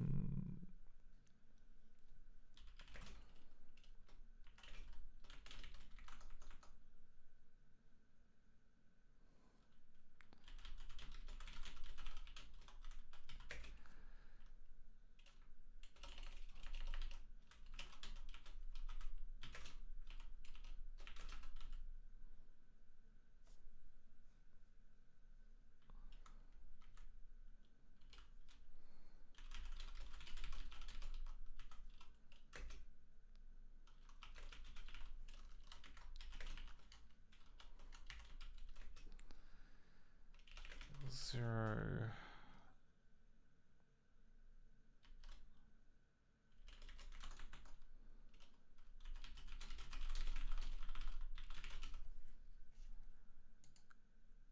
Okay, then finally we're out of the woods. This sub 128 EC.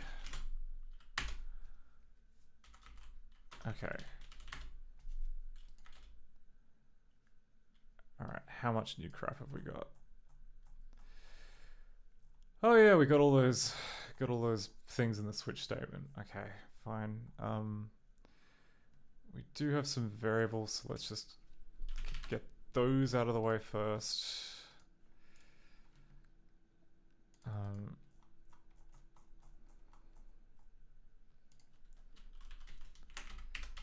78. 70A.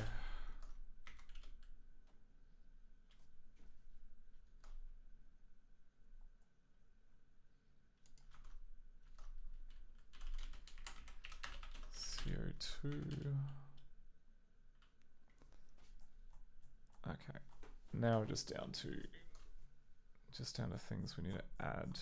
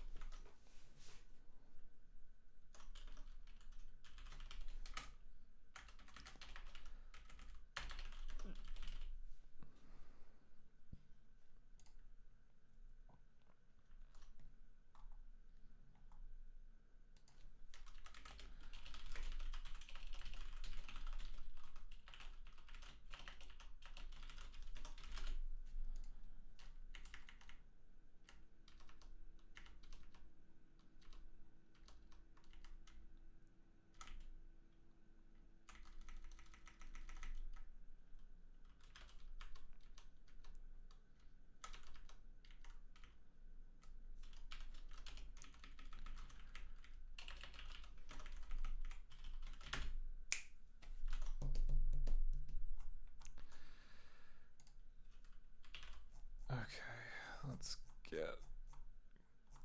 get all of these guys in. At some point I'm gonna have to split this up into more files.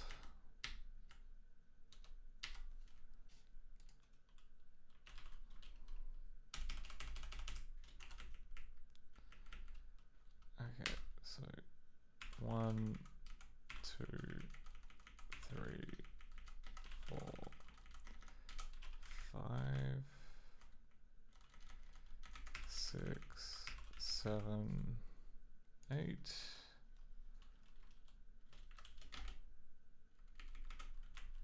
9,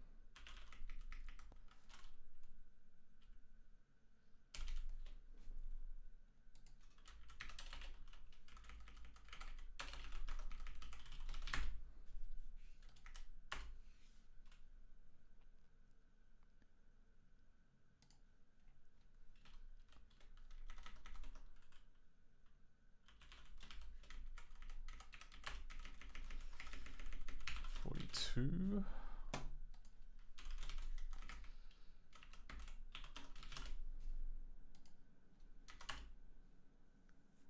Okay, just these stragglers left.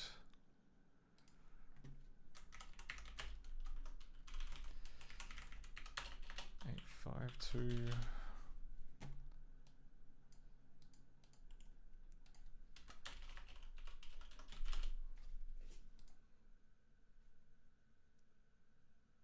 One to AC.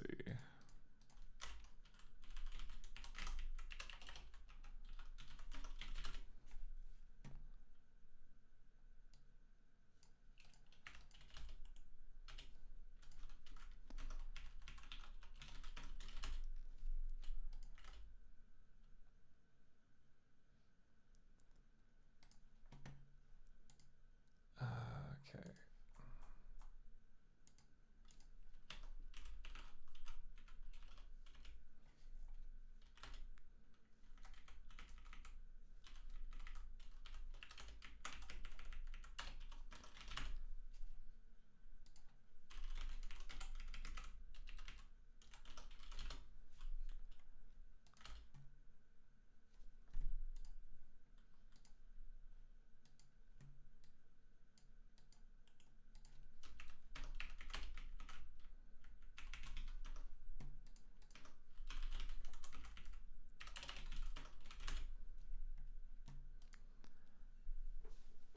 3d6 and 2202, and then we're done.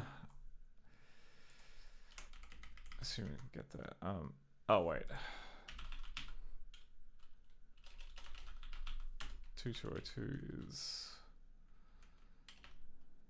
story render page.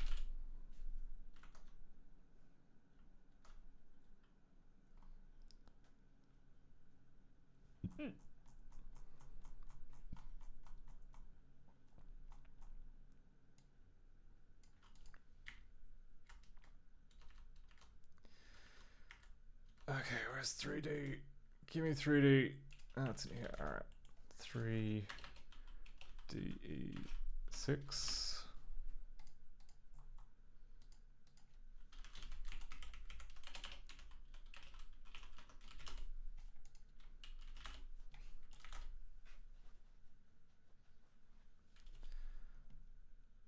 Okay.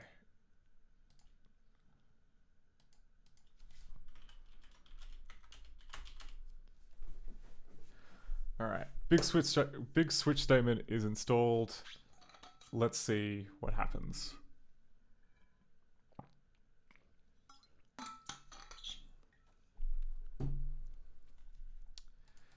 My guess is that we will get a bead on which code module is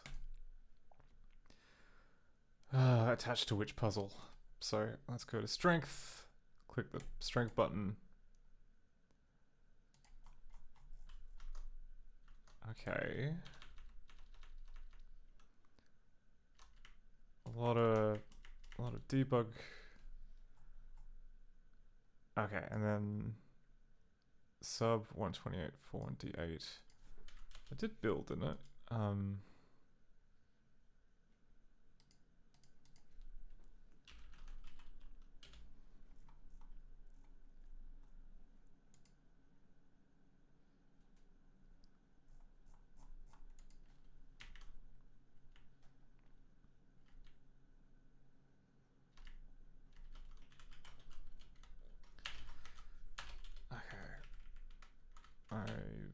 I don't need the verbose stuff. What I need are warnings. I need all the stubs. I need to be able to see that.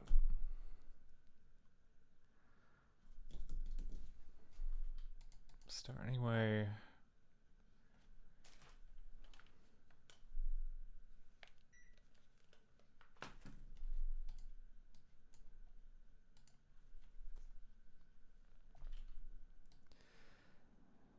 If I go to the world and then click on this. Oh, okay. It crashed. Crashed because of... Oh, okay. Because an arithmetic thing.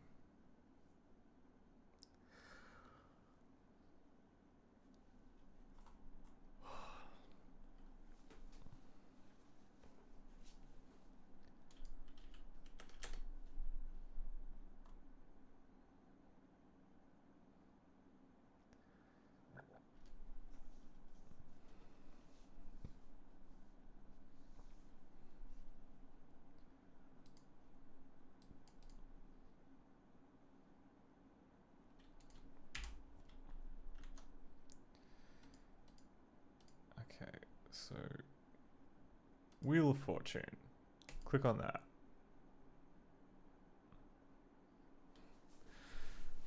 Okay, so we got to finish whatever the hell is in here for 1d8.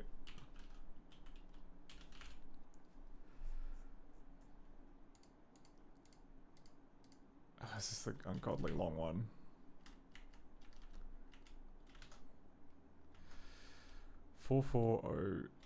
A. Yeah, fine.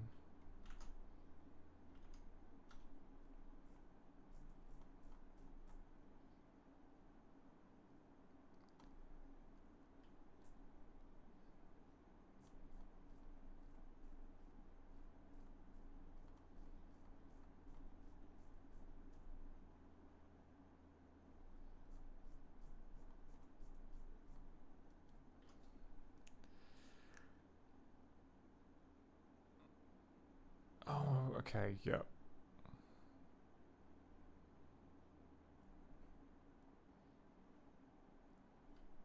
I guess 4890 is the boundary.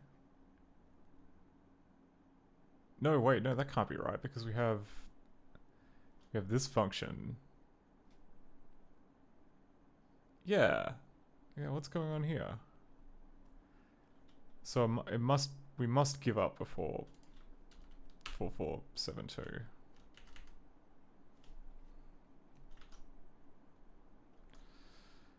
Alternatively, I've made a mistake. 128 4472. Is that used anywhere?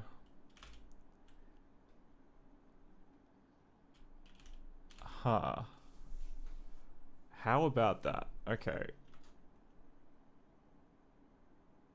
I mean, for the life of me, that looks like it's just in the middle of a piece of code.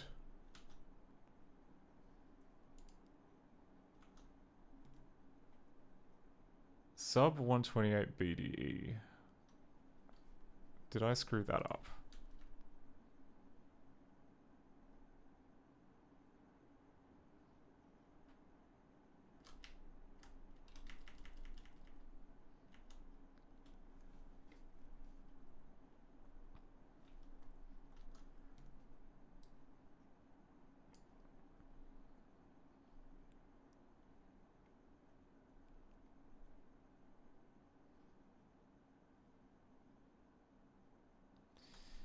Huh, alright, so it just calls...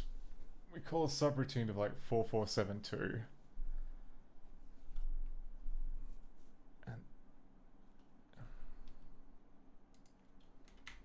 But then if we look at like the code for 4472...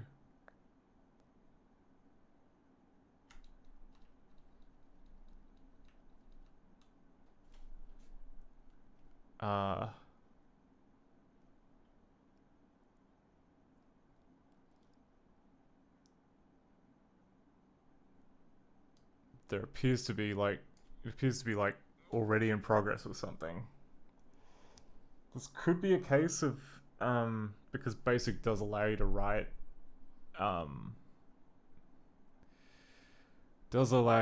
code which basically just jumps in anywhere at line numbers. Like, so far we haven't encountered any code like that, but this could be the first example of it.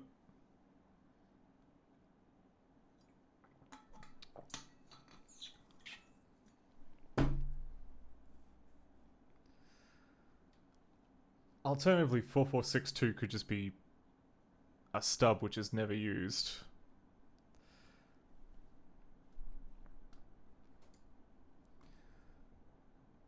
Okay, so if we go like 440A, let's just keep reading and see where this takes us.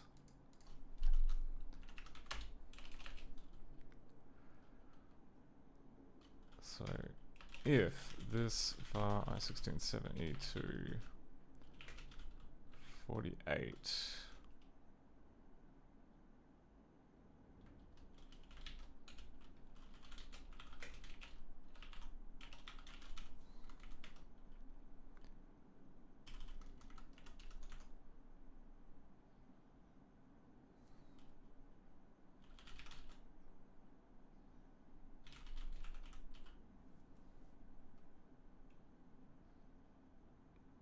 another freaking heap thing, which I don't know where it is. Fine.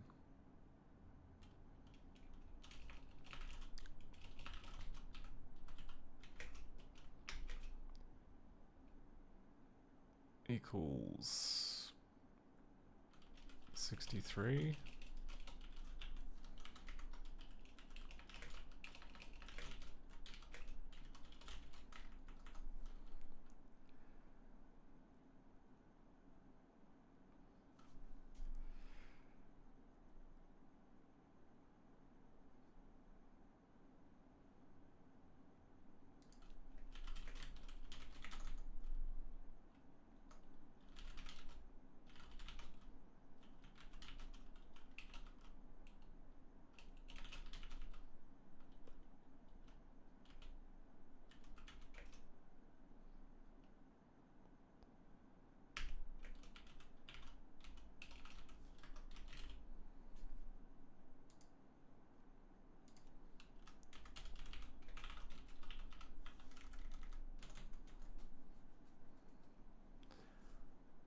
Then we've got like 1 CE. That's probably going to be inside something else.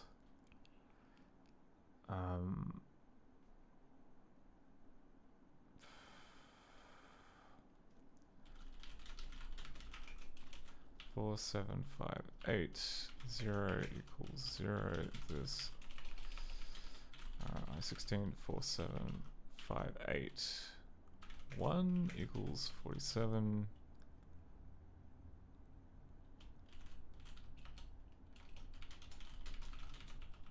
Four, 7, 5, 8, 2 equals 0.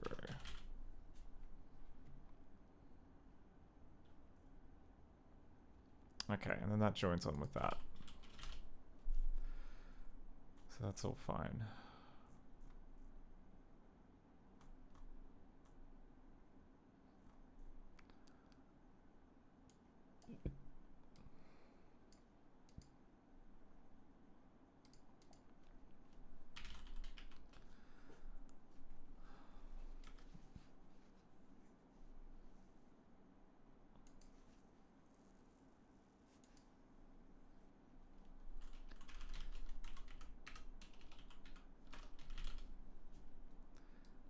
Alright, I have no idea what the hell these are from, but that's okay. We can just... we'll just have them as single numbers for now.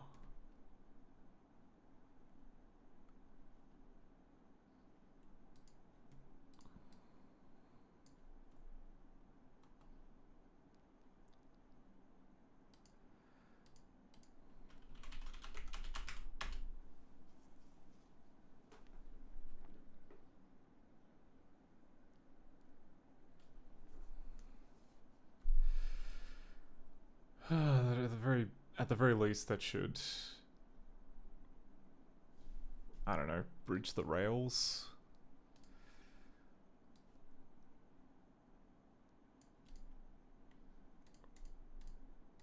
Strength. Ooh, that's interesting. Okay, so it knew to kind of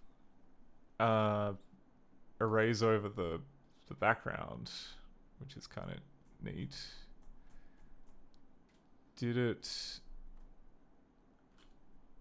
where are the stubs? Why does it not draw any stubs?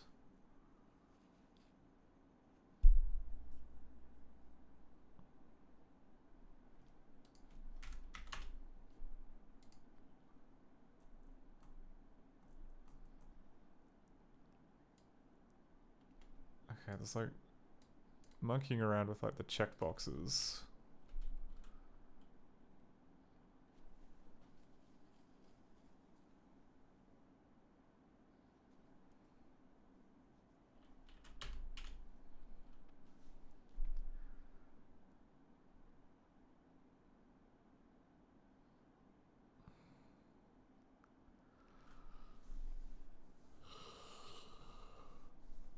Okay, there's something very wrong with this put instruction, but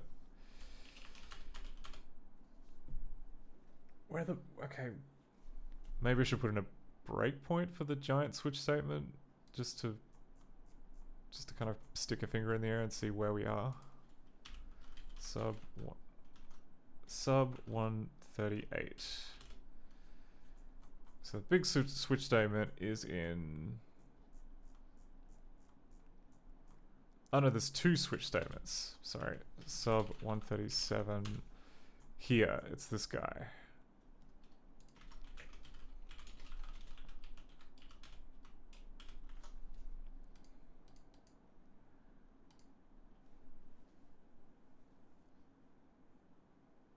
So is this getting called, and if not, why not? Okay, Wheel of Fortune. Okay, this makes it into here because it is slightly different.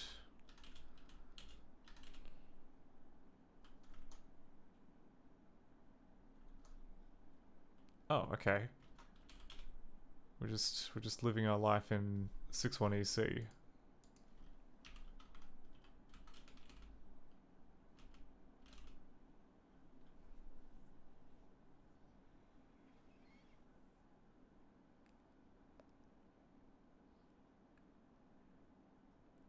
Oh, is it because I?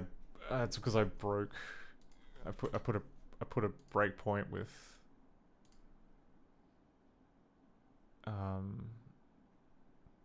Okay, well, called the right branch, so we know that 140004 is going to be the Wheel of Fortune.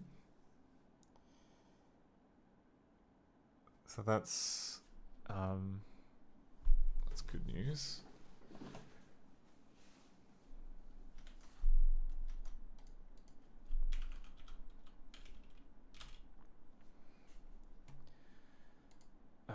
May as well just fill in these. Let's fill in these smallies. They're only small. 4168. 4168. One page. One page of assembly.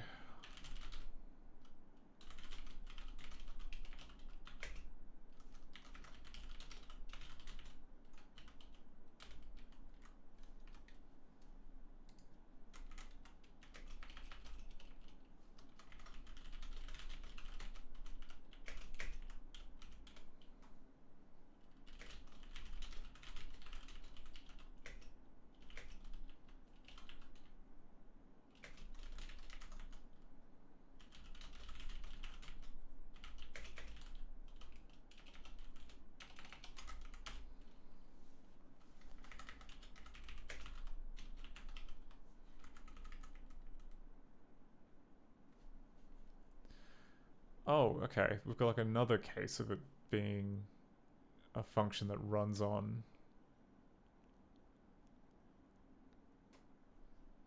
Where did 4188 get called from?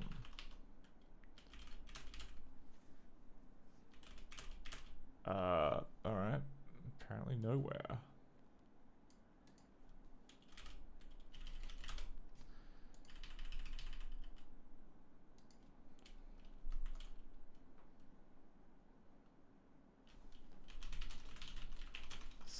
To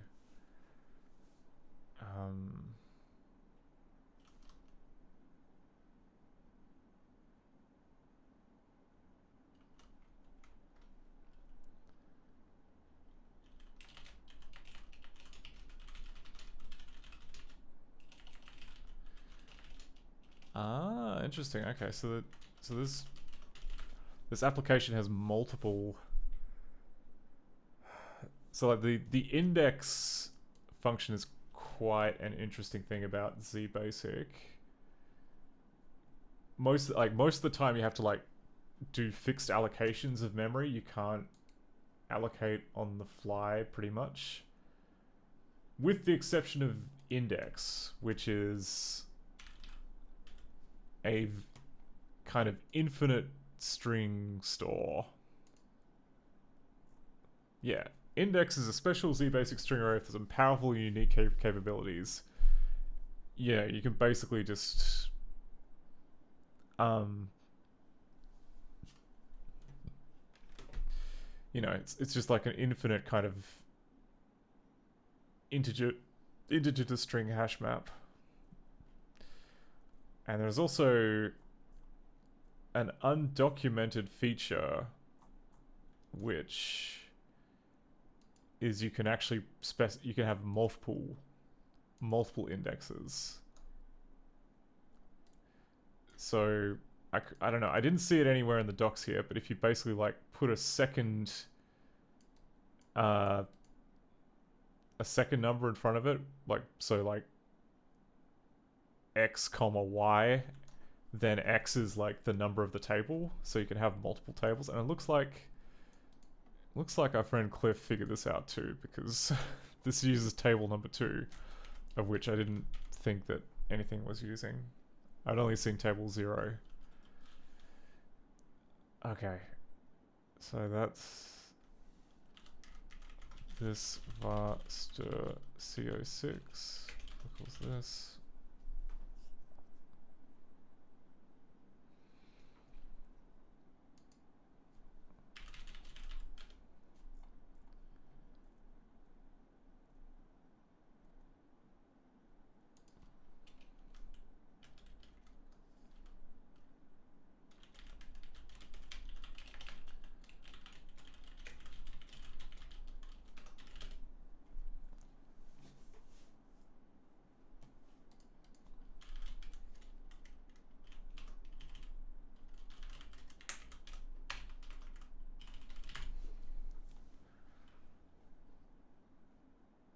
so that's done. Then we got another smallie, which also appears to be related to that index. 12841 AA. 1C5A. 7E2.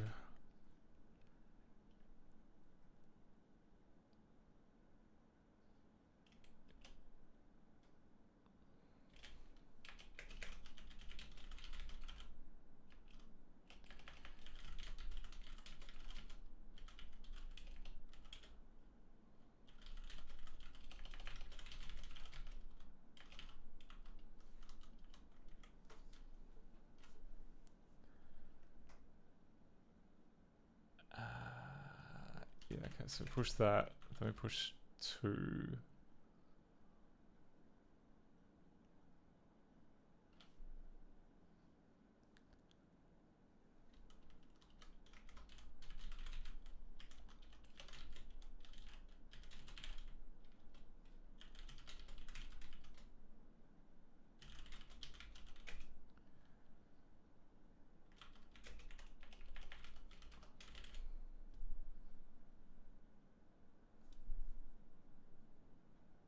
I think that makes sense.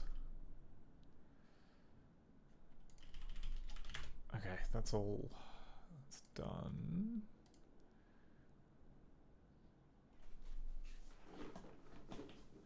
All right. Well, I really wanted to see what the.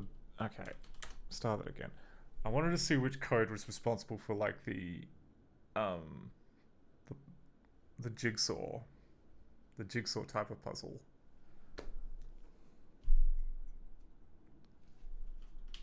Okay, if I were to rebuild this and quit.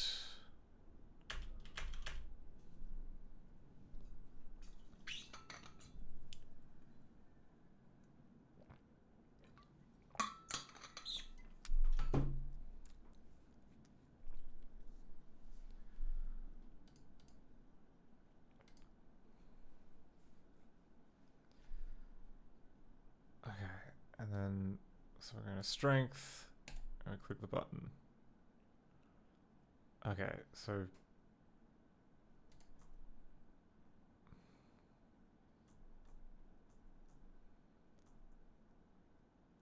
Looks like a golf ball.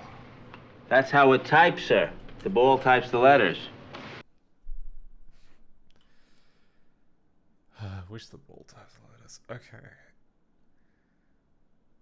Weird how the jigsaw puzzle one doesn't really work. I guess I must use a different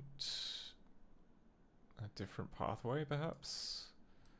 Alright, let's pick a different one. Let's pick... So we know Wheel of Fortune. What about the world? What kind of puzzle is the world? So, return to scroll. The world. Okay, the world is a word search.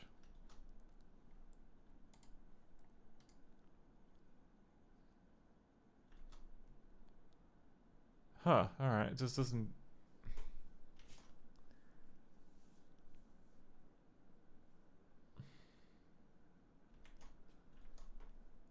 It just seems to come out as a dead end. Well, it either comes out as a dead end or it's spinning its wheels. Oh no, it's spinning its wheels here in 61EC. That's what's going on. Okay, let's figure out what's going wrong there. 61EC. Because this is meant to kind of catch events until the mouse button comes back up.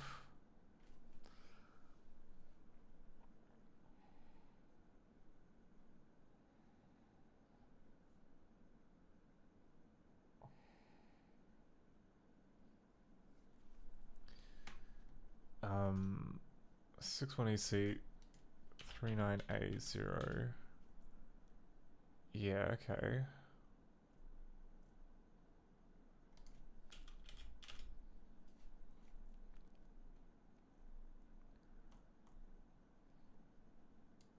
Yeah, then it's here in this little doodad.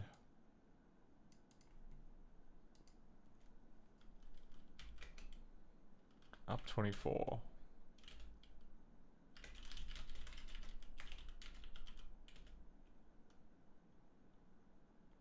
Yeah, okay, so it's a null event, and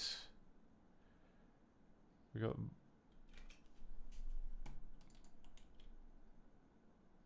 Oh crap! No, it's the other way around. I should have checked to see if. So it's just gonna stall while the mouse button is up, when in fact we don't want that. I'm pretty sure. 61 EC.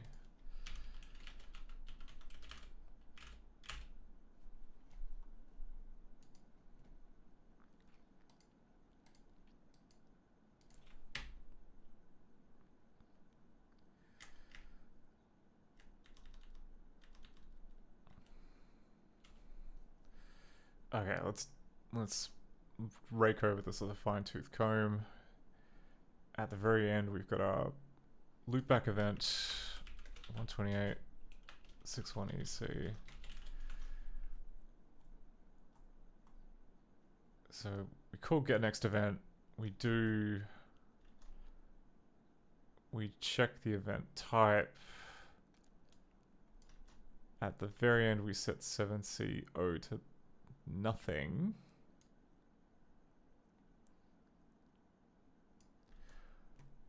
Oh, okay. No, because we're checking for something. It should actually be checking for nothing. So if this is 0, yeah, as expected. Okay.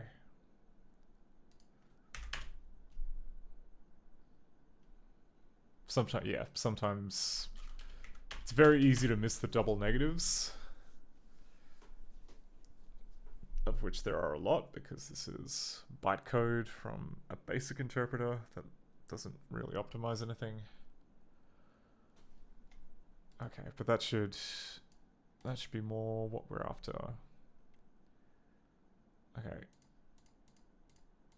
Let's go to strength.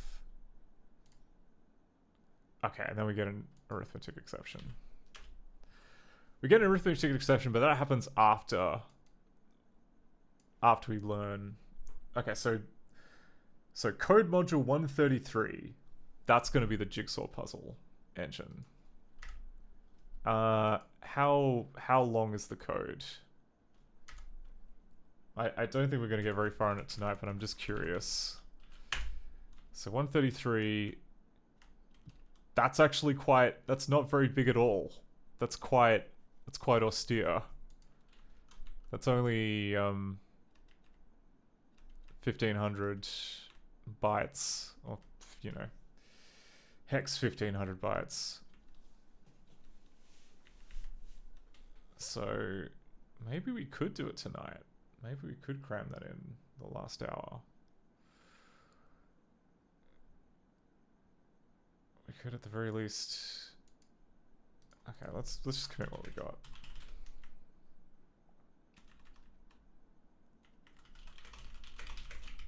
Full add rounded, add story buttons, giant switch statement.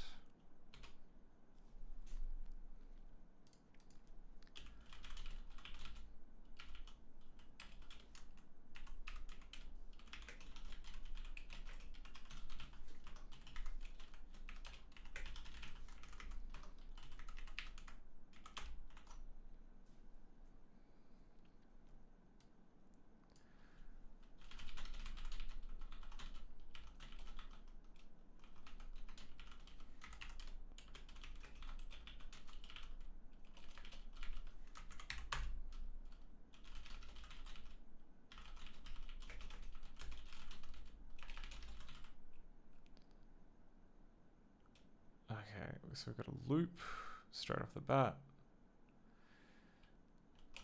for int I equals 0, I is less than or equal to 11,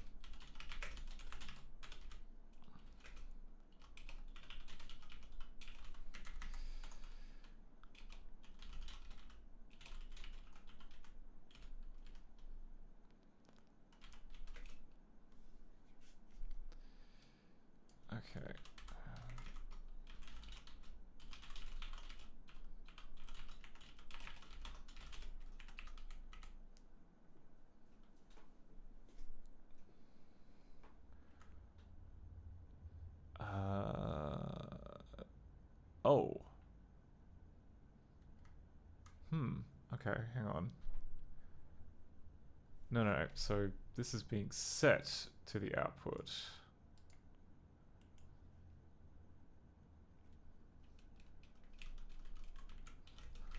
Oh, okay, and that's gonna be one of the functions that I renamed. Yeah, okay.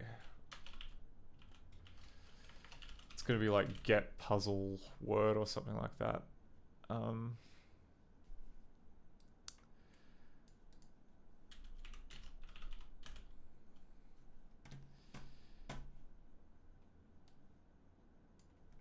Puzzles read short. Yeah, okay.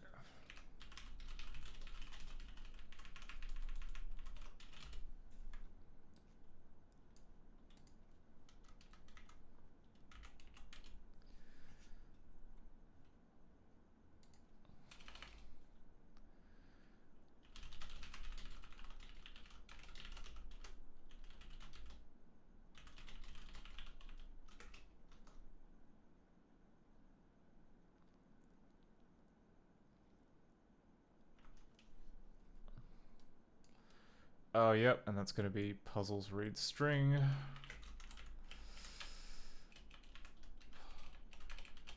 Puzzles read string.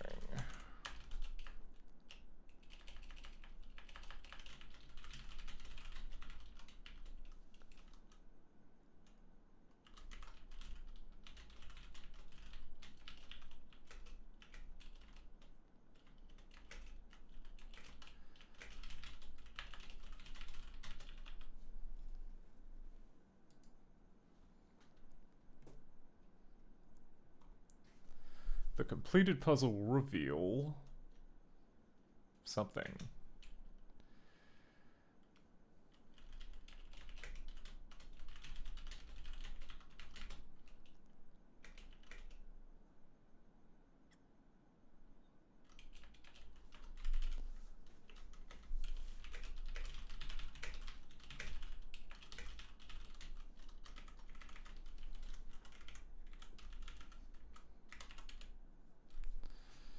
Okay, then a menu call. 8F1 master 384.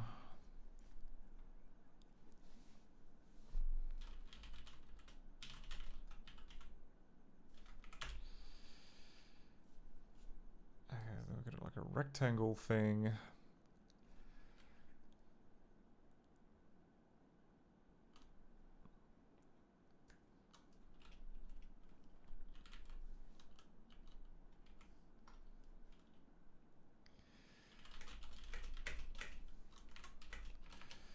This is gonna be like a double nested loop.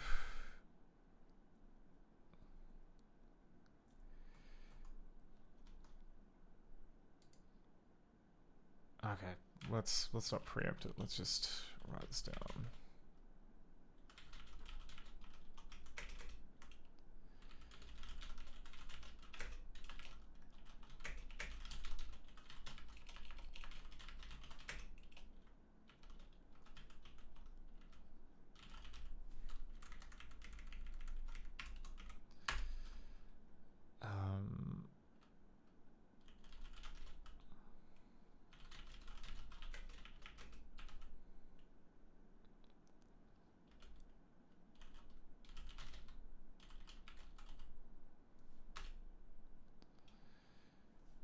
Okay, this is gonna be like one of those ones which iterates through a rectangle, thinking it's a list, but technically we can't do that because we've changed the type.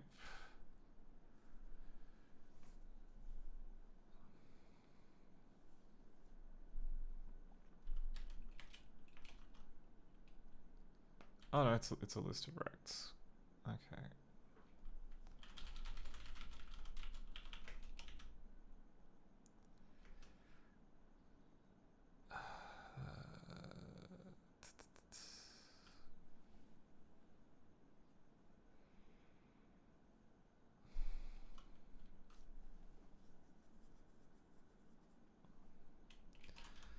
That's one argument.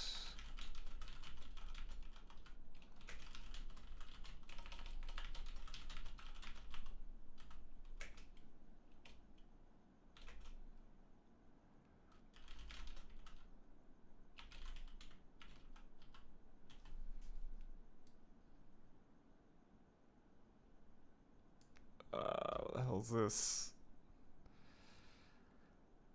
Oh, it's gonna be, yeah, right. So rect 1 EC8.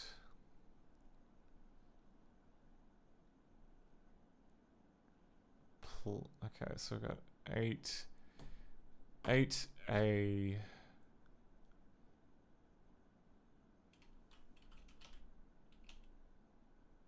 Oh, it's like another rectangle then, because we're talking about D.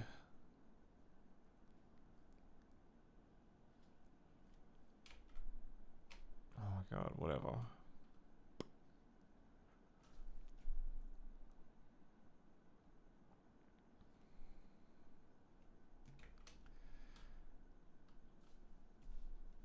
I mean, if we were to assume that it's another rectangle.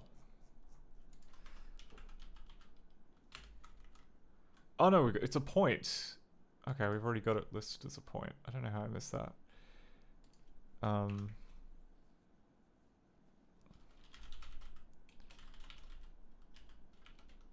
easy O X.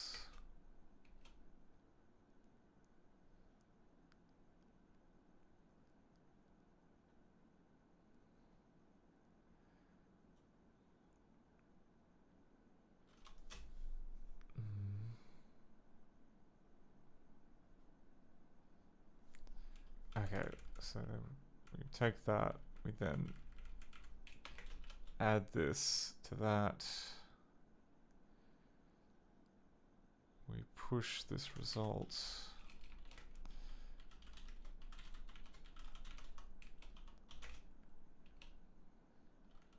Push this result again, holy crap.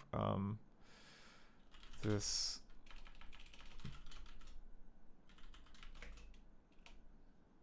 point 1 EDO Y.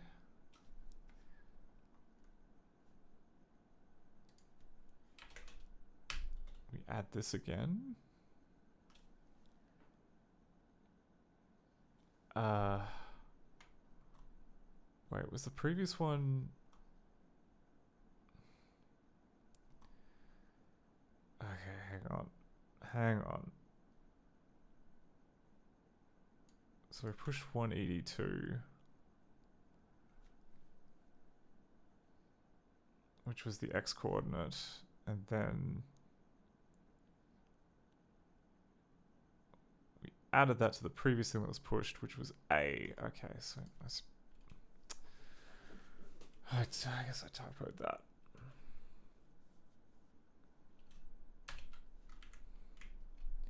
Because that makes sense. You want X to add X to X and Y to Y. Okay.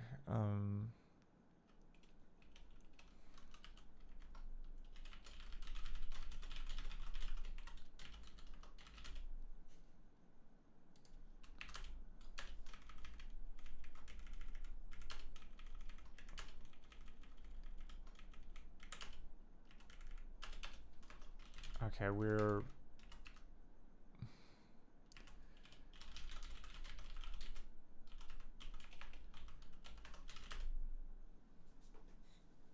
I think that's about right.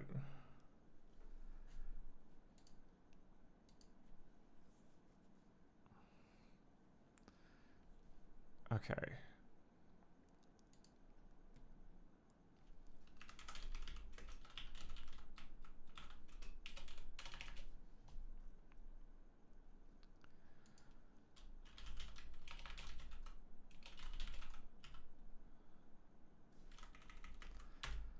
Okay, so now I've got a different rectangle.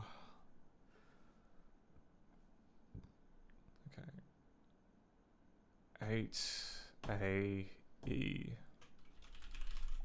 So it's bottom.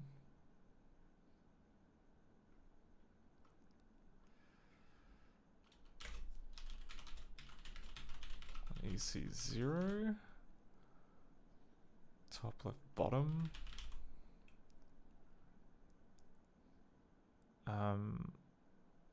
Okay,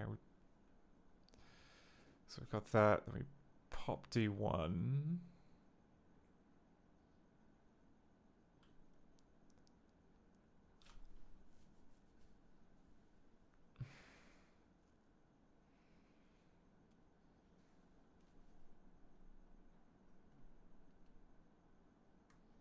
god.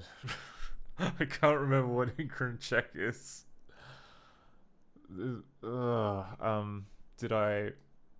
Surely, something like that. Oh, good, okay. I wrote down whatever the hell I thought was doing there.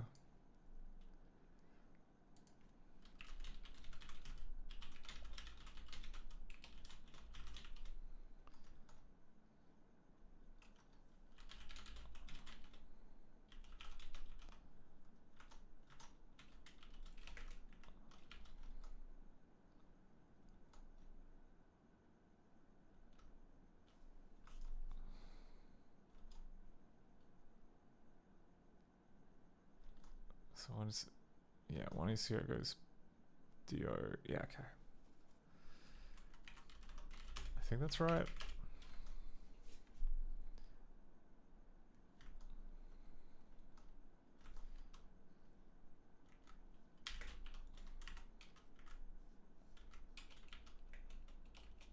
If that's greater than or equal to...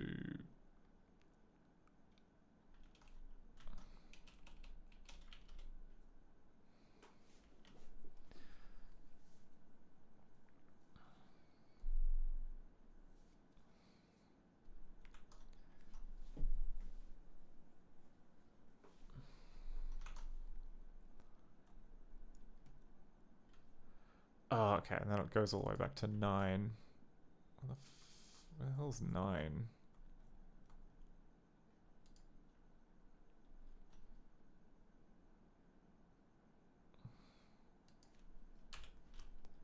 Oh, it's here, okay.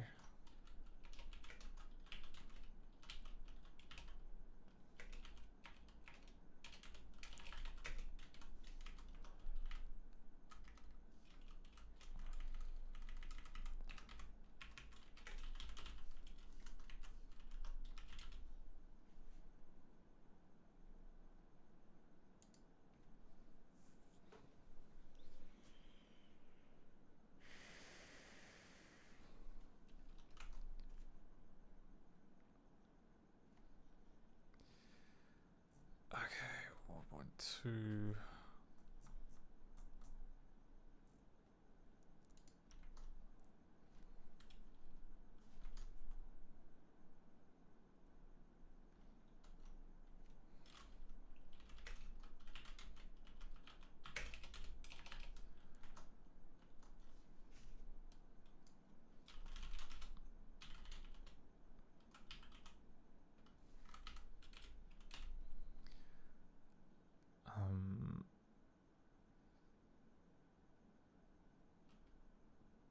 Top. Oh no, it's left.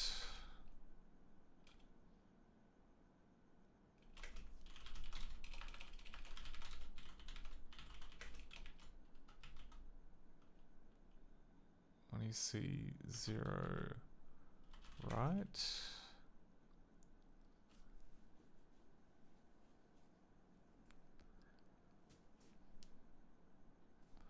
Oh, okay, no, this... Okay. One of these two must be wrong.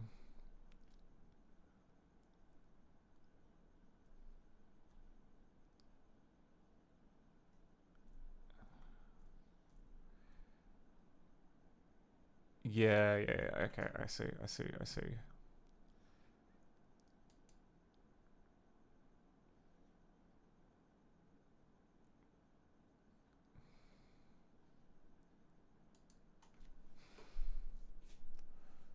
Okay, H-A-E.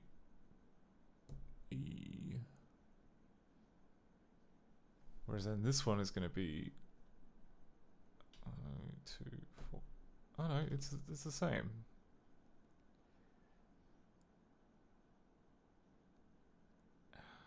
No, it can't be. It can't be the same. Because yeah, this one must be this one. This one must be right. And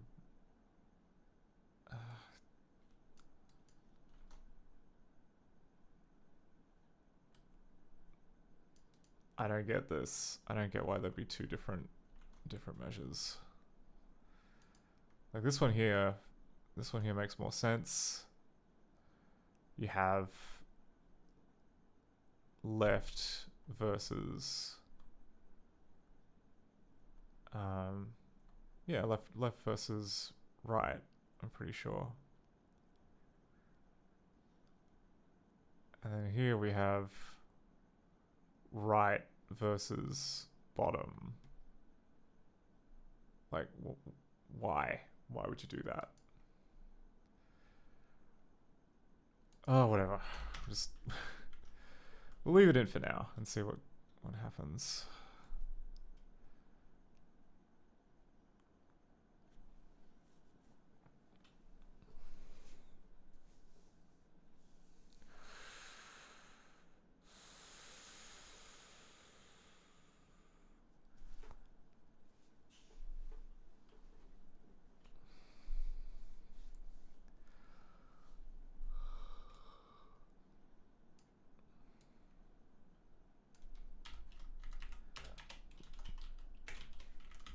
I guess this is shuffling the 2D grid somehow. While GC basic, anchor, and check.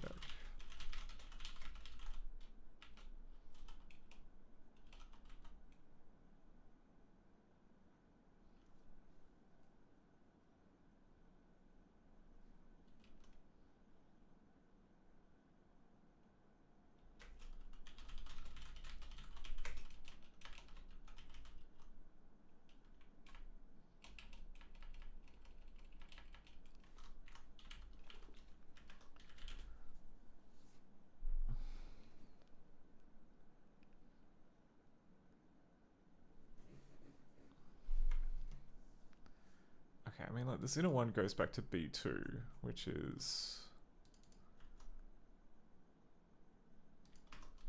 here.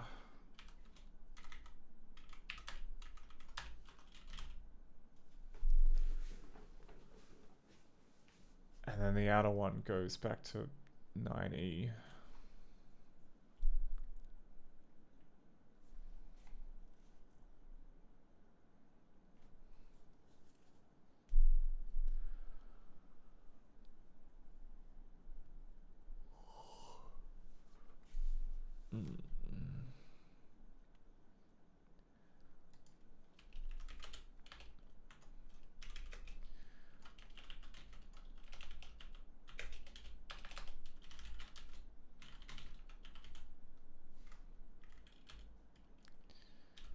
Left.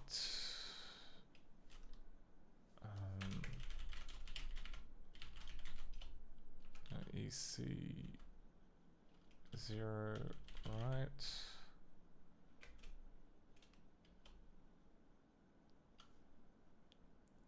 Oh, good lord, don't tell me this. Oh no, I just didn't write it down properly. 172 is where we actually should be.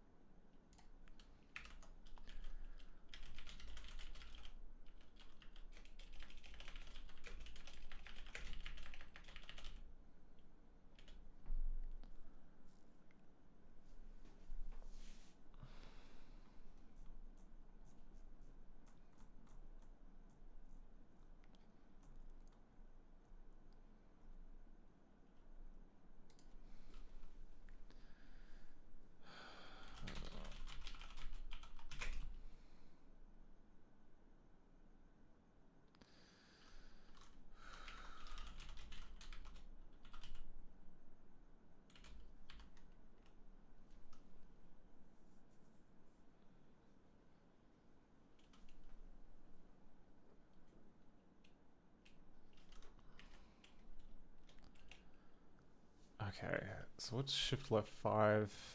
Okay, it's gonna be 2, 4, 8, 16, 32.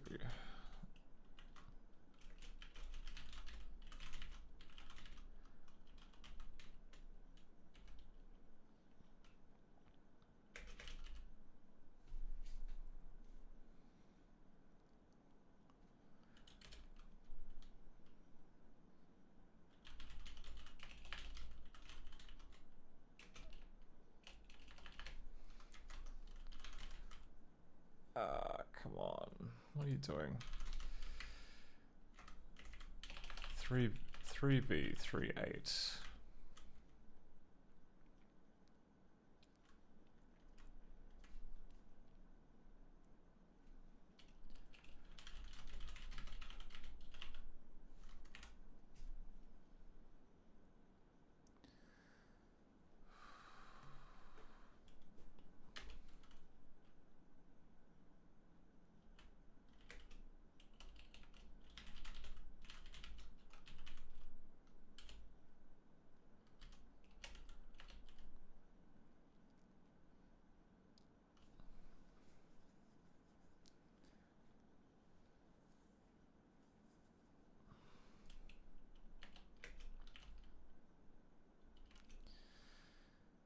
Okay, less than or equal to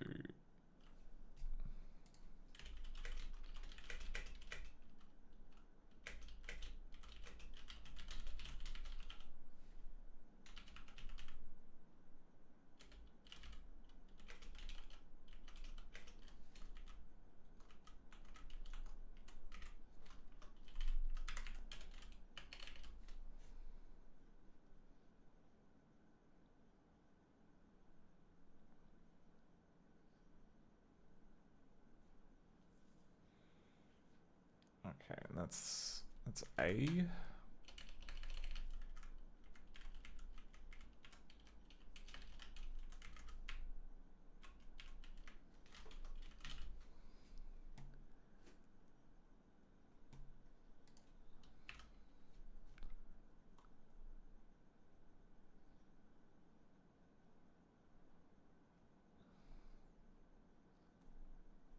$184.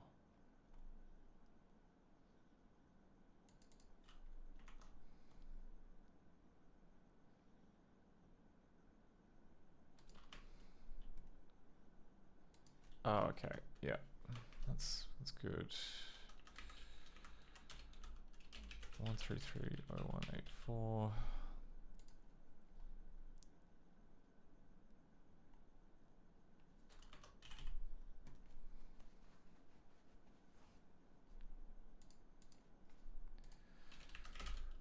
For int j equals 1, j equals less than or equal to this I16 on EB8 1.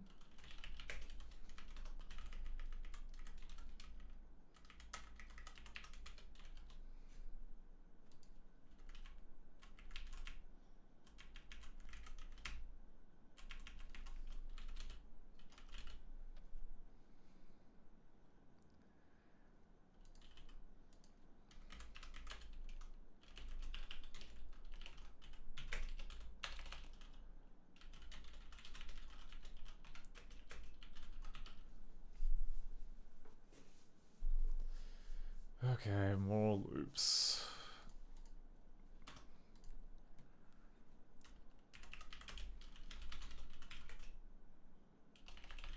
One EB8.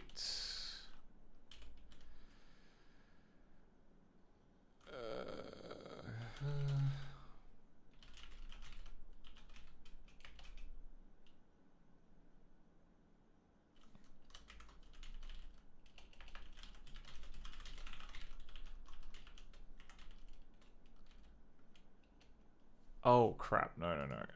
That's gonna be this story read. Oh, sorry. Puzzles read short.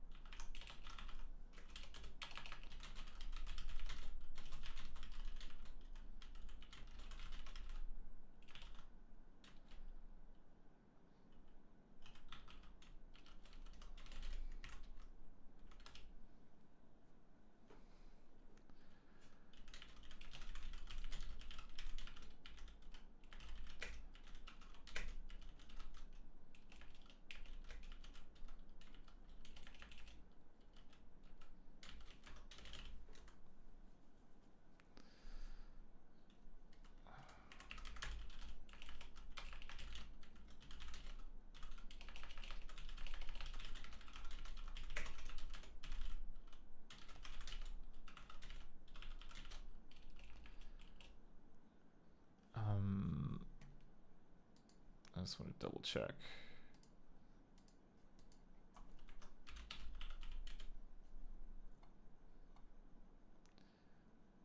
Yeah, it's puzzles read short.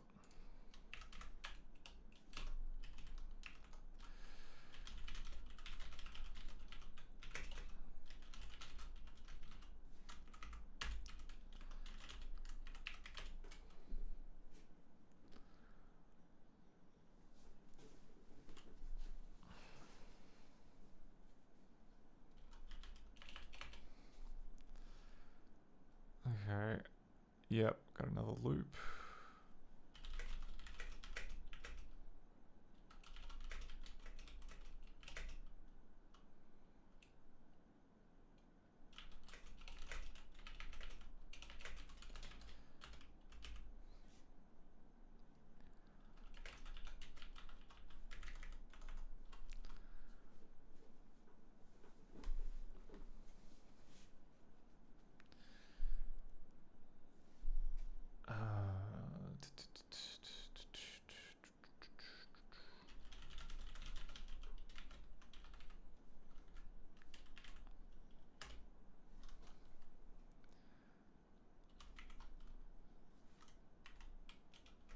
Times 8 plus I.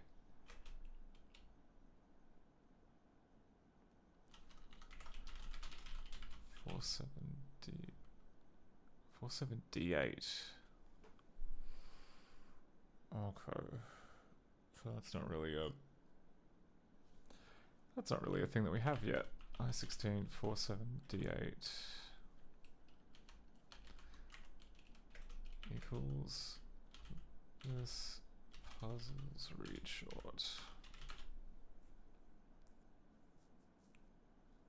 Musical word level 1. Play, but note.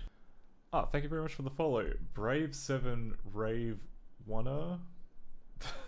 Apologies if I butchered that pronunciation, but yeah, good to have you around. So it's mostly just been me getting lost in the sea of assembly language here, but yeah, we're so good. I mean, we're so close to getting something working.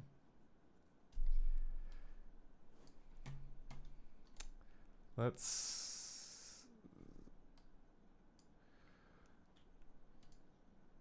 actually just quickly. What was the thing that was causing it to crash? There was a bounds. I think it was something to do with put, and that was causing it to. I mean, we can't build anymore because we would need to stub out some more stuff, but we can just double check what was going wrong that time. Okay, so the menu is working.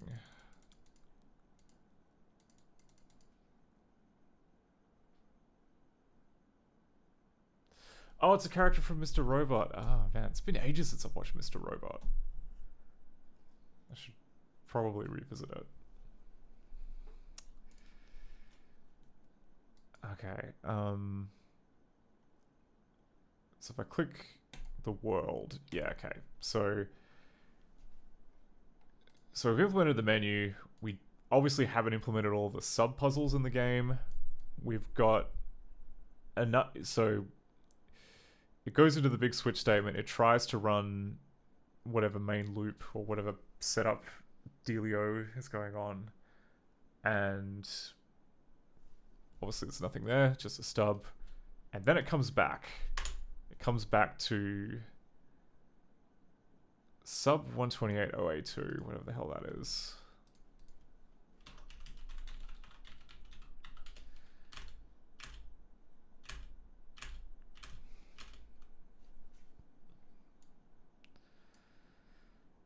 Okay, and then that. I think I understand. Okay. My guess is that what's happening here is that this is in order to kind of come back to the main menu without having to kind of re-engineer everything. We're saving the frame buffer to a page, like a screen page, and then restoring it from that same page at the end. But yeah, I think I might have screwed up this invocation of put. We should be able to.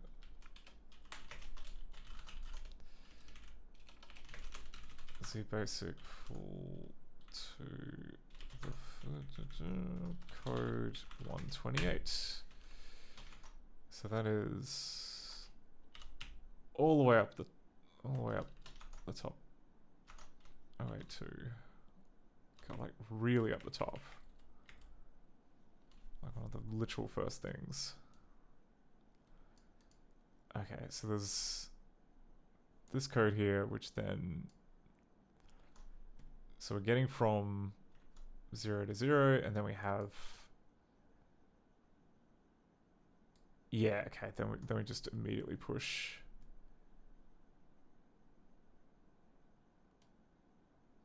use var i1632 to choose start offset.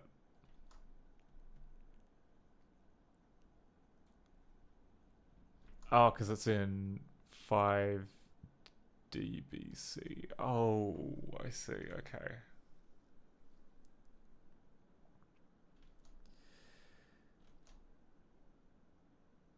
I don't know what's going on there. I mean, this isn't a...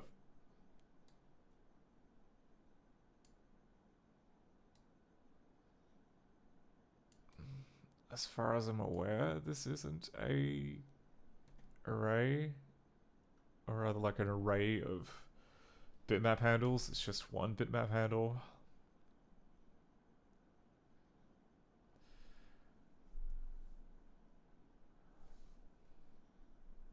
Oh, Brave Traveler. God damn it. Sorry, you know, when you're on the stream for like more than 4 hours, then your brain kind of turns to like soft cheese. Brave Traveler says, I like it because it shows real hacking stuff. I will say that they handle hacking better than most TV shows. Like, they clearly got, yeah, they got like the consultants that they hired to kind of map out the various schemes and attacks were actually quite good. Even though I am kind of a sucker for like just bad I don't know, for bad hacking sequences. I don't know, the more po-faced the better. Okay, so like this, okay, so this copies the screen buffer to an array. This blitz something from an array to the screen buffer. And did I? Yeah, okay, I did. Alright, so where I screwed up is I should be using the one which only has 0 and 0, because then that will use the buffer dimensions instead of trying to make it tiny. Because in ScumVM's graphics library, if you say blit me an image to a 0 by 0 square, it does not like that. It disagrees it disagrees a lot with that.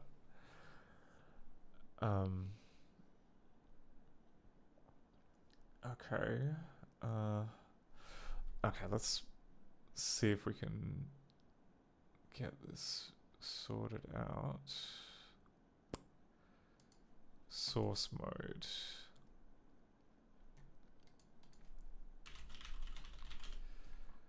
Okay, yeah, source all, that's fine. That would be in here.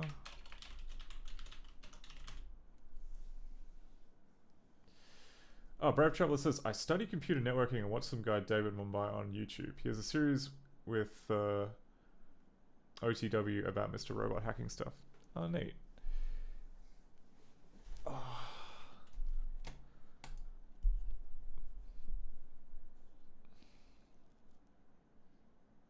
Okay. Alright, back to assembly language. So that was in here.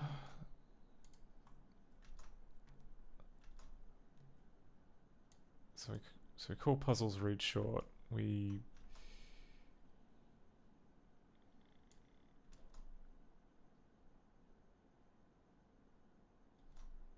write that to the array, then we get 278, so just like a little bit more. Oh, okay, and then that's just the loop conditions. Okay, so we're good. So 284. Oh my god, okay, so there's another loop. 4. Int I equals 5. Alright, where's the end of the loop? It's down here. I is less than or equal to 6.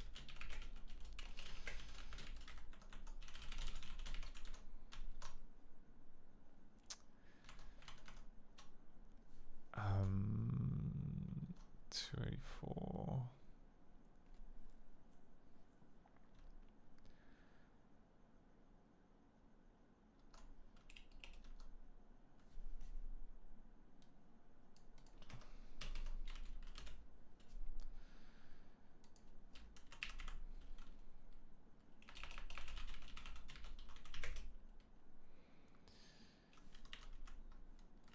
Plus 1 times 8 plus 1.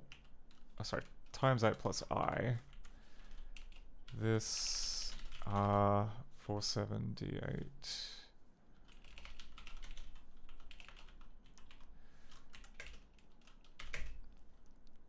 And that's going to be equal to what? Oh, wait, no. There's an the math is slightly different. Okay, so we take that, we subtract 2.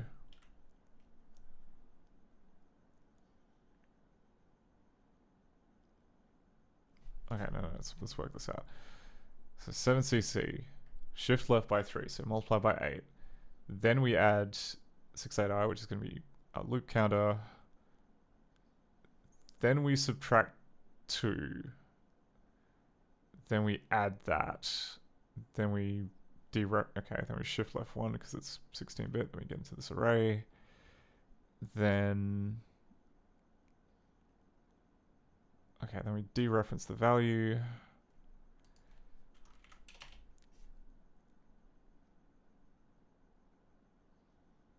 And then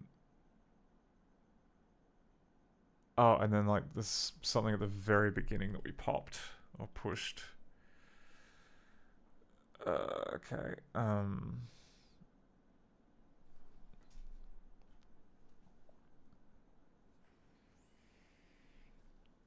But we definitely take so we take the value of this and then we stick it into whatever the hell we pushed at the very beginning. Okay, which would be the same thing.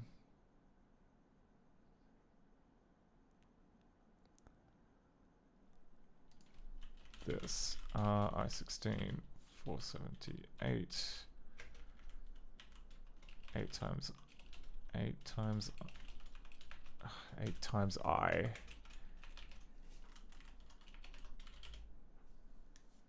I think that's right. Yeah, then that gets pushed. Then we do the thing again.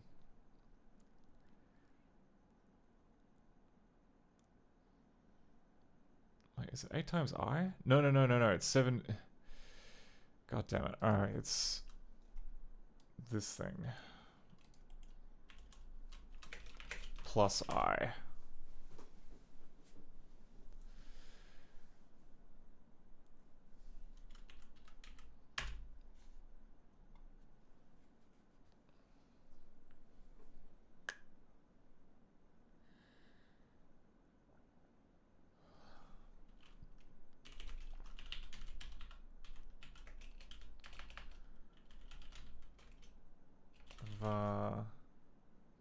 I16 CO6.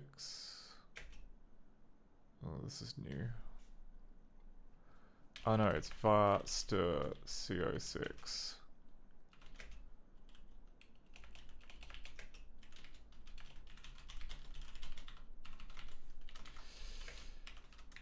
Okay, if this doesn't equal that,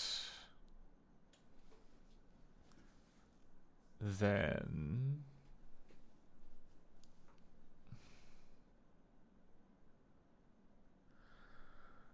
okay, again, we've got like lots of double negatives. So there is this z basic function which checks to see if two strings don't equal. Then it returns, I think it returns 0. I don't know, it either returns 0 or -1, but I can't for the life of me recall which. I imagine it's -1 if it's true. And then, yeah, okay.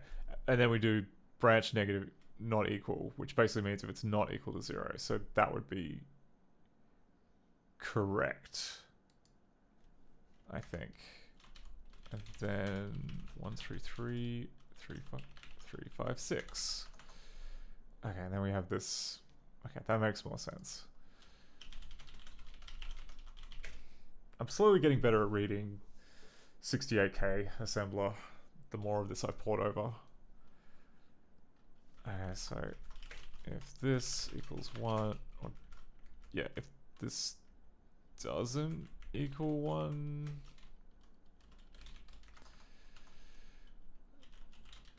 I16 188A.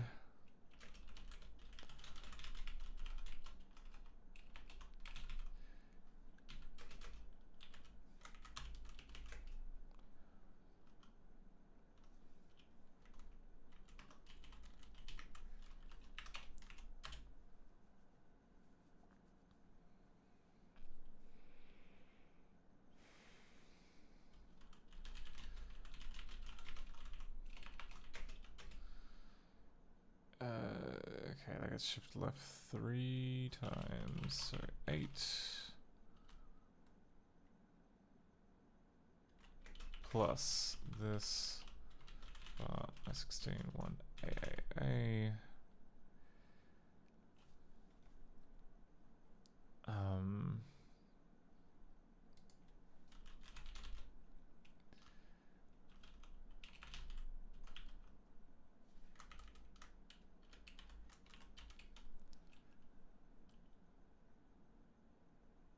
So push that, and then this CO6.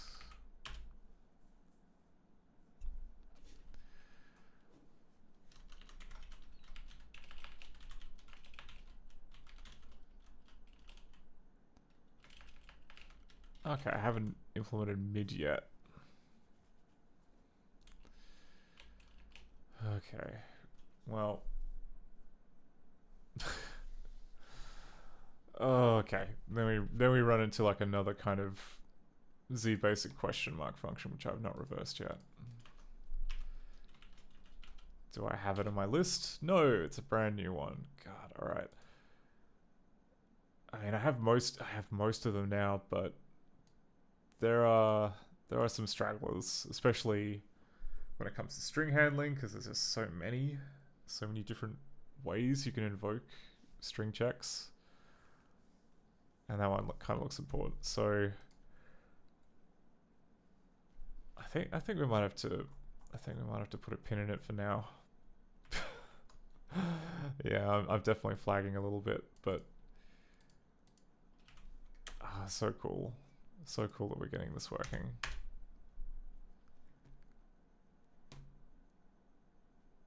All right, let's just clean up what we got here and have one last look.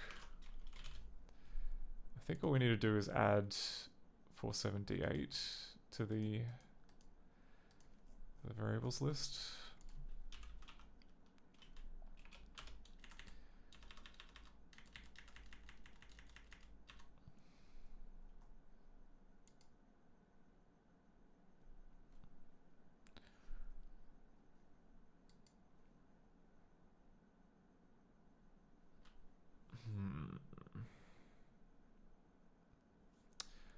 Oh, and we can determine by induction how big it's going to be. Okay, so it starts off with 1. Okay. So there's probably going to be some loop which increments 7cc.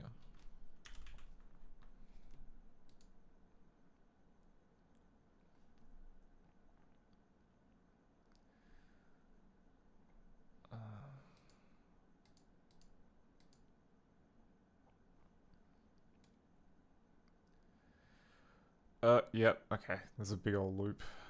And that's as big as 1 ED8.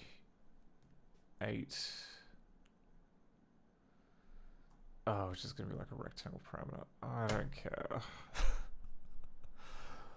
Oh, I tried, but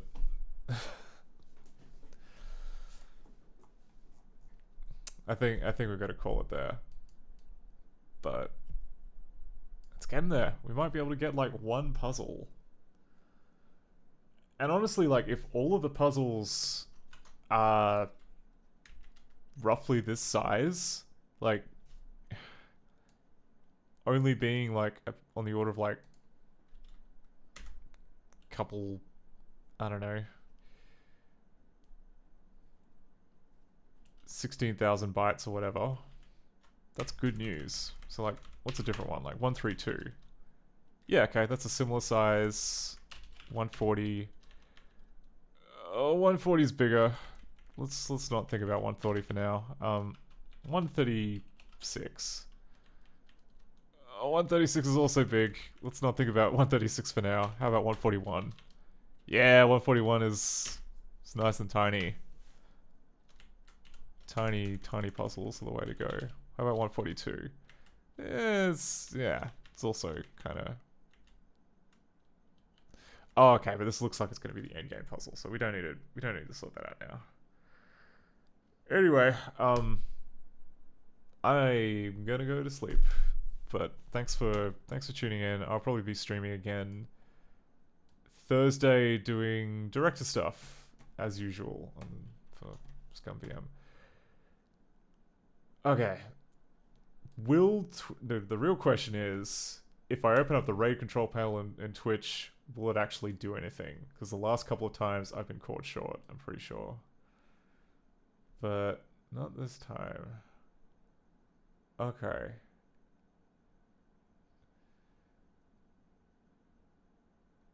Alright, yeah, text files is doing more kind of VHS archiving. Let's go say hi to text files at the All Internet Archive. Until then, have a wonderful rest of your evening. I'll see you soon enough. Take care. Goodbye.